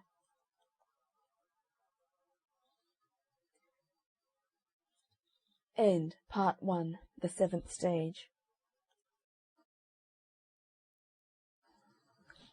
The Pilgrim's Progress, from this world to that which is to come, delivered under the similitude of a dream, by John Bunyan. Part 1, the 8th stage. They went then till they came to the Delectable Mountains, which mountains belong to the lord of that hill of which we have spoken before. So they went up to the mountains to behold the gardens and orchards, the vineyards and fountains of water, where also they drank and washed themselves, and did freely eat of the vineyards. Now there were on the tops of these mountains shepherds feeding their flocks, and they stood by the highway side. The pilgrims therefore went to them, and leaning upon their staffs, as is common with weary pilgrims when they stand to talk with any by the way, they asked, Whose delectable mountains are these, and whose be the sheep that feed upon them? The shepherds: These mountains are Emmanuel's land, and they are within sight of his city, and the sheep also are his, and he laid down his life for them. John 10:11-15. Christian: Is this the way to the celestial city? The shepherds: You are just in your way. Christian: How far is it thither? The shepherds: Too far for any but those who shall get thither indeed. Christian: Is the way safe or dangerous? The shepherds: Safe for those for whom it is to be safe, but transgressors shall fall therein. Hosea 14:9. Christian: Is there in this place any relief for pilgrims that are weary and faint in the way? The shepherds: The Lord of these mountains hath given us a charge not to be forgetful to entertain strangers. Hebrews 13:2. Therefore the good of the place is before you. I saw also in my dream that when the shepherds perceived that they were wayfaring men, they also put questions to them, to which they made answer as in other places, as, Whence came you, and how got you into the way, and by what means have you so persevered therein? For but few of them that begin to come hither do show their face on these mountains. But when the shepherds heard their answers, being pleased therewith, they looked very lovingly upon them, and said, Welcome to the delectable mountains. The shepherds, I say, whose names were Knowledge, Experience, Watchful, and Sincere, took them by the hand, and had them to their tents, and made them partake of that which was ready at present. They said moreover, We would that you should stay here a while to be acquainted with us, and yet more to solace yourselves with the good of these delectable mountains. Then they told them that they were content to stay. So they went to their rest that night, because it was very late. Then I saw in my dream that in the morning the shepherds called up Christian and Hopeful to walk with them upon the mountains. So they went forth with them, and walked a while, having a pleasant prospect on every side. Then said the shepherds one to another, Shall we show these pilgrims some wonders? So when they had concluded to do it, they had them first to the top of a hill called Error, which was very steep on the farthest side, and bid them look down to the bottom. So Christian and Hopeful looked down, and saw at the bottom several men dashed all to pieces by a fall that they had had from the top. Then said Christian, What meaneth this? The shepherds answered, Have you not heard of them that were made to err, by hearkening to Hymenaeus and Philetus, as concerning the faith of the resurrection of the body? 2 Timothy 2:17-18. They answered, Yes. Then said the shepherds, Those that you see lie dashed in pieces at the bottom of this mountain are they, and they have continued to this day unburied, as you see, for an example to others to take heed how they clamber too high, or how they come too near the brink of this mountain. Then I saw that they had them to the top of another mountain, and the name of that is Caution, and bid them look afar off, which, when they did, they perceived, as they thought, several men walking up and down among the tombs that were there, and they perceived that the men were blind, because they stumbled sometimes upon the tombs, and because they could not get out from among them. Then said Christian, What means this? The shepherds then answered, Did you not see, a little below these mountains, a stile that led into a meadow, on the left hand of this way? They answered, Yes. Then said the shepherds, From that stile there goes a path that leads directly to Doubting Castle, which is kept by giant Despair.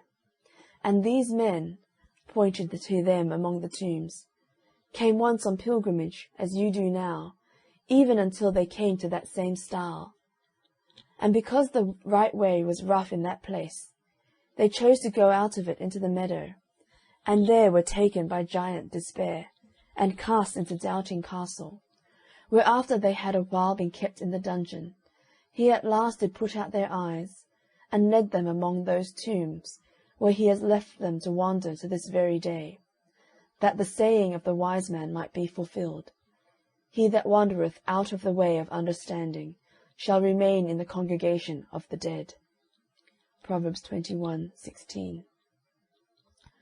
Then Christian and Hopeful looked upon one another with tears gushing out, but yet said nothing to the shepherds. Then I saw in my dream that the shepherds had them to another place in a bottom, where was a door on the side of a hill, and they opened the door and bid them look in. They looked in therefore, and saw that within it was very dark and smoky.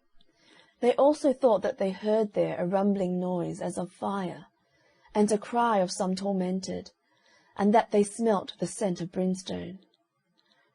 Then said Christian, What means this? The shepherds told them, This is a byway to hell, a way that hypocrites go in at, namely, such as sell their birthright with Esau, such as sell their master with Judas, such as blaspheme the gospel with Alexander, and that lie and dissemble with Ananias and Sapphira his wife. Then said Hopeful to the shepherds, I perceive that these had on them, even every one, a show of pilgrimage as we have now, had they not? The shepherds, Yes, and held it a long time too. Hopeful, How far might they go on in pilgrimage in their day, since they, notwithstanding, were miserably cast away? The shepherds, Some farther, and some not so far as these mountains. Then said the pilgrims one to the other, We had need to cry to the strong for strength. The shepherds, Ay, and you will have need to use it, when you have it too. By this time the pilgrims had a desire to go forward, and the shepherds a desire they should. So they walked together towards the end of the mountains. Then said the shepherds one to another, Let us here show the pilgrims the gates of the celestial city, if they have skill to look through our perspective glass. The pilgrims lovingly accepted the motion, so they had them to the top of a high hill called Clear, and gave them the glass to look. Then they tried to look, but the remembrance of that last thing that the shepherds had shown them made their hands shake, by means of which impediment they could not look steadily through the glass. Yet they thought they saw something like the gate, and also some of the glory of the place. Then they went away and sang, Thus by the shepherds secrets are revealed, which from all other men are kept concealed. Come to the shepherds then, if you would see things deep, things hid, and that mysterious be. When they were about to depart, one of the shepherds gave them a note of the way.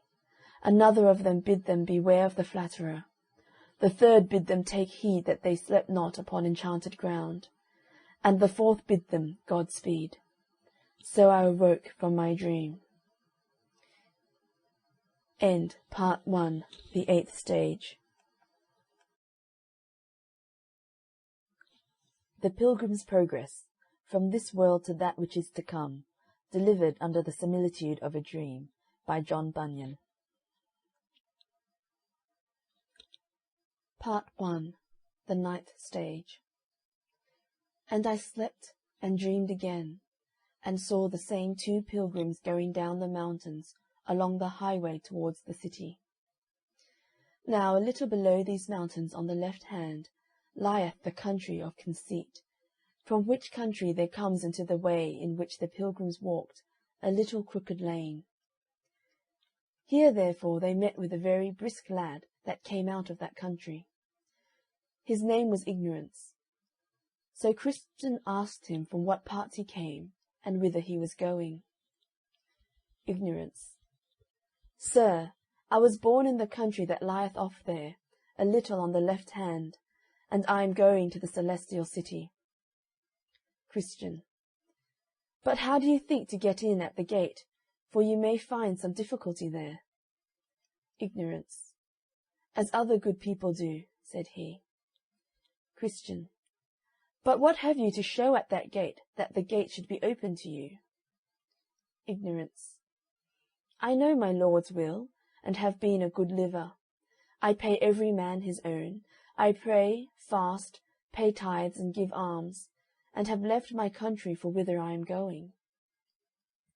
Christian. But thou camest not in at the wicket gate that is at the head of this way. Thou camest in hither through that same crooked lane, and therefore I fear, however thou mayest think of thyself, when the reckoning day shall come, thou wilt have laid to thy charge that thou art a thief and a robber, instead of getting admittance into the city. Ignorance. Gentlemen, ye be utter strangers to me. I know you not. Be content to follow the religion of your country, and I will follow the religion of mine. I hope all will be well. And as for the gate that you talk of, all the world knows that it is a great way off of our country. I cannot think that any man in all our parts doth so much as know the way to it, nor need they matter whether they do or no, since we have, as you see, a fine, pleasant, green lane that comes down from our country the next way into the way. When Christian saw that the man was wise in his own conceit, he said to Hopeful whisperingly, There is more hope of a fool than of him. Proverbs 26:12. And said moreover, When he that is a fool walketh by the way, his wisdom faileth him, and he saith to every one that he is a fool. Ecclesiastes 10:3. What, shall we talk farther with him, or outgo him at present, and so leave him to think of what he hath heard already, and then stop again for him afterwards, and see if by degrees we can do any good to him? Then said Hopeful, Let ignorance a little while now muse on what is said, and let him not refuse good counsel to embrace, lest he remain still ignorant of what's the chiefest gain. God saith, Those that no understanding have, although he made them he will not save. Hopeful. He further added, It is not good, I think, to say so to him all at once. Let us pass him by, if you will, and talk to him anon, even as he is able to bear it. So they both went on, and ignorance he came after. Now when they had passed him a little way, they entered into a very dark lane, where they met a man whom 7 devils had bound with 7 strong cords, and were carrying him back to the door that they saw on the side of the hill. Matthew 12:45. Proverbs 5:22. Now good Christian began to tremble, and so did Hopeful his companion. Yet as the devils led away the man, Christian looked to see if he knew him, and he thought it might be one Turn away that dwelt in the town of apostasy. But he did not perfectly see his face, for he did hang his head like a thief that is found. But being gone past, Hopeful looked after him, and espied on his back a paper with this inscription: Wanton professor, and damnable apostate. Then said Christian to his fellow, Now I call to remembrance that which was told me of a thing that happened to a good man hereabout. The name of the man was Little Faith, but a good man, and he dwelt in the town of Sincere. The thing was this: at the entering in at this passage there comes down from Broadway Gate a lane, called Dead Man's Lane, so called because of the murders that are commonly done there. And this Little Faith, going on pilgrimage as we do now, chanced to sit down there and sleep. Now there happened at that time to come down the lane from Broadway Gate 3 sturdy rogues, and their names were Faint Heart, Mistrust, and Guilt, 3 brothers, and they, espying Little Faith where he was, came galloping up with speed. Now the good man was just awaked from his sleep, and was getting up to go on his journey. So they came up all to him, and with threatening language bid him stand. At this, Little Faith looked as white as a sheet, and had neither power to fight nor fly. Then said Faint Heart, Deliver thy purse. But he making no haste to do it, for he was loath to lose his money, Mistrust ran up to him, and thrusting his hand into his pocket, pulled out thence a bag of silver. Then he cried out, Thieves! Thieves! With that, Guilt, with a great club that was in his hand, struck Little Faith on the head, and with that blow felled him flat to the ground, where he lay bleeding as one that would bleed to death. All this while the thieves stood by. But at last, they hearing that some were upon the road, and fearing lest it should be one great grace that dwells in the town of good confidence, they betook themselves to their heels, and left this good man to shift for himself. Now, after a while, Little Faith came to himself, and getting up, made shift to scramble on his way. This was the story. Hopeful. But did they take from him all that ever he had? Christian. No, the place where his jewels were they never ransacked, so those he kept still. But, as I was told, the good man was much afflicted for his loss, for the thieves got most of his spending money. That which they got not, as I said, were jewels. Also he had a little odd money left, but scarce enough to bring him to his journey's end. Nay, if I was not misinformed, he was forced to beg as he went, to keep himself alive, for his jewels he might not sell, but beg and do what he could, he went, as we say, with many a hungry belly the most part of the rest of the way. 1 Peter 4:18. Hopeful. But is it not a wonder they got not from him his certificate, by which he was to receive his admittance at the celestial gate? Christian. It is a wonder, but they got not that, though they missed it not through any good cunning of his, for he, being dismayed by their coming upon him, had neither power nor skill to hide anything. So it was more by good providence than by his endeavour that they missed out on that good thing. 2 Timothy 1:12-14. 2 Peter 2:9. Hopeful.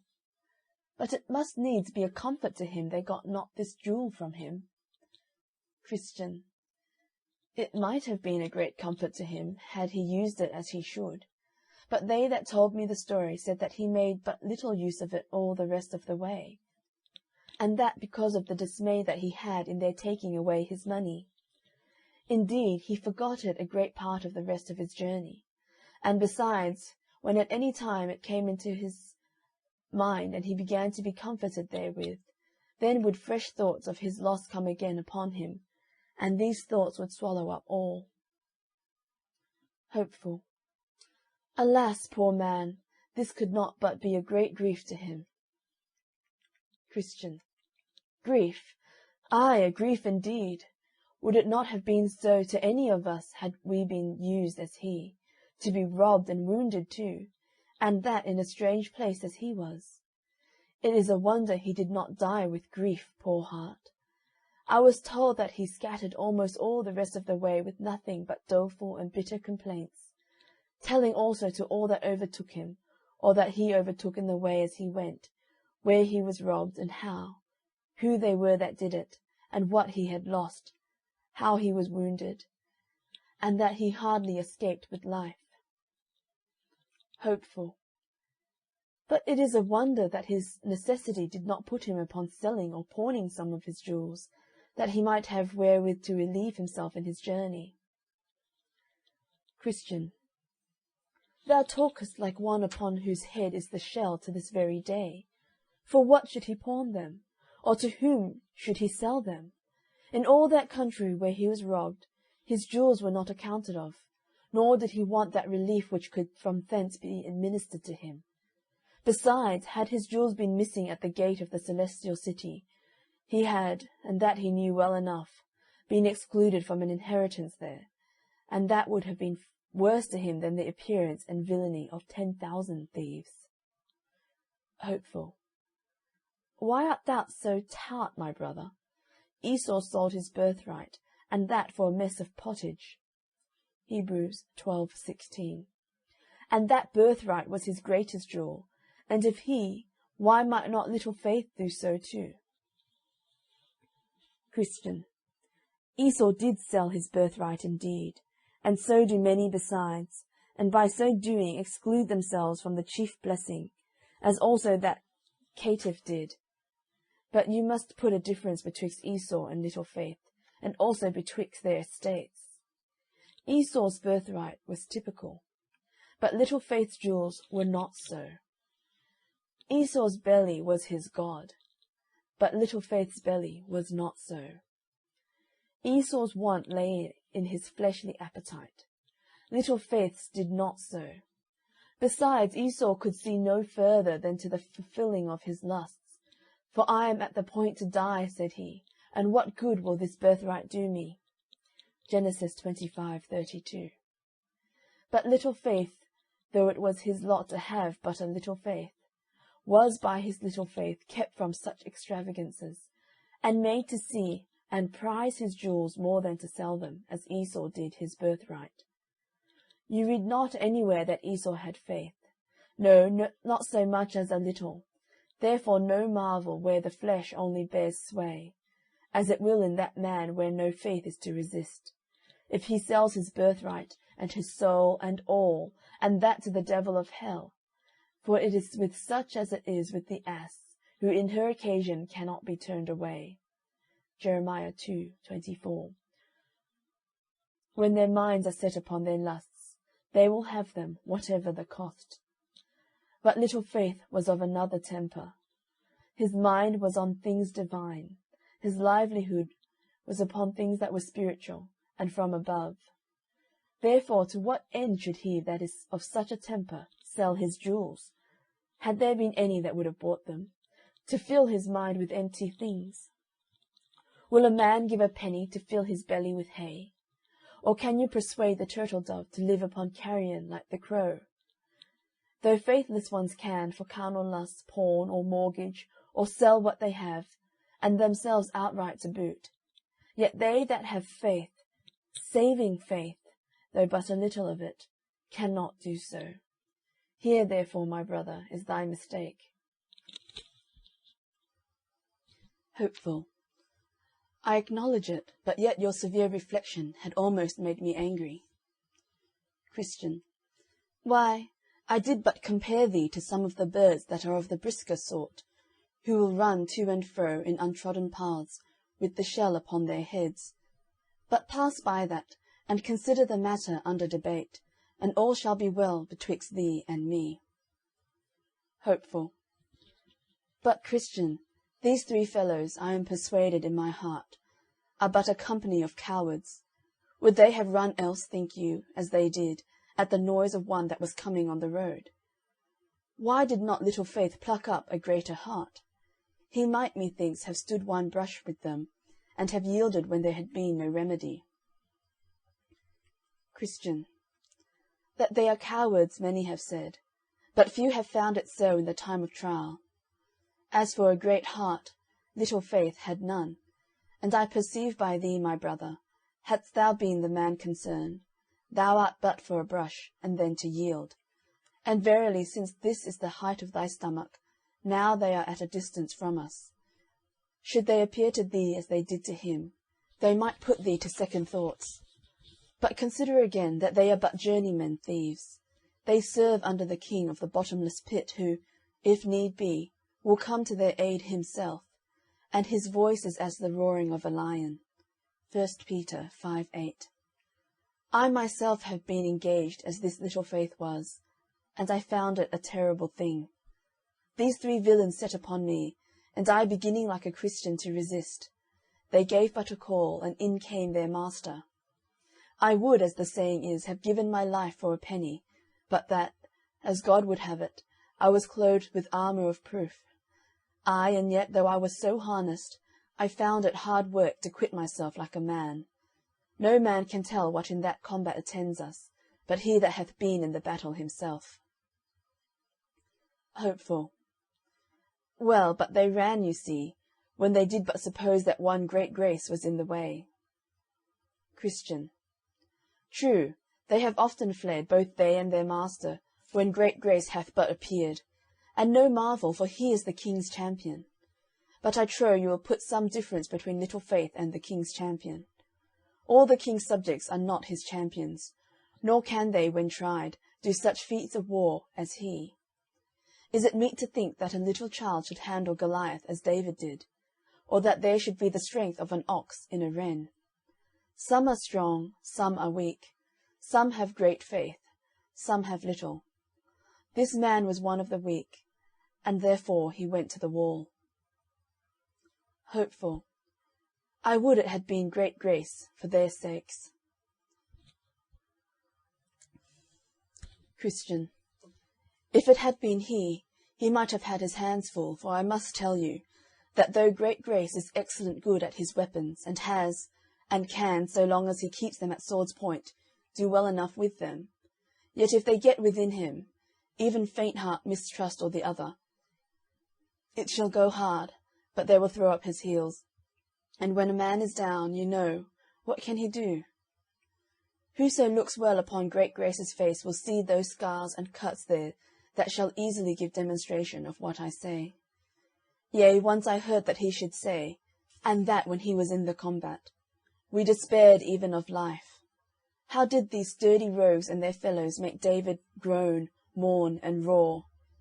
Yea, Heman, Psalms 88, and Hezekiah too, though champions in their days, were forced to bestir them when by these assaulted.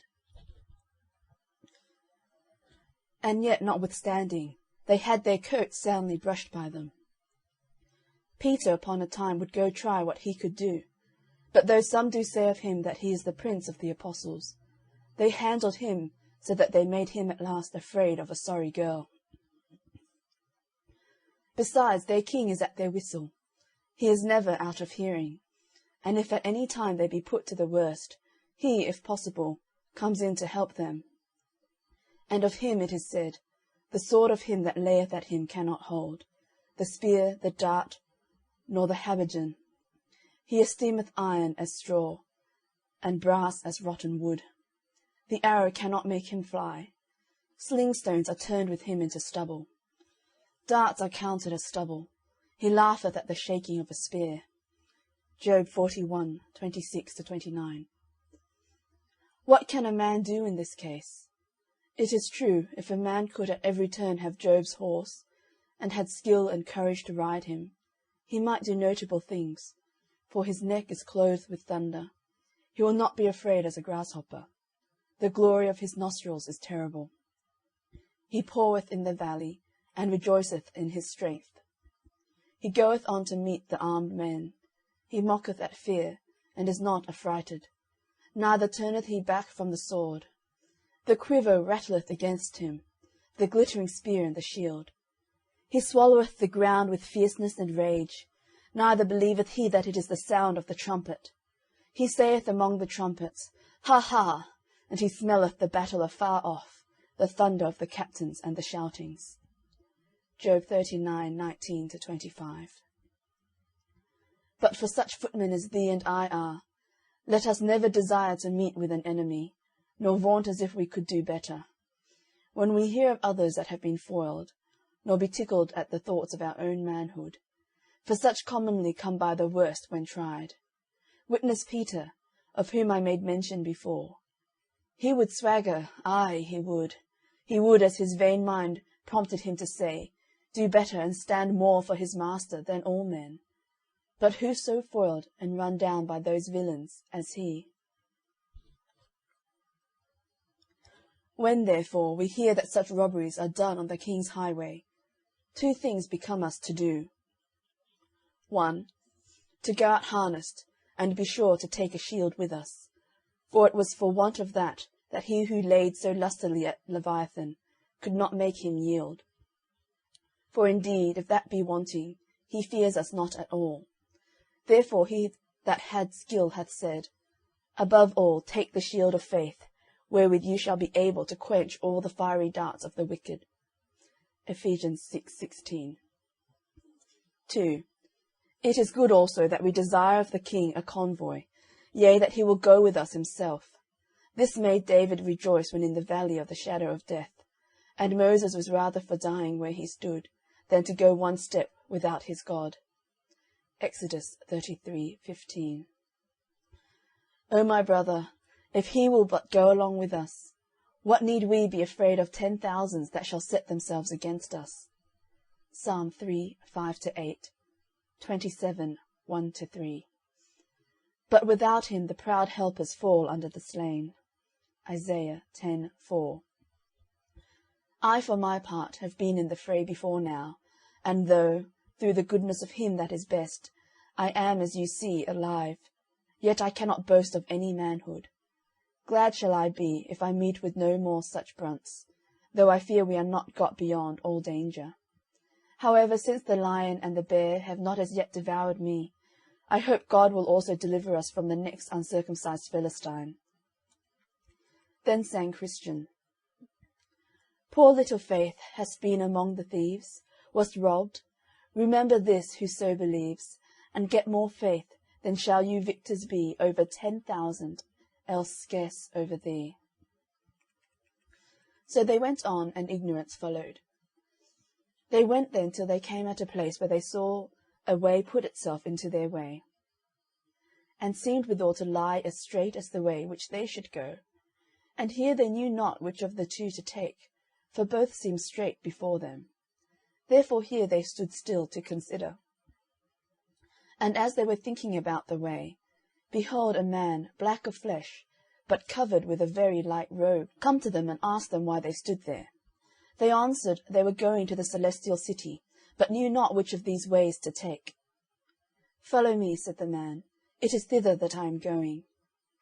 So they followed him in the way, that but now came into the road which by degrees turned them so far from the city that they desired to go to, that in a little time their faces were turned away from it, yet they follow him.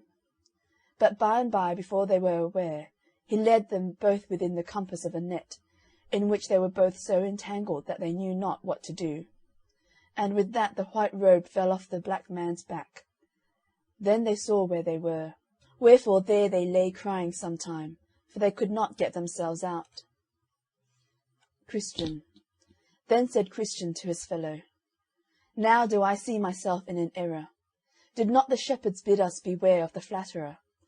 As is the saying of the wise man, so we have found it this day. A man that flattereth his neighbour spreadeth a net for his feet. Proverbs 29:5. Hopeful. They also gave us a note of directions about the way, for our more sure finding thereof. But therein we have also forgotten to read, and have not kept ourselves from the paths of the destroyer. Here David was wiser than we, for saith he, Concerning the works of men, by the word of thy lips I have kept me from the paths of the destroyer. Psalm 17:4. Thus they lay bewailing themselves in the net. At last they espied a shining one come towards them with a whip of small cords in his hand. When he was come to the place where they were, he asked them whence they came, and what they did there. They told him that they were poor pilgrims going to Zion, but were led out of their way by a black man clothed in white, who bid us, said they, follow him, for he was going thither too. Then said he with the whip, It is flatterer, a false apostle, that hath transformed himself into an angel of light. Daniel 11:32, 2 Corinthians 11:13 and 14. So he rent the net and let the men out. Then said he to them, Follow me, that I may set you in your way again. So he led them back to the way which they had left to follow the flatterer. Then he asked them, saying, Where did you lie the last night? They said, With the shepherds upon the Delectable Mountains. He asked them then if they had not of the shepherds a note of direction for the way. They answered, Yes. But did you not, said he, when you were at a stand, pluck out and read your note? They answered, No. He asked them, Why? They said they forgot. He asked moreover if the shepherds did not bid them beware of the flatterer. They answered, Yes, but we did not imagine, said they, that this fine-spoken man had been he. Romans 16:17 and 18. Then I saw in my dream that he commanded them to lie down, which when they did, he chastised them sore, to teach them the good way wherein they should walk. Deuteronomy 25:2, 2 Chronicles 6:27. And as he chastised them, he said, As many as I love, I rebuke and chasten. Be zealous therefore, and repent. Revelations 3:19. This done, he bids them to go on their way, and take good heed to the other directions of the shepherds. So they thanked him for all of his kindness, and went softly along the right way, singing, Come hither, you that walk along the way, see how the pilgrims fare that go astray. They catched are in an entangling net, 'cause they good counsel lightly did forget. 'Tis true they rescued were, but yet, you see, they're scourged to boot, let this your caution be. Now after a while they perceived afar off one coming softly and alone all along the highway to meet them. Then said Christian to his fellow, Yonder is a man with his back towards Zion, and he is coming to meet us. Hopeful. I see him. Let us take heed to ourselves now, lest he should prove a flatterer also. So he drew nearer and nearer, and at last came up to them. His name was Atheist, and he asked them whither they were going. Christian. We are going to Mount Zion. Then Atheist fell into a very great laughter. Christian. What's the meaning of your laughter? Atheist. I laugh to see what ignorant persons you are, to take upon you so tedious a journey, and yet are like to have nothing but your travel for your pains. Christian. Why, man, do you think we shall not be received? Atheist. Received? There is not such a place as you dream of in all this world. Christian. But there is in the world to come. Atheist. When I was at home in mine own country, I heard as you now affirm, and from that hearing went out to sea, and have been seeking this city these 20 years, but find no more of it than I did the first day I set out. Ecclesiastes 10:15, Jeremiah 17:15. Christian. We have both heard and believe that there is such a place to be found. Atheist. Had not I, when at home, believed, I had not come thus far to seek, but finding none, and yet I should, had there been such a place to be found, for I have gone to seek it farther than you, and I am going back again, and will seek to refresh myself with the things that I then cast away for hopes of that which I now see is not. Christian. Then said Christian to Hopeful his companion, Is it true which this man hath said? Hopeful. Take heed, he is one of the flatterers. Remember what it cost us once already for our hearkening to such kind of fellows. What, no Mount Zion? Did we not see from the delectable mountains the gate of the city? Also are we not now to walk by faith? 2 Corinthians 5:7. Let us go on, lest the man with the whip overtake us again. You should have taught me that lesson, which I will sound you in the ears withal. Cease, my son, to hear the instruction that causeth to err from the words of knowledge. Proverbs 19:27. I say, my brother, cease to hear him, and let us believe to the saving of the soul. Christian. My brother, I did not put the question to thee, for that I doubted of the truth of our belief myself, but to prove thee, and to fetch from thee a fruit of the honesty of thy heart. As for this man, I know that he is blinded by the God of this world.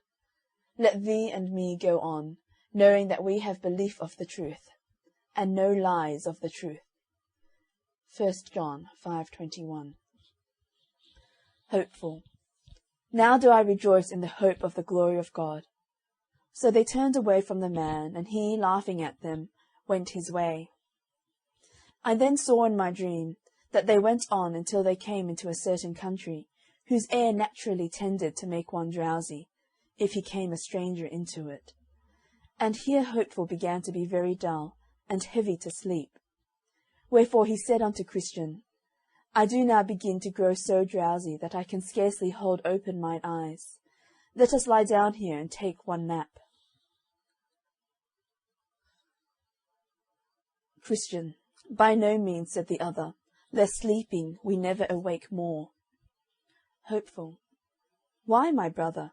Sleep is sweet to the labouring man. We may be refreshed if we take a nap. Christian. Do you not remember that one of the shepherds bid us beware of the enchanted ground? He meant by that we should beware of sleeping.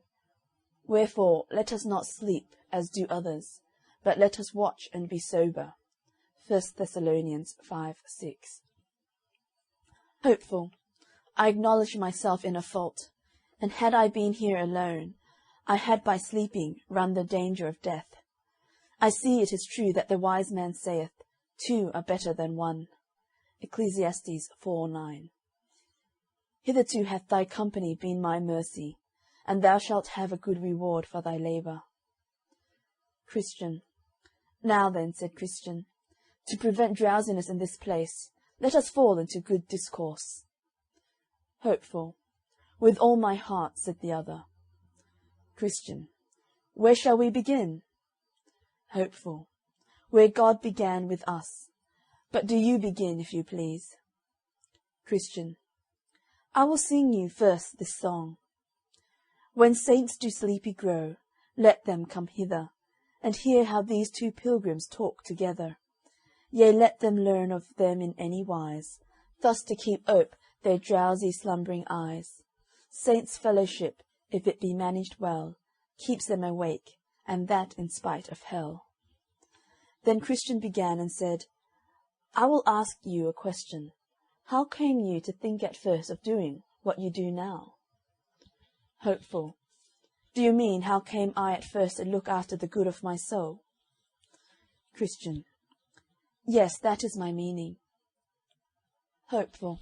I continued a great while in the delight of those things which were seen and sold at our fair, things which I believe now would have, had I continued in them still, drowned me in perdition and destruction. Christian. What things were they? Hopeful. All the treasures and riches of the world.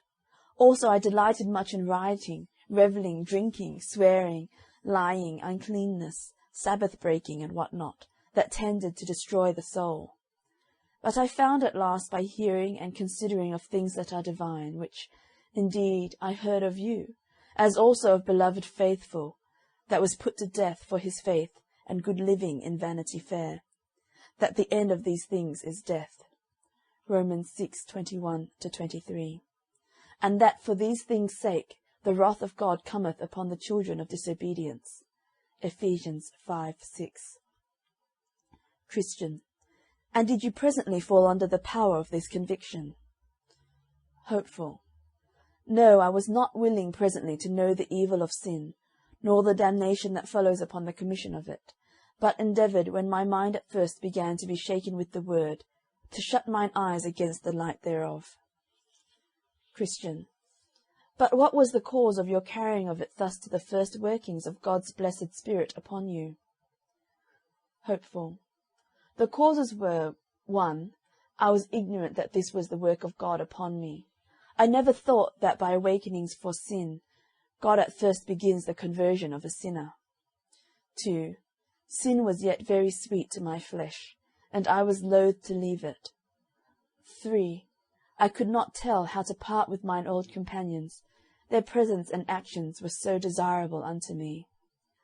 4, the hours in which convictions were upon me were such troublesome and such heart-affrighting hours, that I could not bear, no, not so much as the remembrance of them, upon my heart.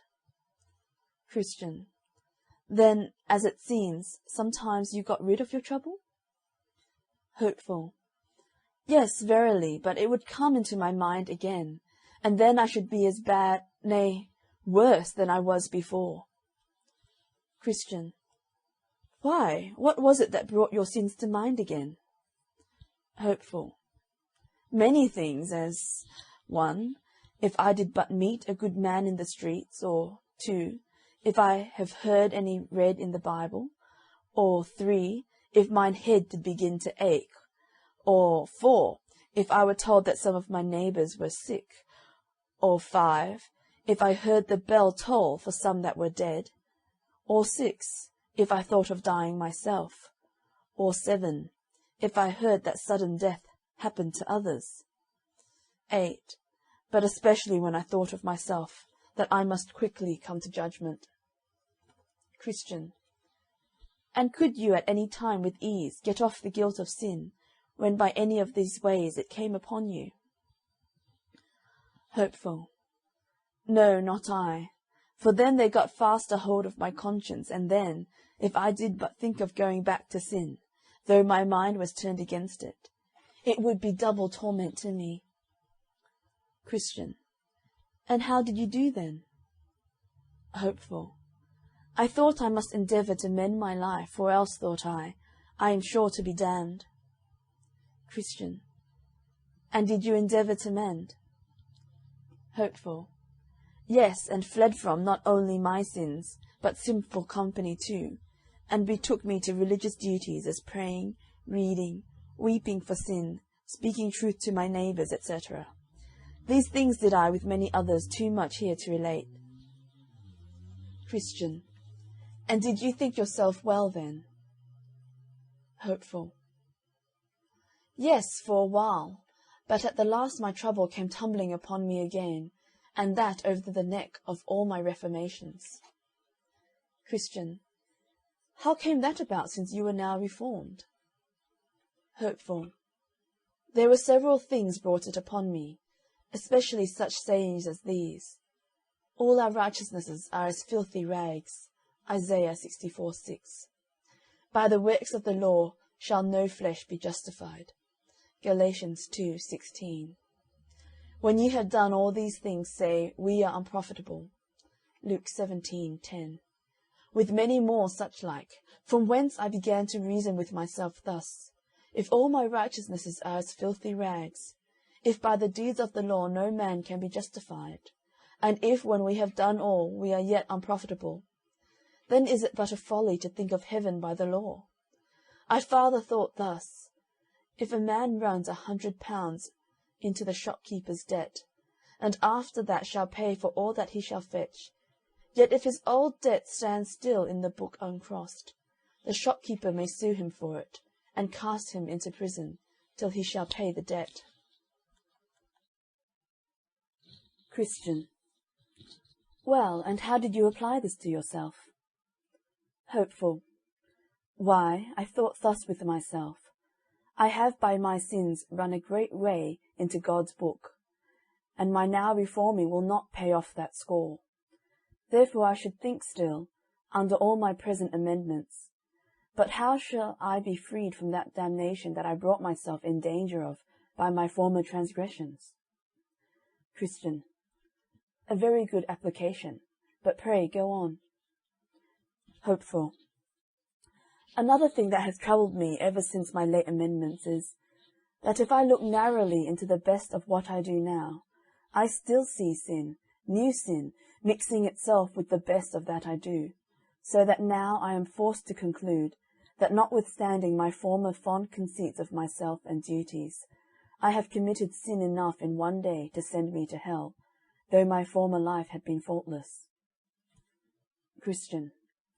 And what did you do then? Hopeful. Do?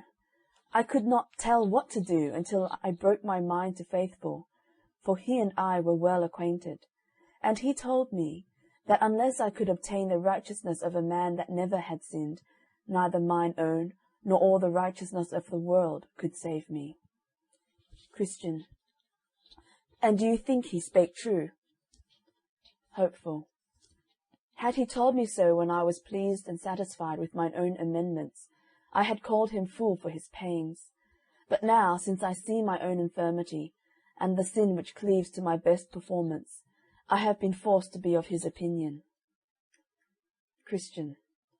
But did you think, when at first he suggested it to you, that there was such a man to be found, of whom it might justly be said that he never committed sin?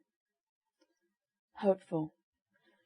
I must confess the words at first sounded strangely, but after a little more talk and company with him, I had full conviction about it. Christian. And did you ask him what man this was, and how you must be justified by him? Hopeful. Yes, and he told me it was the Lord Jesus, that dwelleth on the right hand of the Most High. Hebrews 10:12-21. And thus, said he, you must be justified by him, even by trusting to what he hath done by himself in the days of his flesh, and suffered when he did hang on the tree. Romans 4:5, Colossians 1:14, 1 Peter 1:19. I asked him further how that man's righteousness could be of that efficacy to justify another before God. And he told me he was the mighty God, and did what he did, and died the death also, not for himself, but for me, to whom his doings and the worthiness of them should be imputed, if I believed on him. Christian. And what did you do then? Hopeful. I made my objections against my believing, for that I thought he was not willing to save me. Christian. And what said Faithful to you then? Hopeful. He bid me go to him and see. Then I said it was presumption. He said no, for I was invited to come. Matthew 11:28. Then he gave me a book of Jesus' inditing, to encourage me the more freely to come.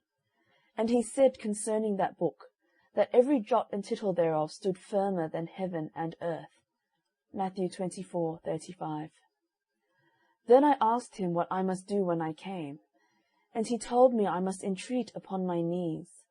Psalm 95:6, Daniel 6:10. With all my heart and soul. Jeremiah 29:12 and 13. The Father to reveal him to me. Then I asked him further how I must make my supplications to him, and he said, Go, and thou shalt find him upon a mercy seat, where he sits all the year long to give pardon and forgiveness to them that come. Exodus 25:22, Leviticus 16:2, Numbers 7:89, Hebrews 4:16.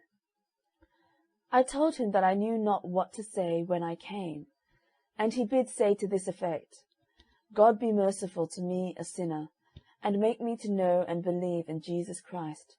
For I see that if his righteousness had not been, or I have not faith in that righteousness, I am utterly cast away.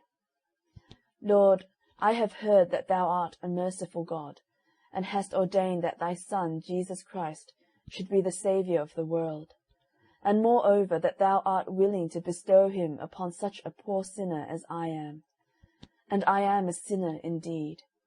Lord, take therefore this opportunity, and magnify thy grace in the salvation of my soul, through thy Son Jesus Christ. Amen. Christian. And did you do as you were bidden? Hopeful. Yes, over and over and over. Christian. And did the Father reveal the Son to you? Hopeful. Not at the first, nor second, nor third, nor fourth, nor fifth, no, nor at the sixth time neither. Christian. What did you do then? Hopeful. What? Why, I could not tell what to do. Christian. Had you not thoughts of leaving off praying? Hopeful. Yes, 100 times twice told. Christian. And what was the reason you did not? Hopeful. I believe that it was true which hath been told me, to wit, that without the righteousness of this Christ, all the world could not save me. And therefore thought I with myself, if I leave off, I die, and I can but die at the throne of grace. And with all this came into my mind, if it tarry, wait for it, because it will surely come, and will not tarry. Habakkuk 2:3. So I continued praying until the Father showed me his Son. Christian. And how was he revealed unto you? Hopeful. I did not see him with my bodily eyes, but with the eyes of my understanding. Ephesians 1:18 and 19. And thus it was. One day I was very sad, I think sadder than at any one time in my life. And this sadness was through a fresh sight of the greatness and vileness of my sins. And as I was then looking for nothing but hell, and the everlasting damnation of my soul, suddenly, as I thought, I saw the Lord Jesus looking down from heaven upon me, and saying, Believe on the Lord Jesus Christ, and thou shalt be saved. Acts 16:31. But I replied, Lord, I am a great a very great sinner. And he answered, My grace is sufficient for thee. 2 Corinthians 12:9. Then I said, But Lord, what is believing? And then I saw from that saying, He that cometh to me shall never hunger, and he that believeth on me shall never thirst. John 6:35. That believing and coming was all one, and that he that came, that is, that ran out in his heart and affections after salvation by Christ, he indeed believed in Christ. Then the water stood in mine eyes, and I asked further, But Lord, may such a great sinner as I am be indeed accepted of thee, and be saved by thee? And I heard him say, And him that cometh to me I will in no wise cast out. John 6:37. Then I said, But how, Lord, must I consider of thee in my coming to thee, that my faith may be placed aright upon thee? Then he said, Christ Jesus came into the world to save sinners. 1 Timothy 1:15. He is the end of the law for righteousness to every one that believes. Romans 10:4 and chapter 4. He died for our sins and rose again for our justification. Romans 4:25. He loved us and washed us from our sins in his own blood. Revelations 1:5. He is the mediator between God and us. 1 Timothy 2:5. He ever liveth to make intercession for us. Hebrews 7:25. From all which I gathered that I must look for righteousness in his person, and for satisfaction for my sins by his blood, that what he did in obedience to his Father's law, and in submitting to the penalty thereof, was not for himself, but for him that will accept it for his salvation, and be thankful. And now was my heart full of joy, mine eyes full of tears, and mine affections running over with love to the name, people, and ways of Jesus Christ. Christian. This was a revelation of Christ to your soul indeed, but tell me particularly what effect this had upon your spirit. Hopeful.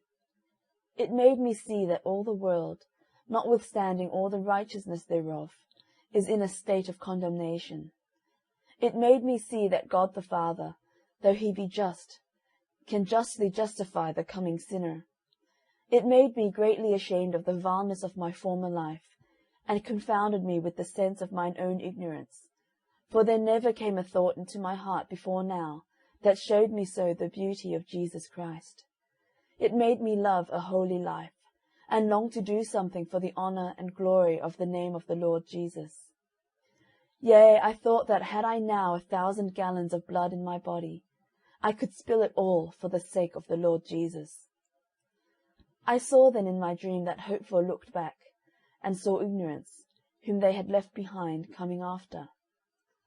Look, said he to Christian, how far yonder youngster loitereth behind. Christian. Ay, I see him. He careth not for our company. Hopeful. But I trow it would not have hurt him, had he kept pace with us hitherto. Christian. That is true, but I warrant you he thinketh otherwise. Hopeful. That I think he doth, but, however, let us tarry for him. So they did. Then Christian said to him, Come away, man. Why do you stand so behind? Ignorance.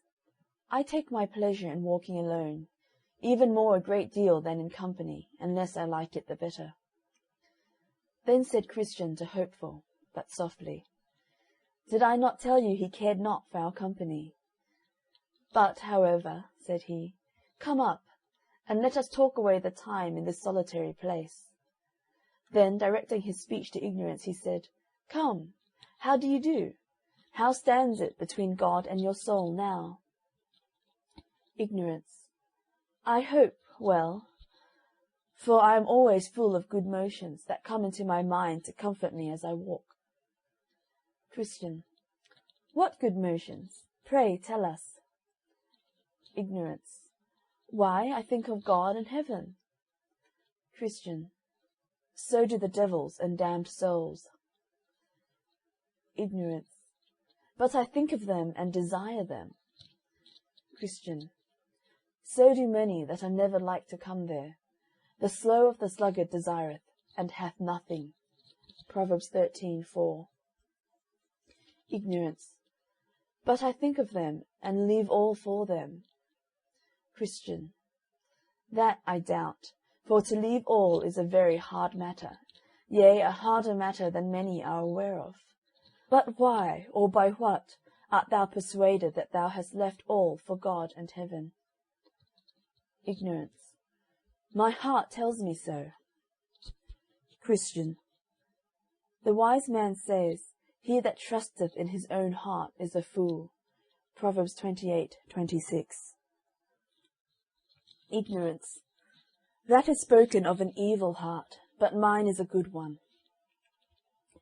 Christian. But how dost thou prove that? Ignorance. It comforts me in hopes of heaven. Christian. That may be through its deceitfulness, for a man's heart may minister comfort to him in the hopes of that thing for which he has yet no ground to hope. Ignorance. But my heart and life agree together, and therefore my hope is well grounded. Christian. Who told thee that thy heart and life agree together? Ignorance. My heart tells me so. Christian. Ask my fellow if I be a thief. Thy heart tells thee so. Except the word of God beareth witness in this matter, other testimony is of no value. Ignorance. But is it not a good heart that hath good thoughts? And is not that a good life that is according to God's commandments? Christian. Yes, that is a good heart that hath good thoughts, and that is a good life that is according to God's commandments. But it is one thing indeed to have these, and another thing only to think so. Ignorance. Pray, what count you good thoughts, and a life according to God's commandments? Christian. There are good thoughts of diverse kinds, some respecting ourselves, some God, some Christ, and some other things. Ignorance. What be good thoughts respecting ourselves? Christian. Such as agree with the word of God. Ignorance. When do our thoughts of ourselves agree with the word of God? Christian. When we pass the same judgment upon ourselves which the word passes. To explain myself, the word of God saith of persons in a natural condition, there is none righteous, there is none that doeth good. It saith also that every imagination of the heart of man is only evil, and that continually. Genesis 6:5, Romans 3. And again, the imagination of man's heart is evil from his youth. Genesis 8:21. Now then, when we think thus of ourselves, having sense thereof, then are our thoughts good ones, because according to the word of God. Ignorance. I will never believe that my heart is thus bad. Christian. Therefore thou never hadst one good thought concerning thyself in thy life. But let me go on. As the word passeth a judgment upon our hearts, so it passeth a judgment upon our ways. And when the thoughts of our hearts and ways agree with the judgment which the word giveth of both, then are both good, because agreeing thereto. Ignorance. Make out your meaning. Christian. Why, the word of God saith that man's ways are crooked ways, not good but perverse. It saith they are naturally out of the good way, that they have not known it. Psalm 125:5, Proverbs 2:15, Romans 3:12. Now, when a man thus thinketh of his ways, I say, when he doth sensibly and with heart humiliation thus think, then hath he good thoughts of his own ways, because his thoughts now agree with the judgment of the word of God. Ignorance. What are good thoughts concerning God? Christian. Even as I have said concerning ourselves, when our thoughts of God do agree with what the word saith of him, and that is, when we think of his being and attributes as the word hath taught, of which I cannot now discourse at large, but to speak of him with reference to us, then have we right thoughts of God when we think that he knows us better than we know ourselves, and can see sin in us when and where we can see none in ourselves, when we think he knows our inmost thoughts, and that our heart with all its depths is always open unto his eyes, also when we think that all our righteousness stinks in his nostrils, and that therefore he cannot abide to see us stand before him in any confidence, even in all our best performances. Ignorance. Do you think that I am such a fool as to think that God can see no further than I, or that I would come to God in the best of my performances? Christian. Why, how dost thou think in this matter? Ignorance. Why, to be short, I think I must believe in Christ for justification. Christian. How? Think thou must believe in Christ when thou seest not thy need of him? Thou neither seest thy original nor actual infirmities, which has such an opinion of thyself, and of what thou doest, as plainly renders thee to be one that did never see the necessity of Christ's personal righteousness to justify thee before God. How, then, dost thou say, I believe in Christ? Ignorance. I believe well enough for all that. Christian. How dost thou believe? Ignorance. I believe that Christ died for sinners, and that I shall be justified before God from the curse, through his gracious acceptance of my obedience to his laws. Or thus, Christ makes my duties that are religious acceptable to his Father by virtue of his merits, and so shall I be justified. Christian. Let me give an answer to this confession of thy faith. 1. Thou believest with a fantastical faith, for this faith is nowhere described in the word. 2. Thou believest with a false faith, because it taketh justification from the personal righteousness of Christ, and applies it to thy own. 3. This faith maketh not Christ a justifier of thy person, but of thy actions, and of thy person for thy actions' sake, which is false. 4.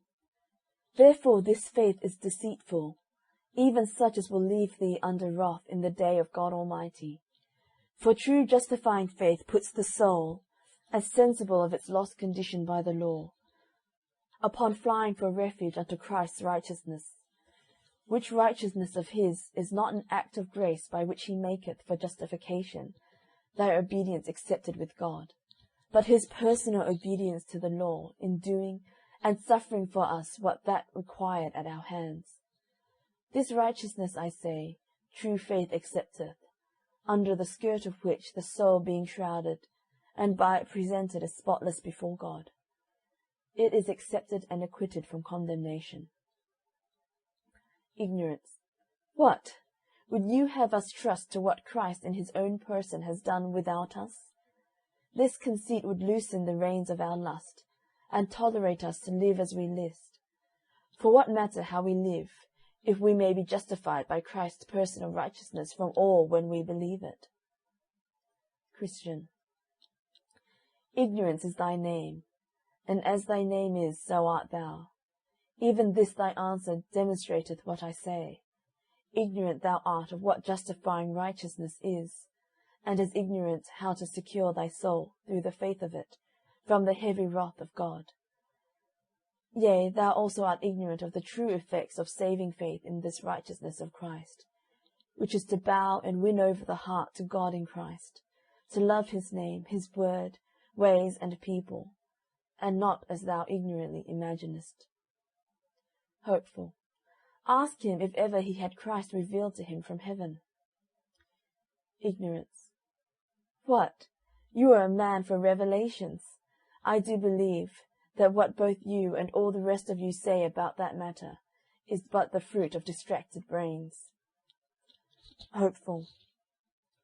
Why, man, Christ is so hid in God from the natural apprehensions of the flesh, that he cannot by any man be savingly known, unless God the Father reveals him to him. Ignorance. That is your faith, but not mine. Yet mine, I doubt not, is as good as yours, though I have not in my head so many whimsies as you. Christian. Give me leave to put in a word. You ought not so slightly speak of this matter, for this I will boldly affirm, even as my good companion hath done, that no man can know Jesus Christ, but by the revelation of the Father, yea, and faith too, by which the soul layeth hold upon Christ, if it be right, must be wrought by the exceeding greatness of his mighty power. Matthew 11:27, 1 Corinthians 12:3, Ephesians 1:17-19. The working of which faith I perceive, poor ignorance, thou art ignorant of. Be awakened then, see thine own wretchedness, and fly to the Lord Jesus, and by his righteousness, which is the righteousness of God, for he himself is God, thou shalt be delivered from condemnation. Ignorance. You go so fast I cannot keep pace with you. Do you go on before? I must stay a while behind. Then they said, Well, ignorance, wilt thou yet foolish be, to slight good counsel 10 times given thee? And if thou yet refuse it, thou shalt know, ere long, the evil of thy doing so. Remember, man, in time, stoop, do not fear. Good counsel taken well saves, therefore hear. But if thou yet shalt slight it, thou wilt be the loser, ignorance, I'll warrant thee. End Part 1, the 9th stage. The Pilgrim's Progress, from this world to that which is to come, delivered under the similitude of a dream, by John Bunyan. Part 1, the 10th stage. Then Christian addressed himself thus to his fellow. Christian. Well, come, my good hopeful, I perceive that thou and I must walk by ourselves again. So I saw in my dream that they went on a pace before, and ignorance he came hobbling after. Then said Christian to his companion, I much pity this poor man. It will certainly go ill with him at last. Hopeful. Alas, there are abundance in our town in his condition, whole families, yea, whole streets, and that of pilgrims too. And if there be so many in our parts, how many, think you, must there be in the place where he was born? Christian. Indeed, the word saith, He hath blinded their eyes, lest they should see, etc. But now we are by ourselves. What do you think of such men? Have they at no time, think you, convictions of sin, and so, consequently, fears that their state is dangerous? Hopeful. Nay, do you answer that question yourself, for you are the elder man. Christian. Then I say, sometimes I think they may. But they being naturally ignorant, understand not that such convictions tend to their good, and therefore they do desperately seek to stifle them, and presumptuously continue to flatter themselves in the way of their own hearts. Hopeful. I do believe, as you say, that fear tends much to men's good, and to make them right at their beginning to go on pilgrimage. Christian.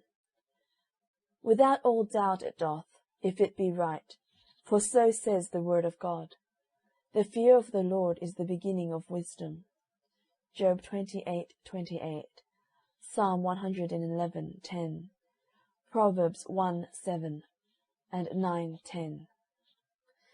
Hopeful. How will you describe right fear? Christian. True or right fear is discovered by 3 things. 1. By its rise. It is caused by saving convictions for sin. 2. It driveth the soul to lay fast hold of Christ for salvation. 3.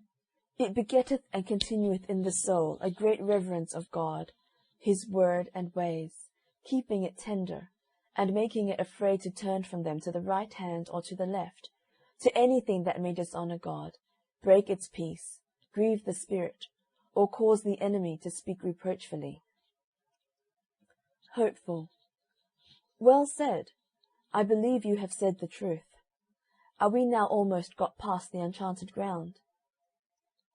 Christian. Why, are you weary of this discourse?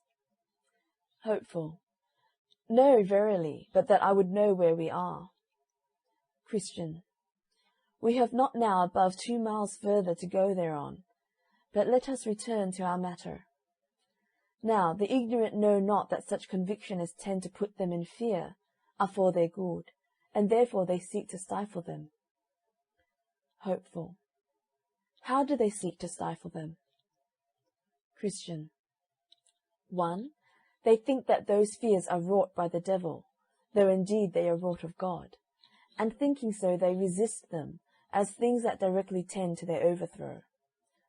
2. They also think that these fears tend to the spoiling of their faith, when, alas for them, poor men that they are, they have none at all, and therefore they harden their hearts against them. 3. They presume they ought not to fear, and therefore, in despite of them, wax presumptuously confident. 4.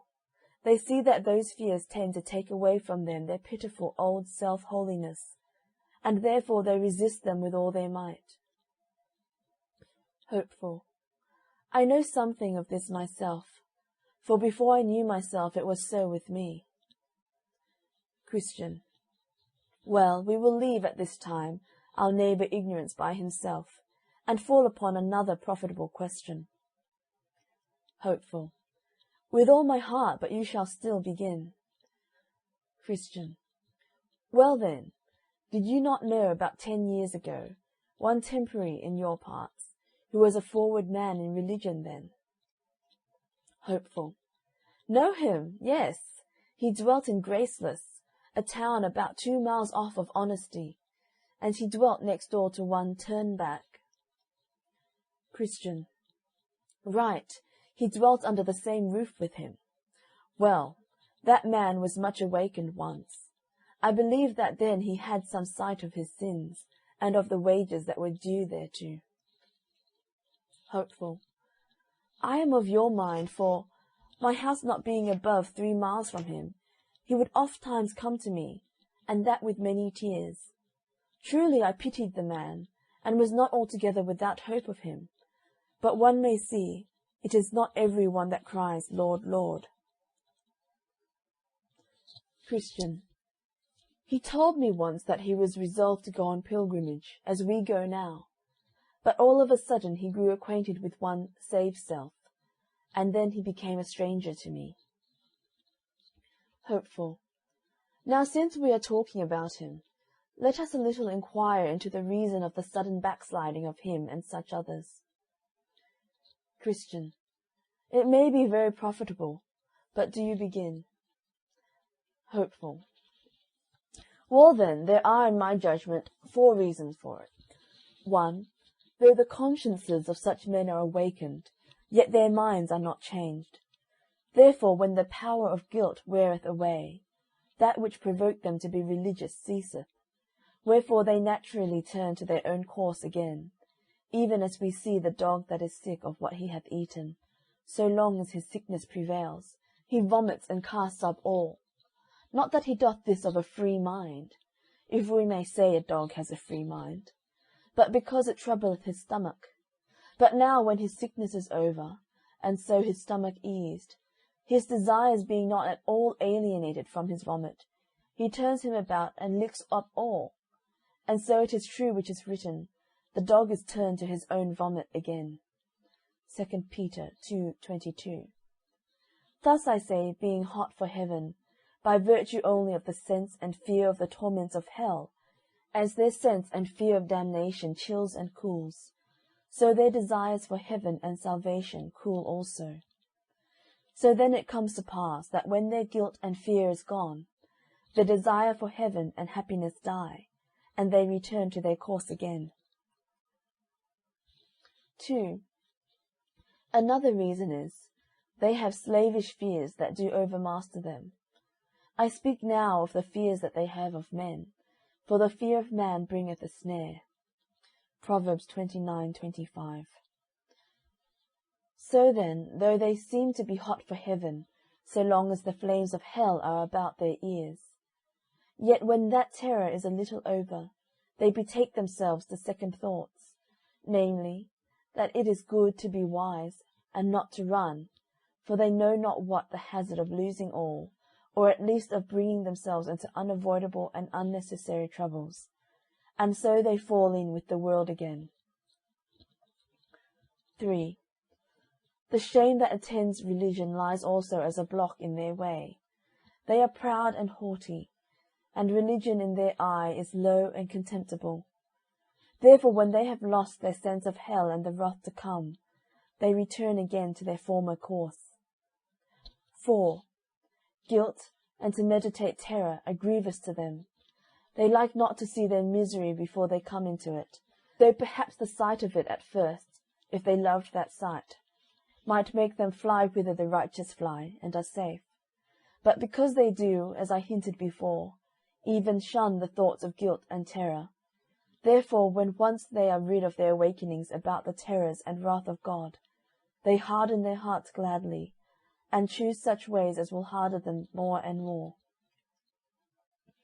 Christian.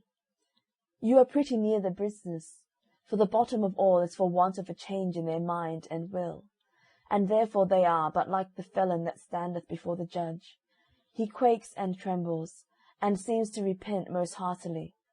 But the bottom of all is the fear of the halter. Not that he hath any detestation of the offence, as it is evident, because let but this man have his liberty, and he will be a thief, and so a rogue still, whereas if his mind was changed, he would be otherwise. Hopeful.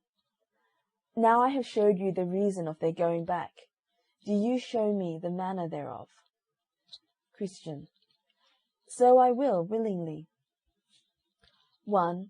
They draw off their thoughts, all that they may, from the remembrance of God, death, and judgment to come.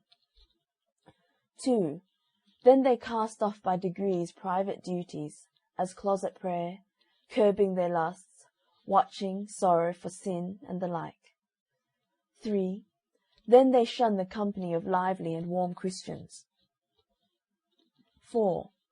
After that they grow cold to public duty, as hearing, reading, godly conference, and the like. 5. They then begin to pick holes, as we say, in the coats of some of the godly, and that devilishly, that they may have a seeming colour to throw religion, for the sake of some infirmities they have espied in them, behind their backs. 6. Then they begin to adhere to and associate themselves with carnal, loose, and wanton men. 7. Then they give way to carnal and wanton discourses in secret, and glad are they if they can see such things in any that are counted honest, that they may the more boldly do it through their example. 8. After this they begin to play with little sins openly. 9.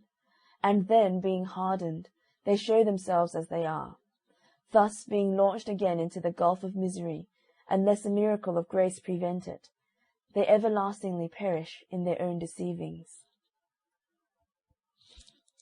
Now I saw in my dream that by this time the pilgrims were got over the enchanted ground, and entering into the country of Beulah, whose air was very sweet and pleasant. Isaiah 62, 4-12. Song of Solomon 2, 10-12. The way lying directly through it, they solaced themselves there for a season.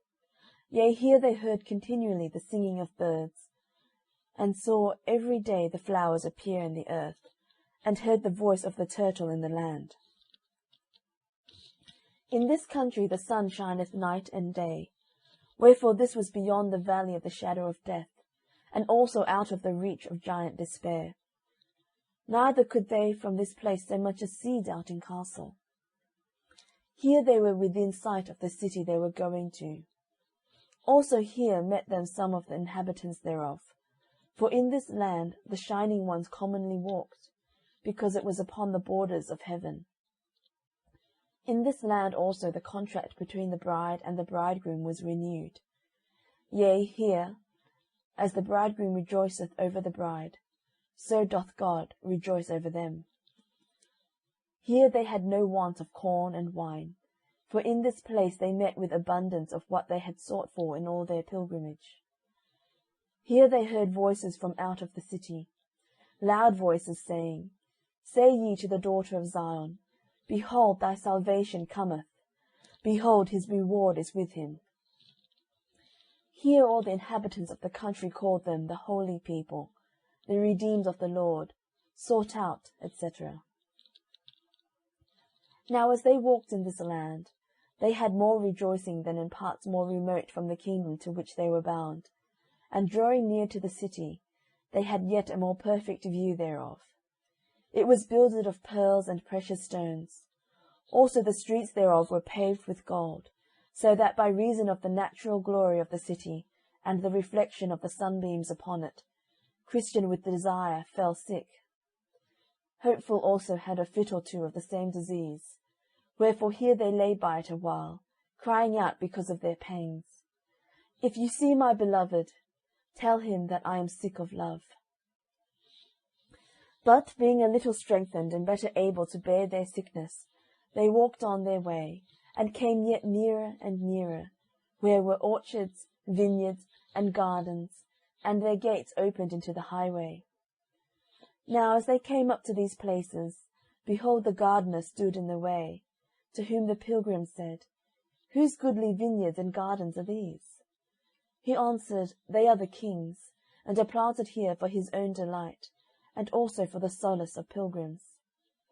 So the gardener had them into the vineyards, and bid them refresh themselves with the dainties. Deuteronomy 23:24. He also showed them there the king's walks and arbours where he delighted to be, and here they tarried and slept.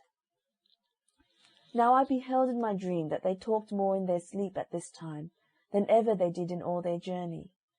And, being in a muse thereabout, the gardener said even to me, Wherefore musest thou at the matter? It is the nature of the fruit of the grapes of these vineyards, to go down so sweetly as to cause the lips of them that are asleep to speak. Songs of Solomon 7:9. So I saw that when they awoke, they dressed themselves to go up to the city. But as I said, the reflection of the sun upon the city, for the city was pure gold, Revelations 21:18, was so extremely glorious that they could not as yet with open face behold it, but through an instrument made for that purpose. 2 Corinthians 3:18. So I saw that as they went on, there met them 2 men in raiment that shone like gold. Also their faces shone as the light. These men asked the pilgrims whence they came, and they told them. They also asked them where they had lodged, what difficulties and dangers, what comforts and pleasures they had met with in the way. And they told them. Then said the men that met them, You have but 2 difficulties more to meet with, and then you are in the city. Christian then and his companions asked the men to go along with them. So they told them that they would. But, said they, you must obtain it by your own faith. So I saw in my dream that they went on together till they came in sight of the gate. Now I further saw that betwixt them and the gate was a river, but there was no bridge to go over, and the river was very deep. At the sight, therefore, of this river, the pilgrims were much stunned, but the men that went with them said, You must go through, or you cannot come at the gate. The pilgrims then began to inquire if there was no other way to the gate, to which they answered, Yes, but there hath not any save 2, to wit, Enoch and Elijah, been permitted to tread that path since the foundation of the world, nor shall until the last trumpet shall sound. The pilgrims then, especially Christian, began to despond in their mind, and looked this way and that, but no way could be found by them by which they might escape the river. Then they asked the men if the waters were all of a depth. They said, No.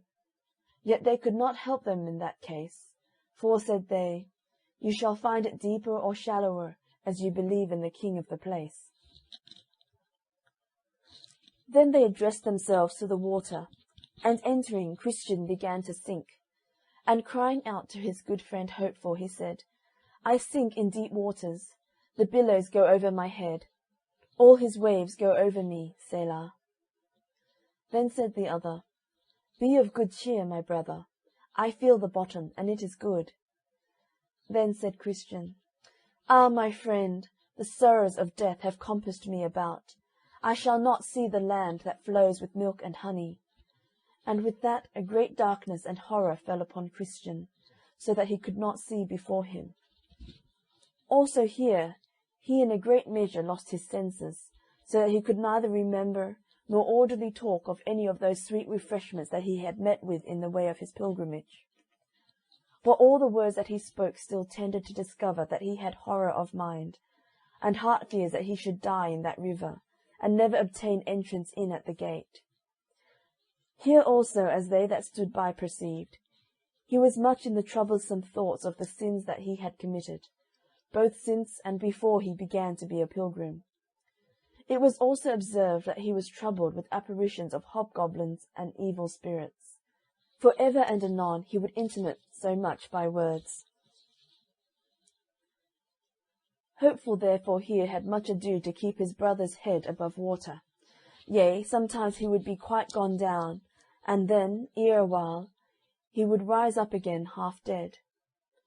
Hopeful did also endeavour to comfort him, saying, Brother, I see the gate, and men standing by to receive us. But Christian would answer, It is you they wait for you have been hopeful, ever since I knew you. And so have you, said he to Christian. Ah, brother, said he, surely if I was right, he would now arise to help me. But for my sins he hath brought me into the snare, and hath left me. Then said Hopeful, My brother, you have quite forgot the text where it said of the wicked, There are no bands in their death, but their strength is firm. They are not troubled as other men, neither are they plagued like other men.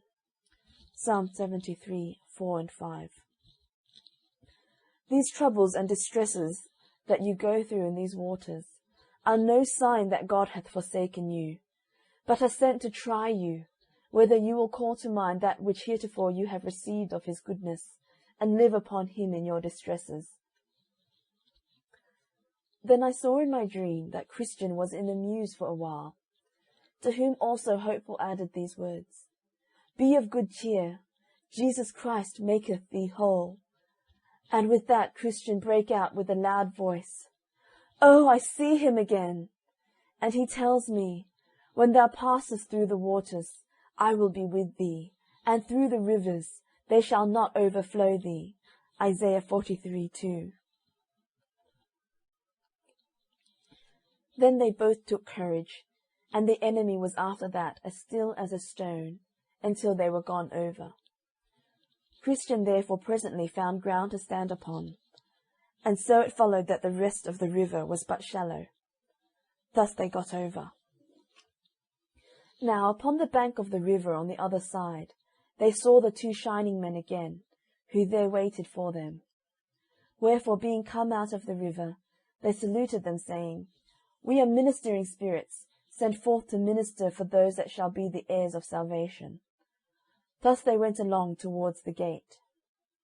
Now you must note that the city stood upon a mighty hill, but the pilgrims went up that hill with ease, because they had these two men to lead them up by the arms. They had likewise left their mortal garments behind them in the river, for though they went in with them, they came out without them. They therefore went up here with much agility and speed, though the foundation upon which the city was framed was higher than the clouds.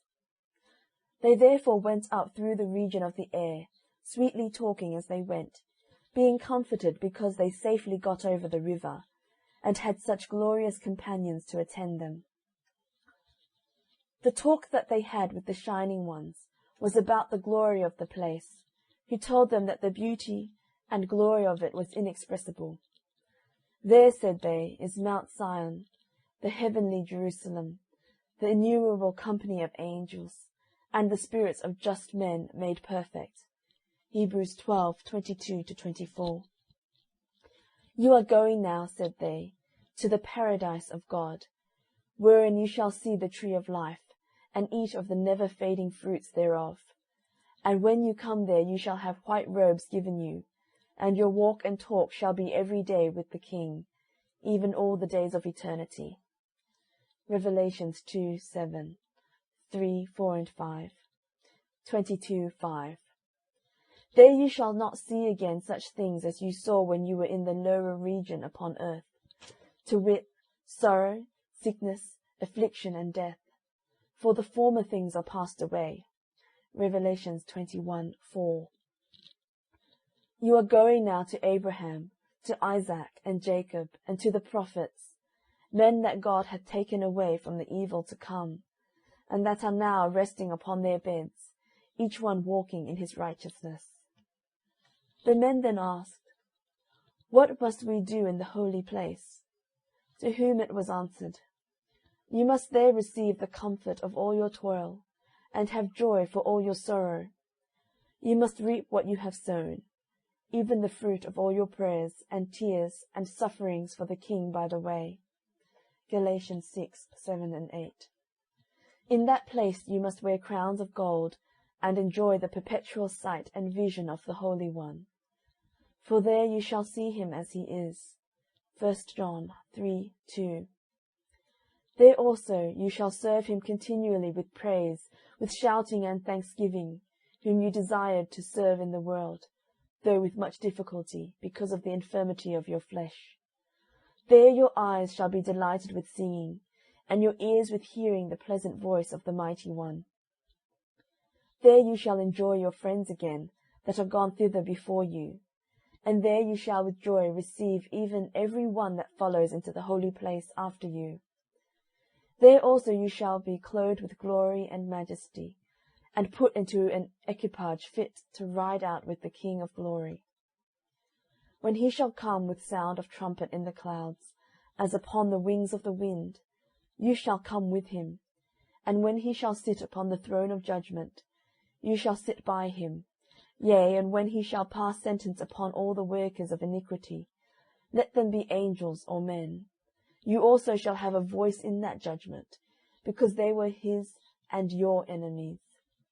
Also, when he shall again return to the city, you shall go to with sound of trumpet, and be ever with him. 1 Thessalonians 4:14-17, Jude 14 and 15, Daniel 7, 9 and 10, 1 Corinthians 6, 2 and 3. Now while they were thus drawing towards the gate, behold, a company of the heavenly host came out to meet them, to whom it was said by the other two shining ones, These are the men that have loved our Lord when they were in the world, and that have left all for his holy name. And he hath sent us to fetch them, and we have brought them thus far on their desired journey, that they may go in and look their Redeemer in their face with joy. Then the heavenly host gave a great shout, saying, Blessed are they that are called to the marriage supper of the Lamb. Revelations 19:9. There came out also at this time to meet them several of the king's trumpeters, clothed in white and shining raiment, who, with melodious noises and loud, made even the heavens to echo with their sound. These trumpeters saluted Christian and his fellow with 10,000 welcomes from the world, and this they did with shouting and sound of trumpet. This done, they compassed them round on every side. Some went before, some behind, and some on the right hand, and some on the left, as it were to guard them through the upper regions, continually sounding as they went, with melodious noise and notes on high, so that the very sight was to them that could behold it, as if heaven itself was come down to meet them. Thus therefore they walked on together, And as they walked, ever and anon these trumpeters, even with joyful sound, would, by mixing their music with looks and gestures, still signify to Christian and his brother how welcome they were into their company, and with what gladness they came to meet them. And now were these two men, as it were, in heaven, before they came to it, being swallowed up with the sight of angels, and with hearing of their melodious notes. Here also they had the city itself in view, and they thought they heard all the bells therein to ring, to welcome them thereto. But above all, the warm and joyful thoughts that they had about their own dwelling there with such company, and that for ever and ever. Oh, by what tongue or pen can their glorious joy be expressed? Thus they came up to the gate.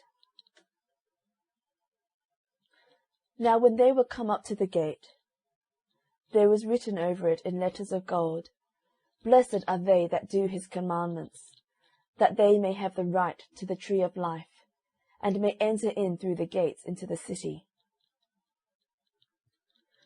Then I saw in my dream that the shining men bid them call at the gate, the which when they did, some from above looked over the gate, to wit, Enoch, Moses, and Elijah, etc., to whom it was said, These pilgrims are come from the city of destruction, for the love that they bear to the king of this place. And then the pilgrims gave in unto them each man his certificate, which they had received in the beginning. Those therefore were carried in unto the king, who when he had read them said, Where are the men? To whom it was answered, They are standing without the gate. The king then commanded to open the gate, that the righteous nation, said he, that keepeth the truth may enter in. Isaiah 26:2. Now I saw in my dream that these two men went in at the gate, and lo, as they entered, they were transfigured, and they had raiment put on that shone like gold. There were also that met them with harps and crowns, and gave them to them, the harps to praise withal, and the crowns in token of honour. Then I heard in my dream that all the bells in the city rang again for joy, and that it was said unto them, Enter ye into the joy of your Lord.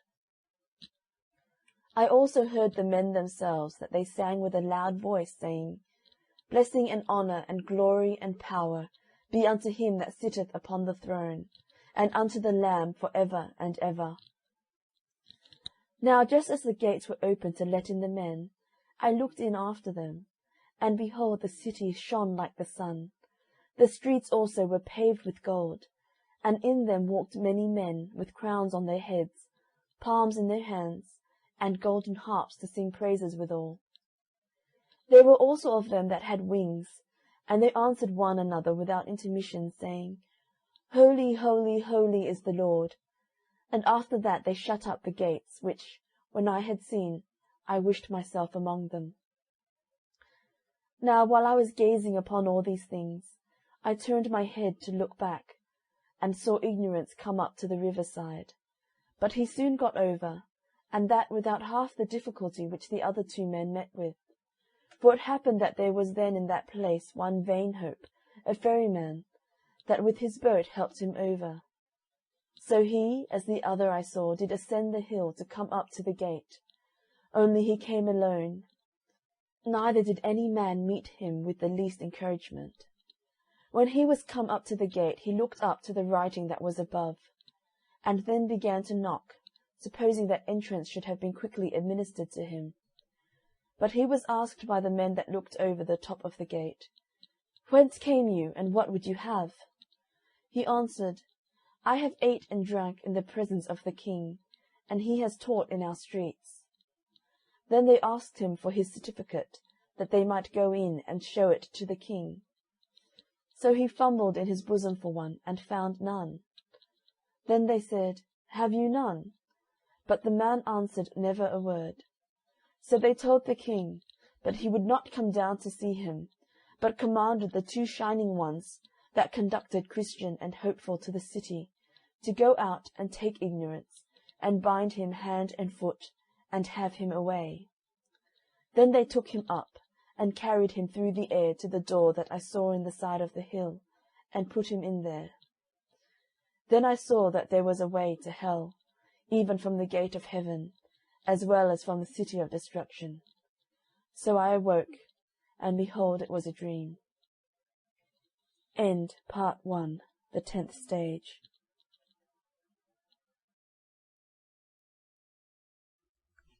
The Pilgrim's Progress, from this world to that which is to come, delivered under the similitude of a dream, by John Bunyan.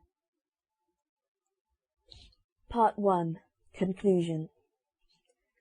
Now, reader, I have told my dream to thee.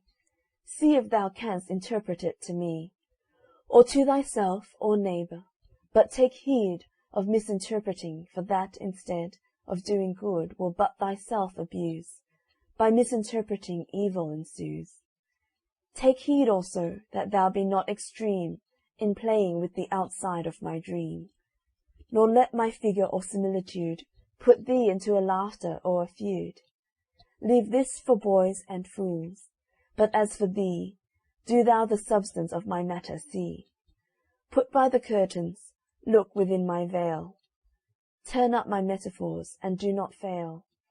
There, if thou seekest them, such things thou'lt find as will be helpful to an honest mind. What of my dross thou findest there, be bold to throw away, but yet preserve the gold.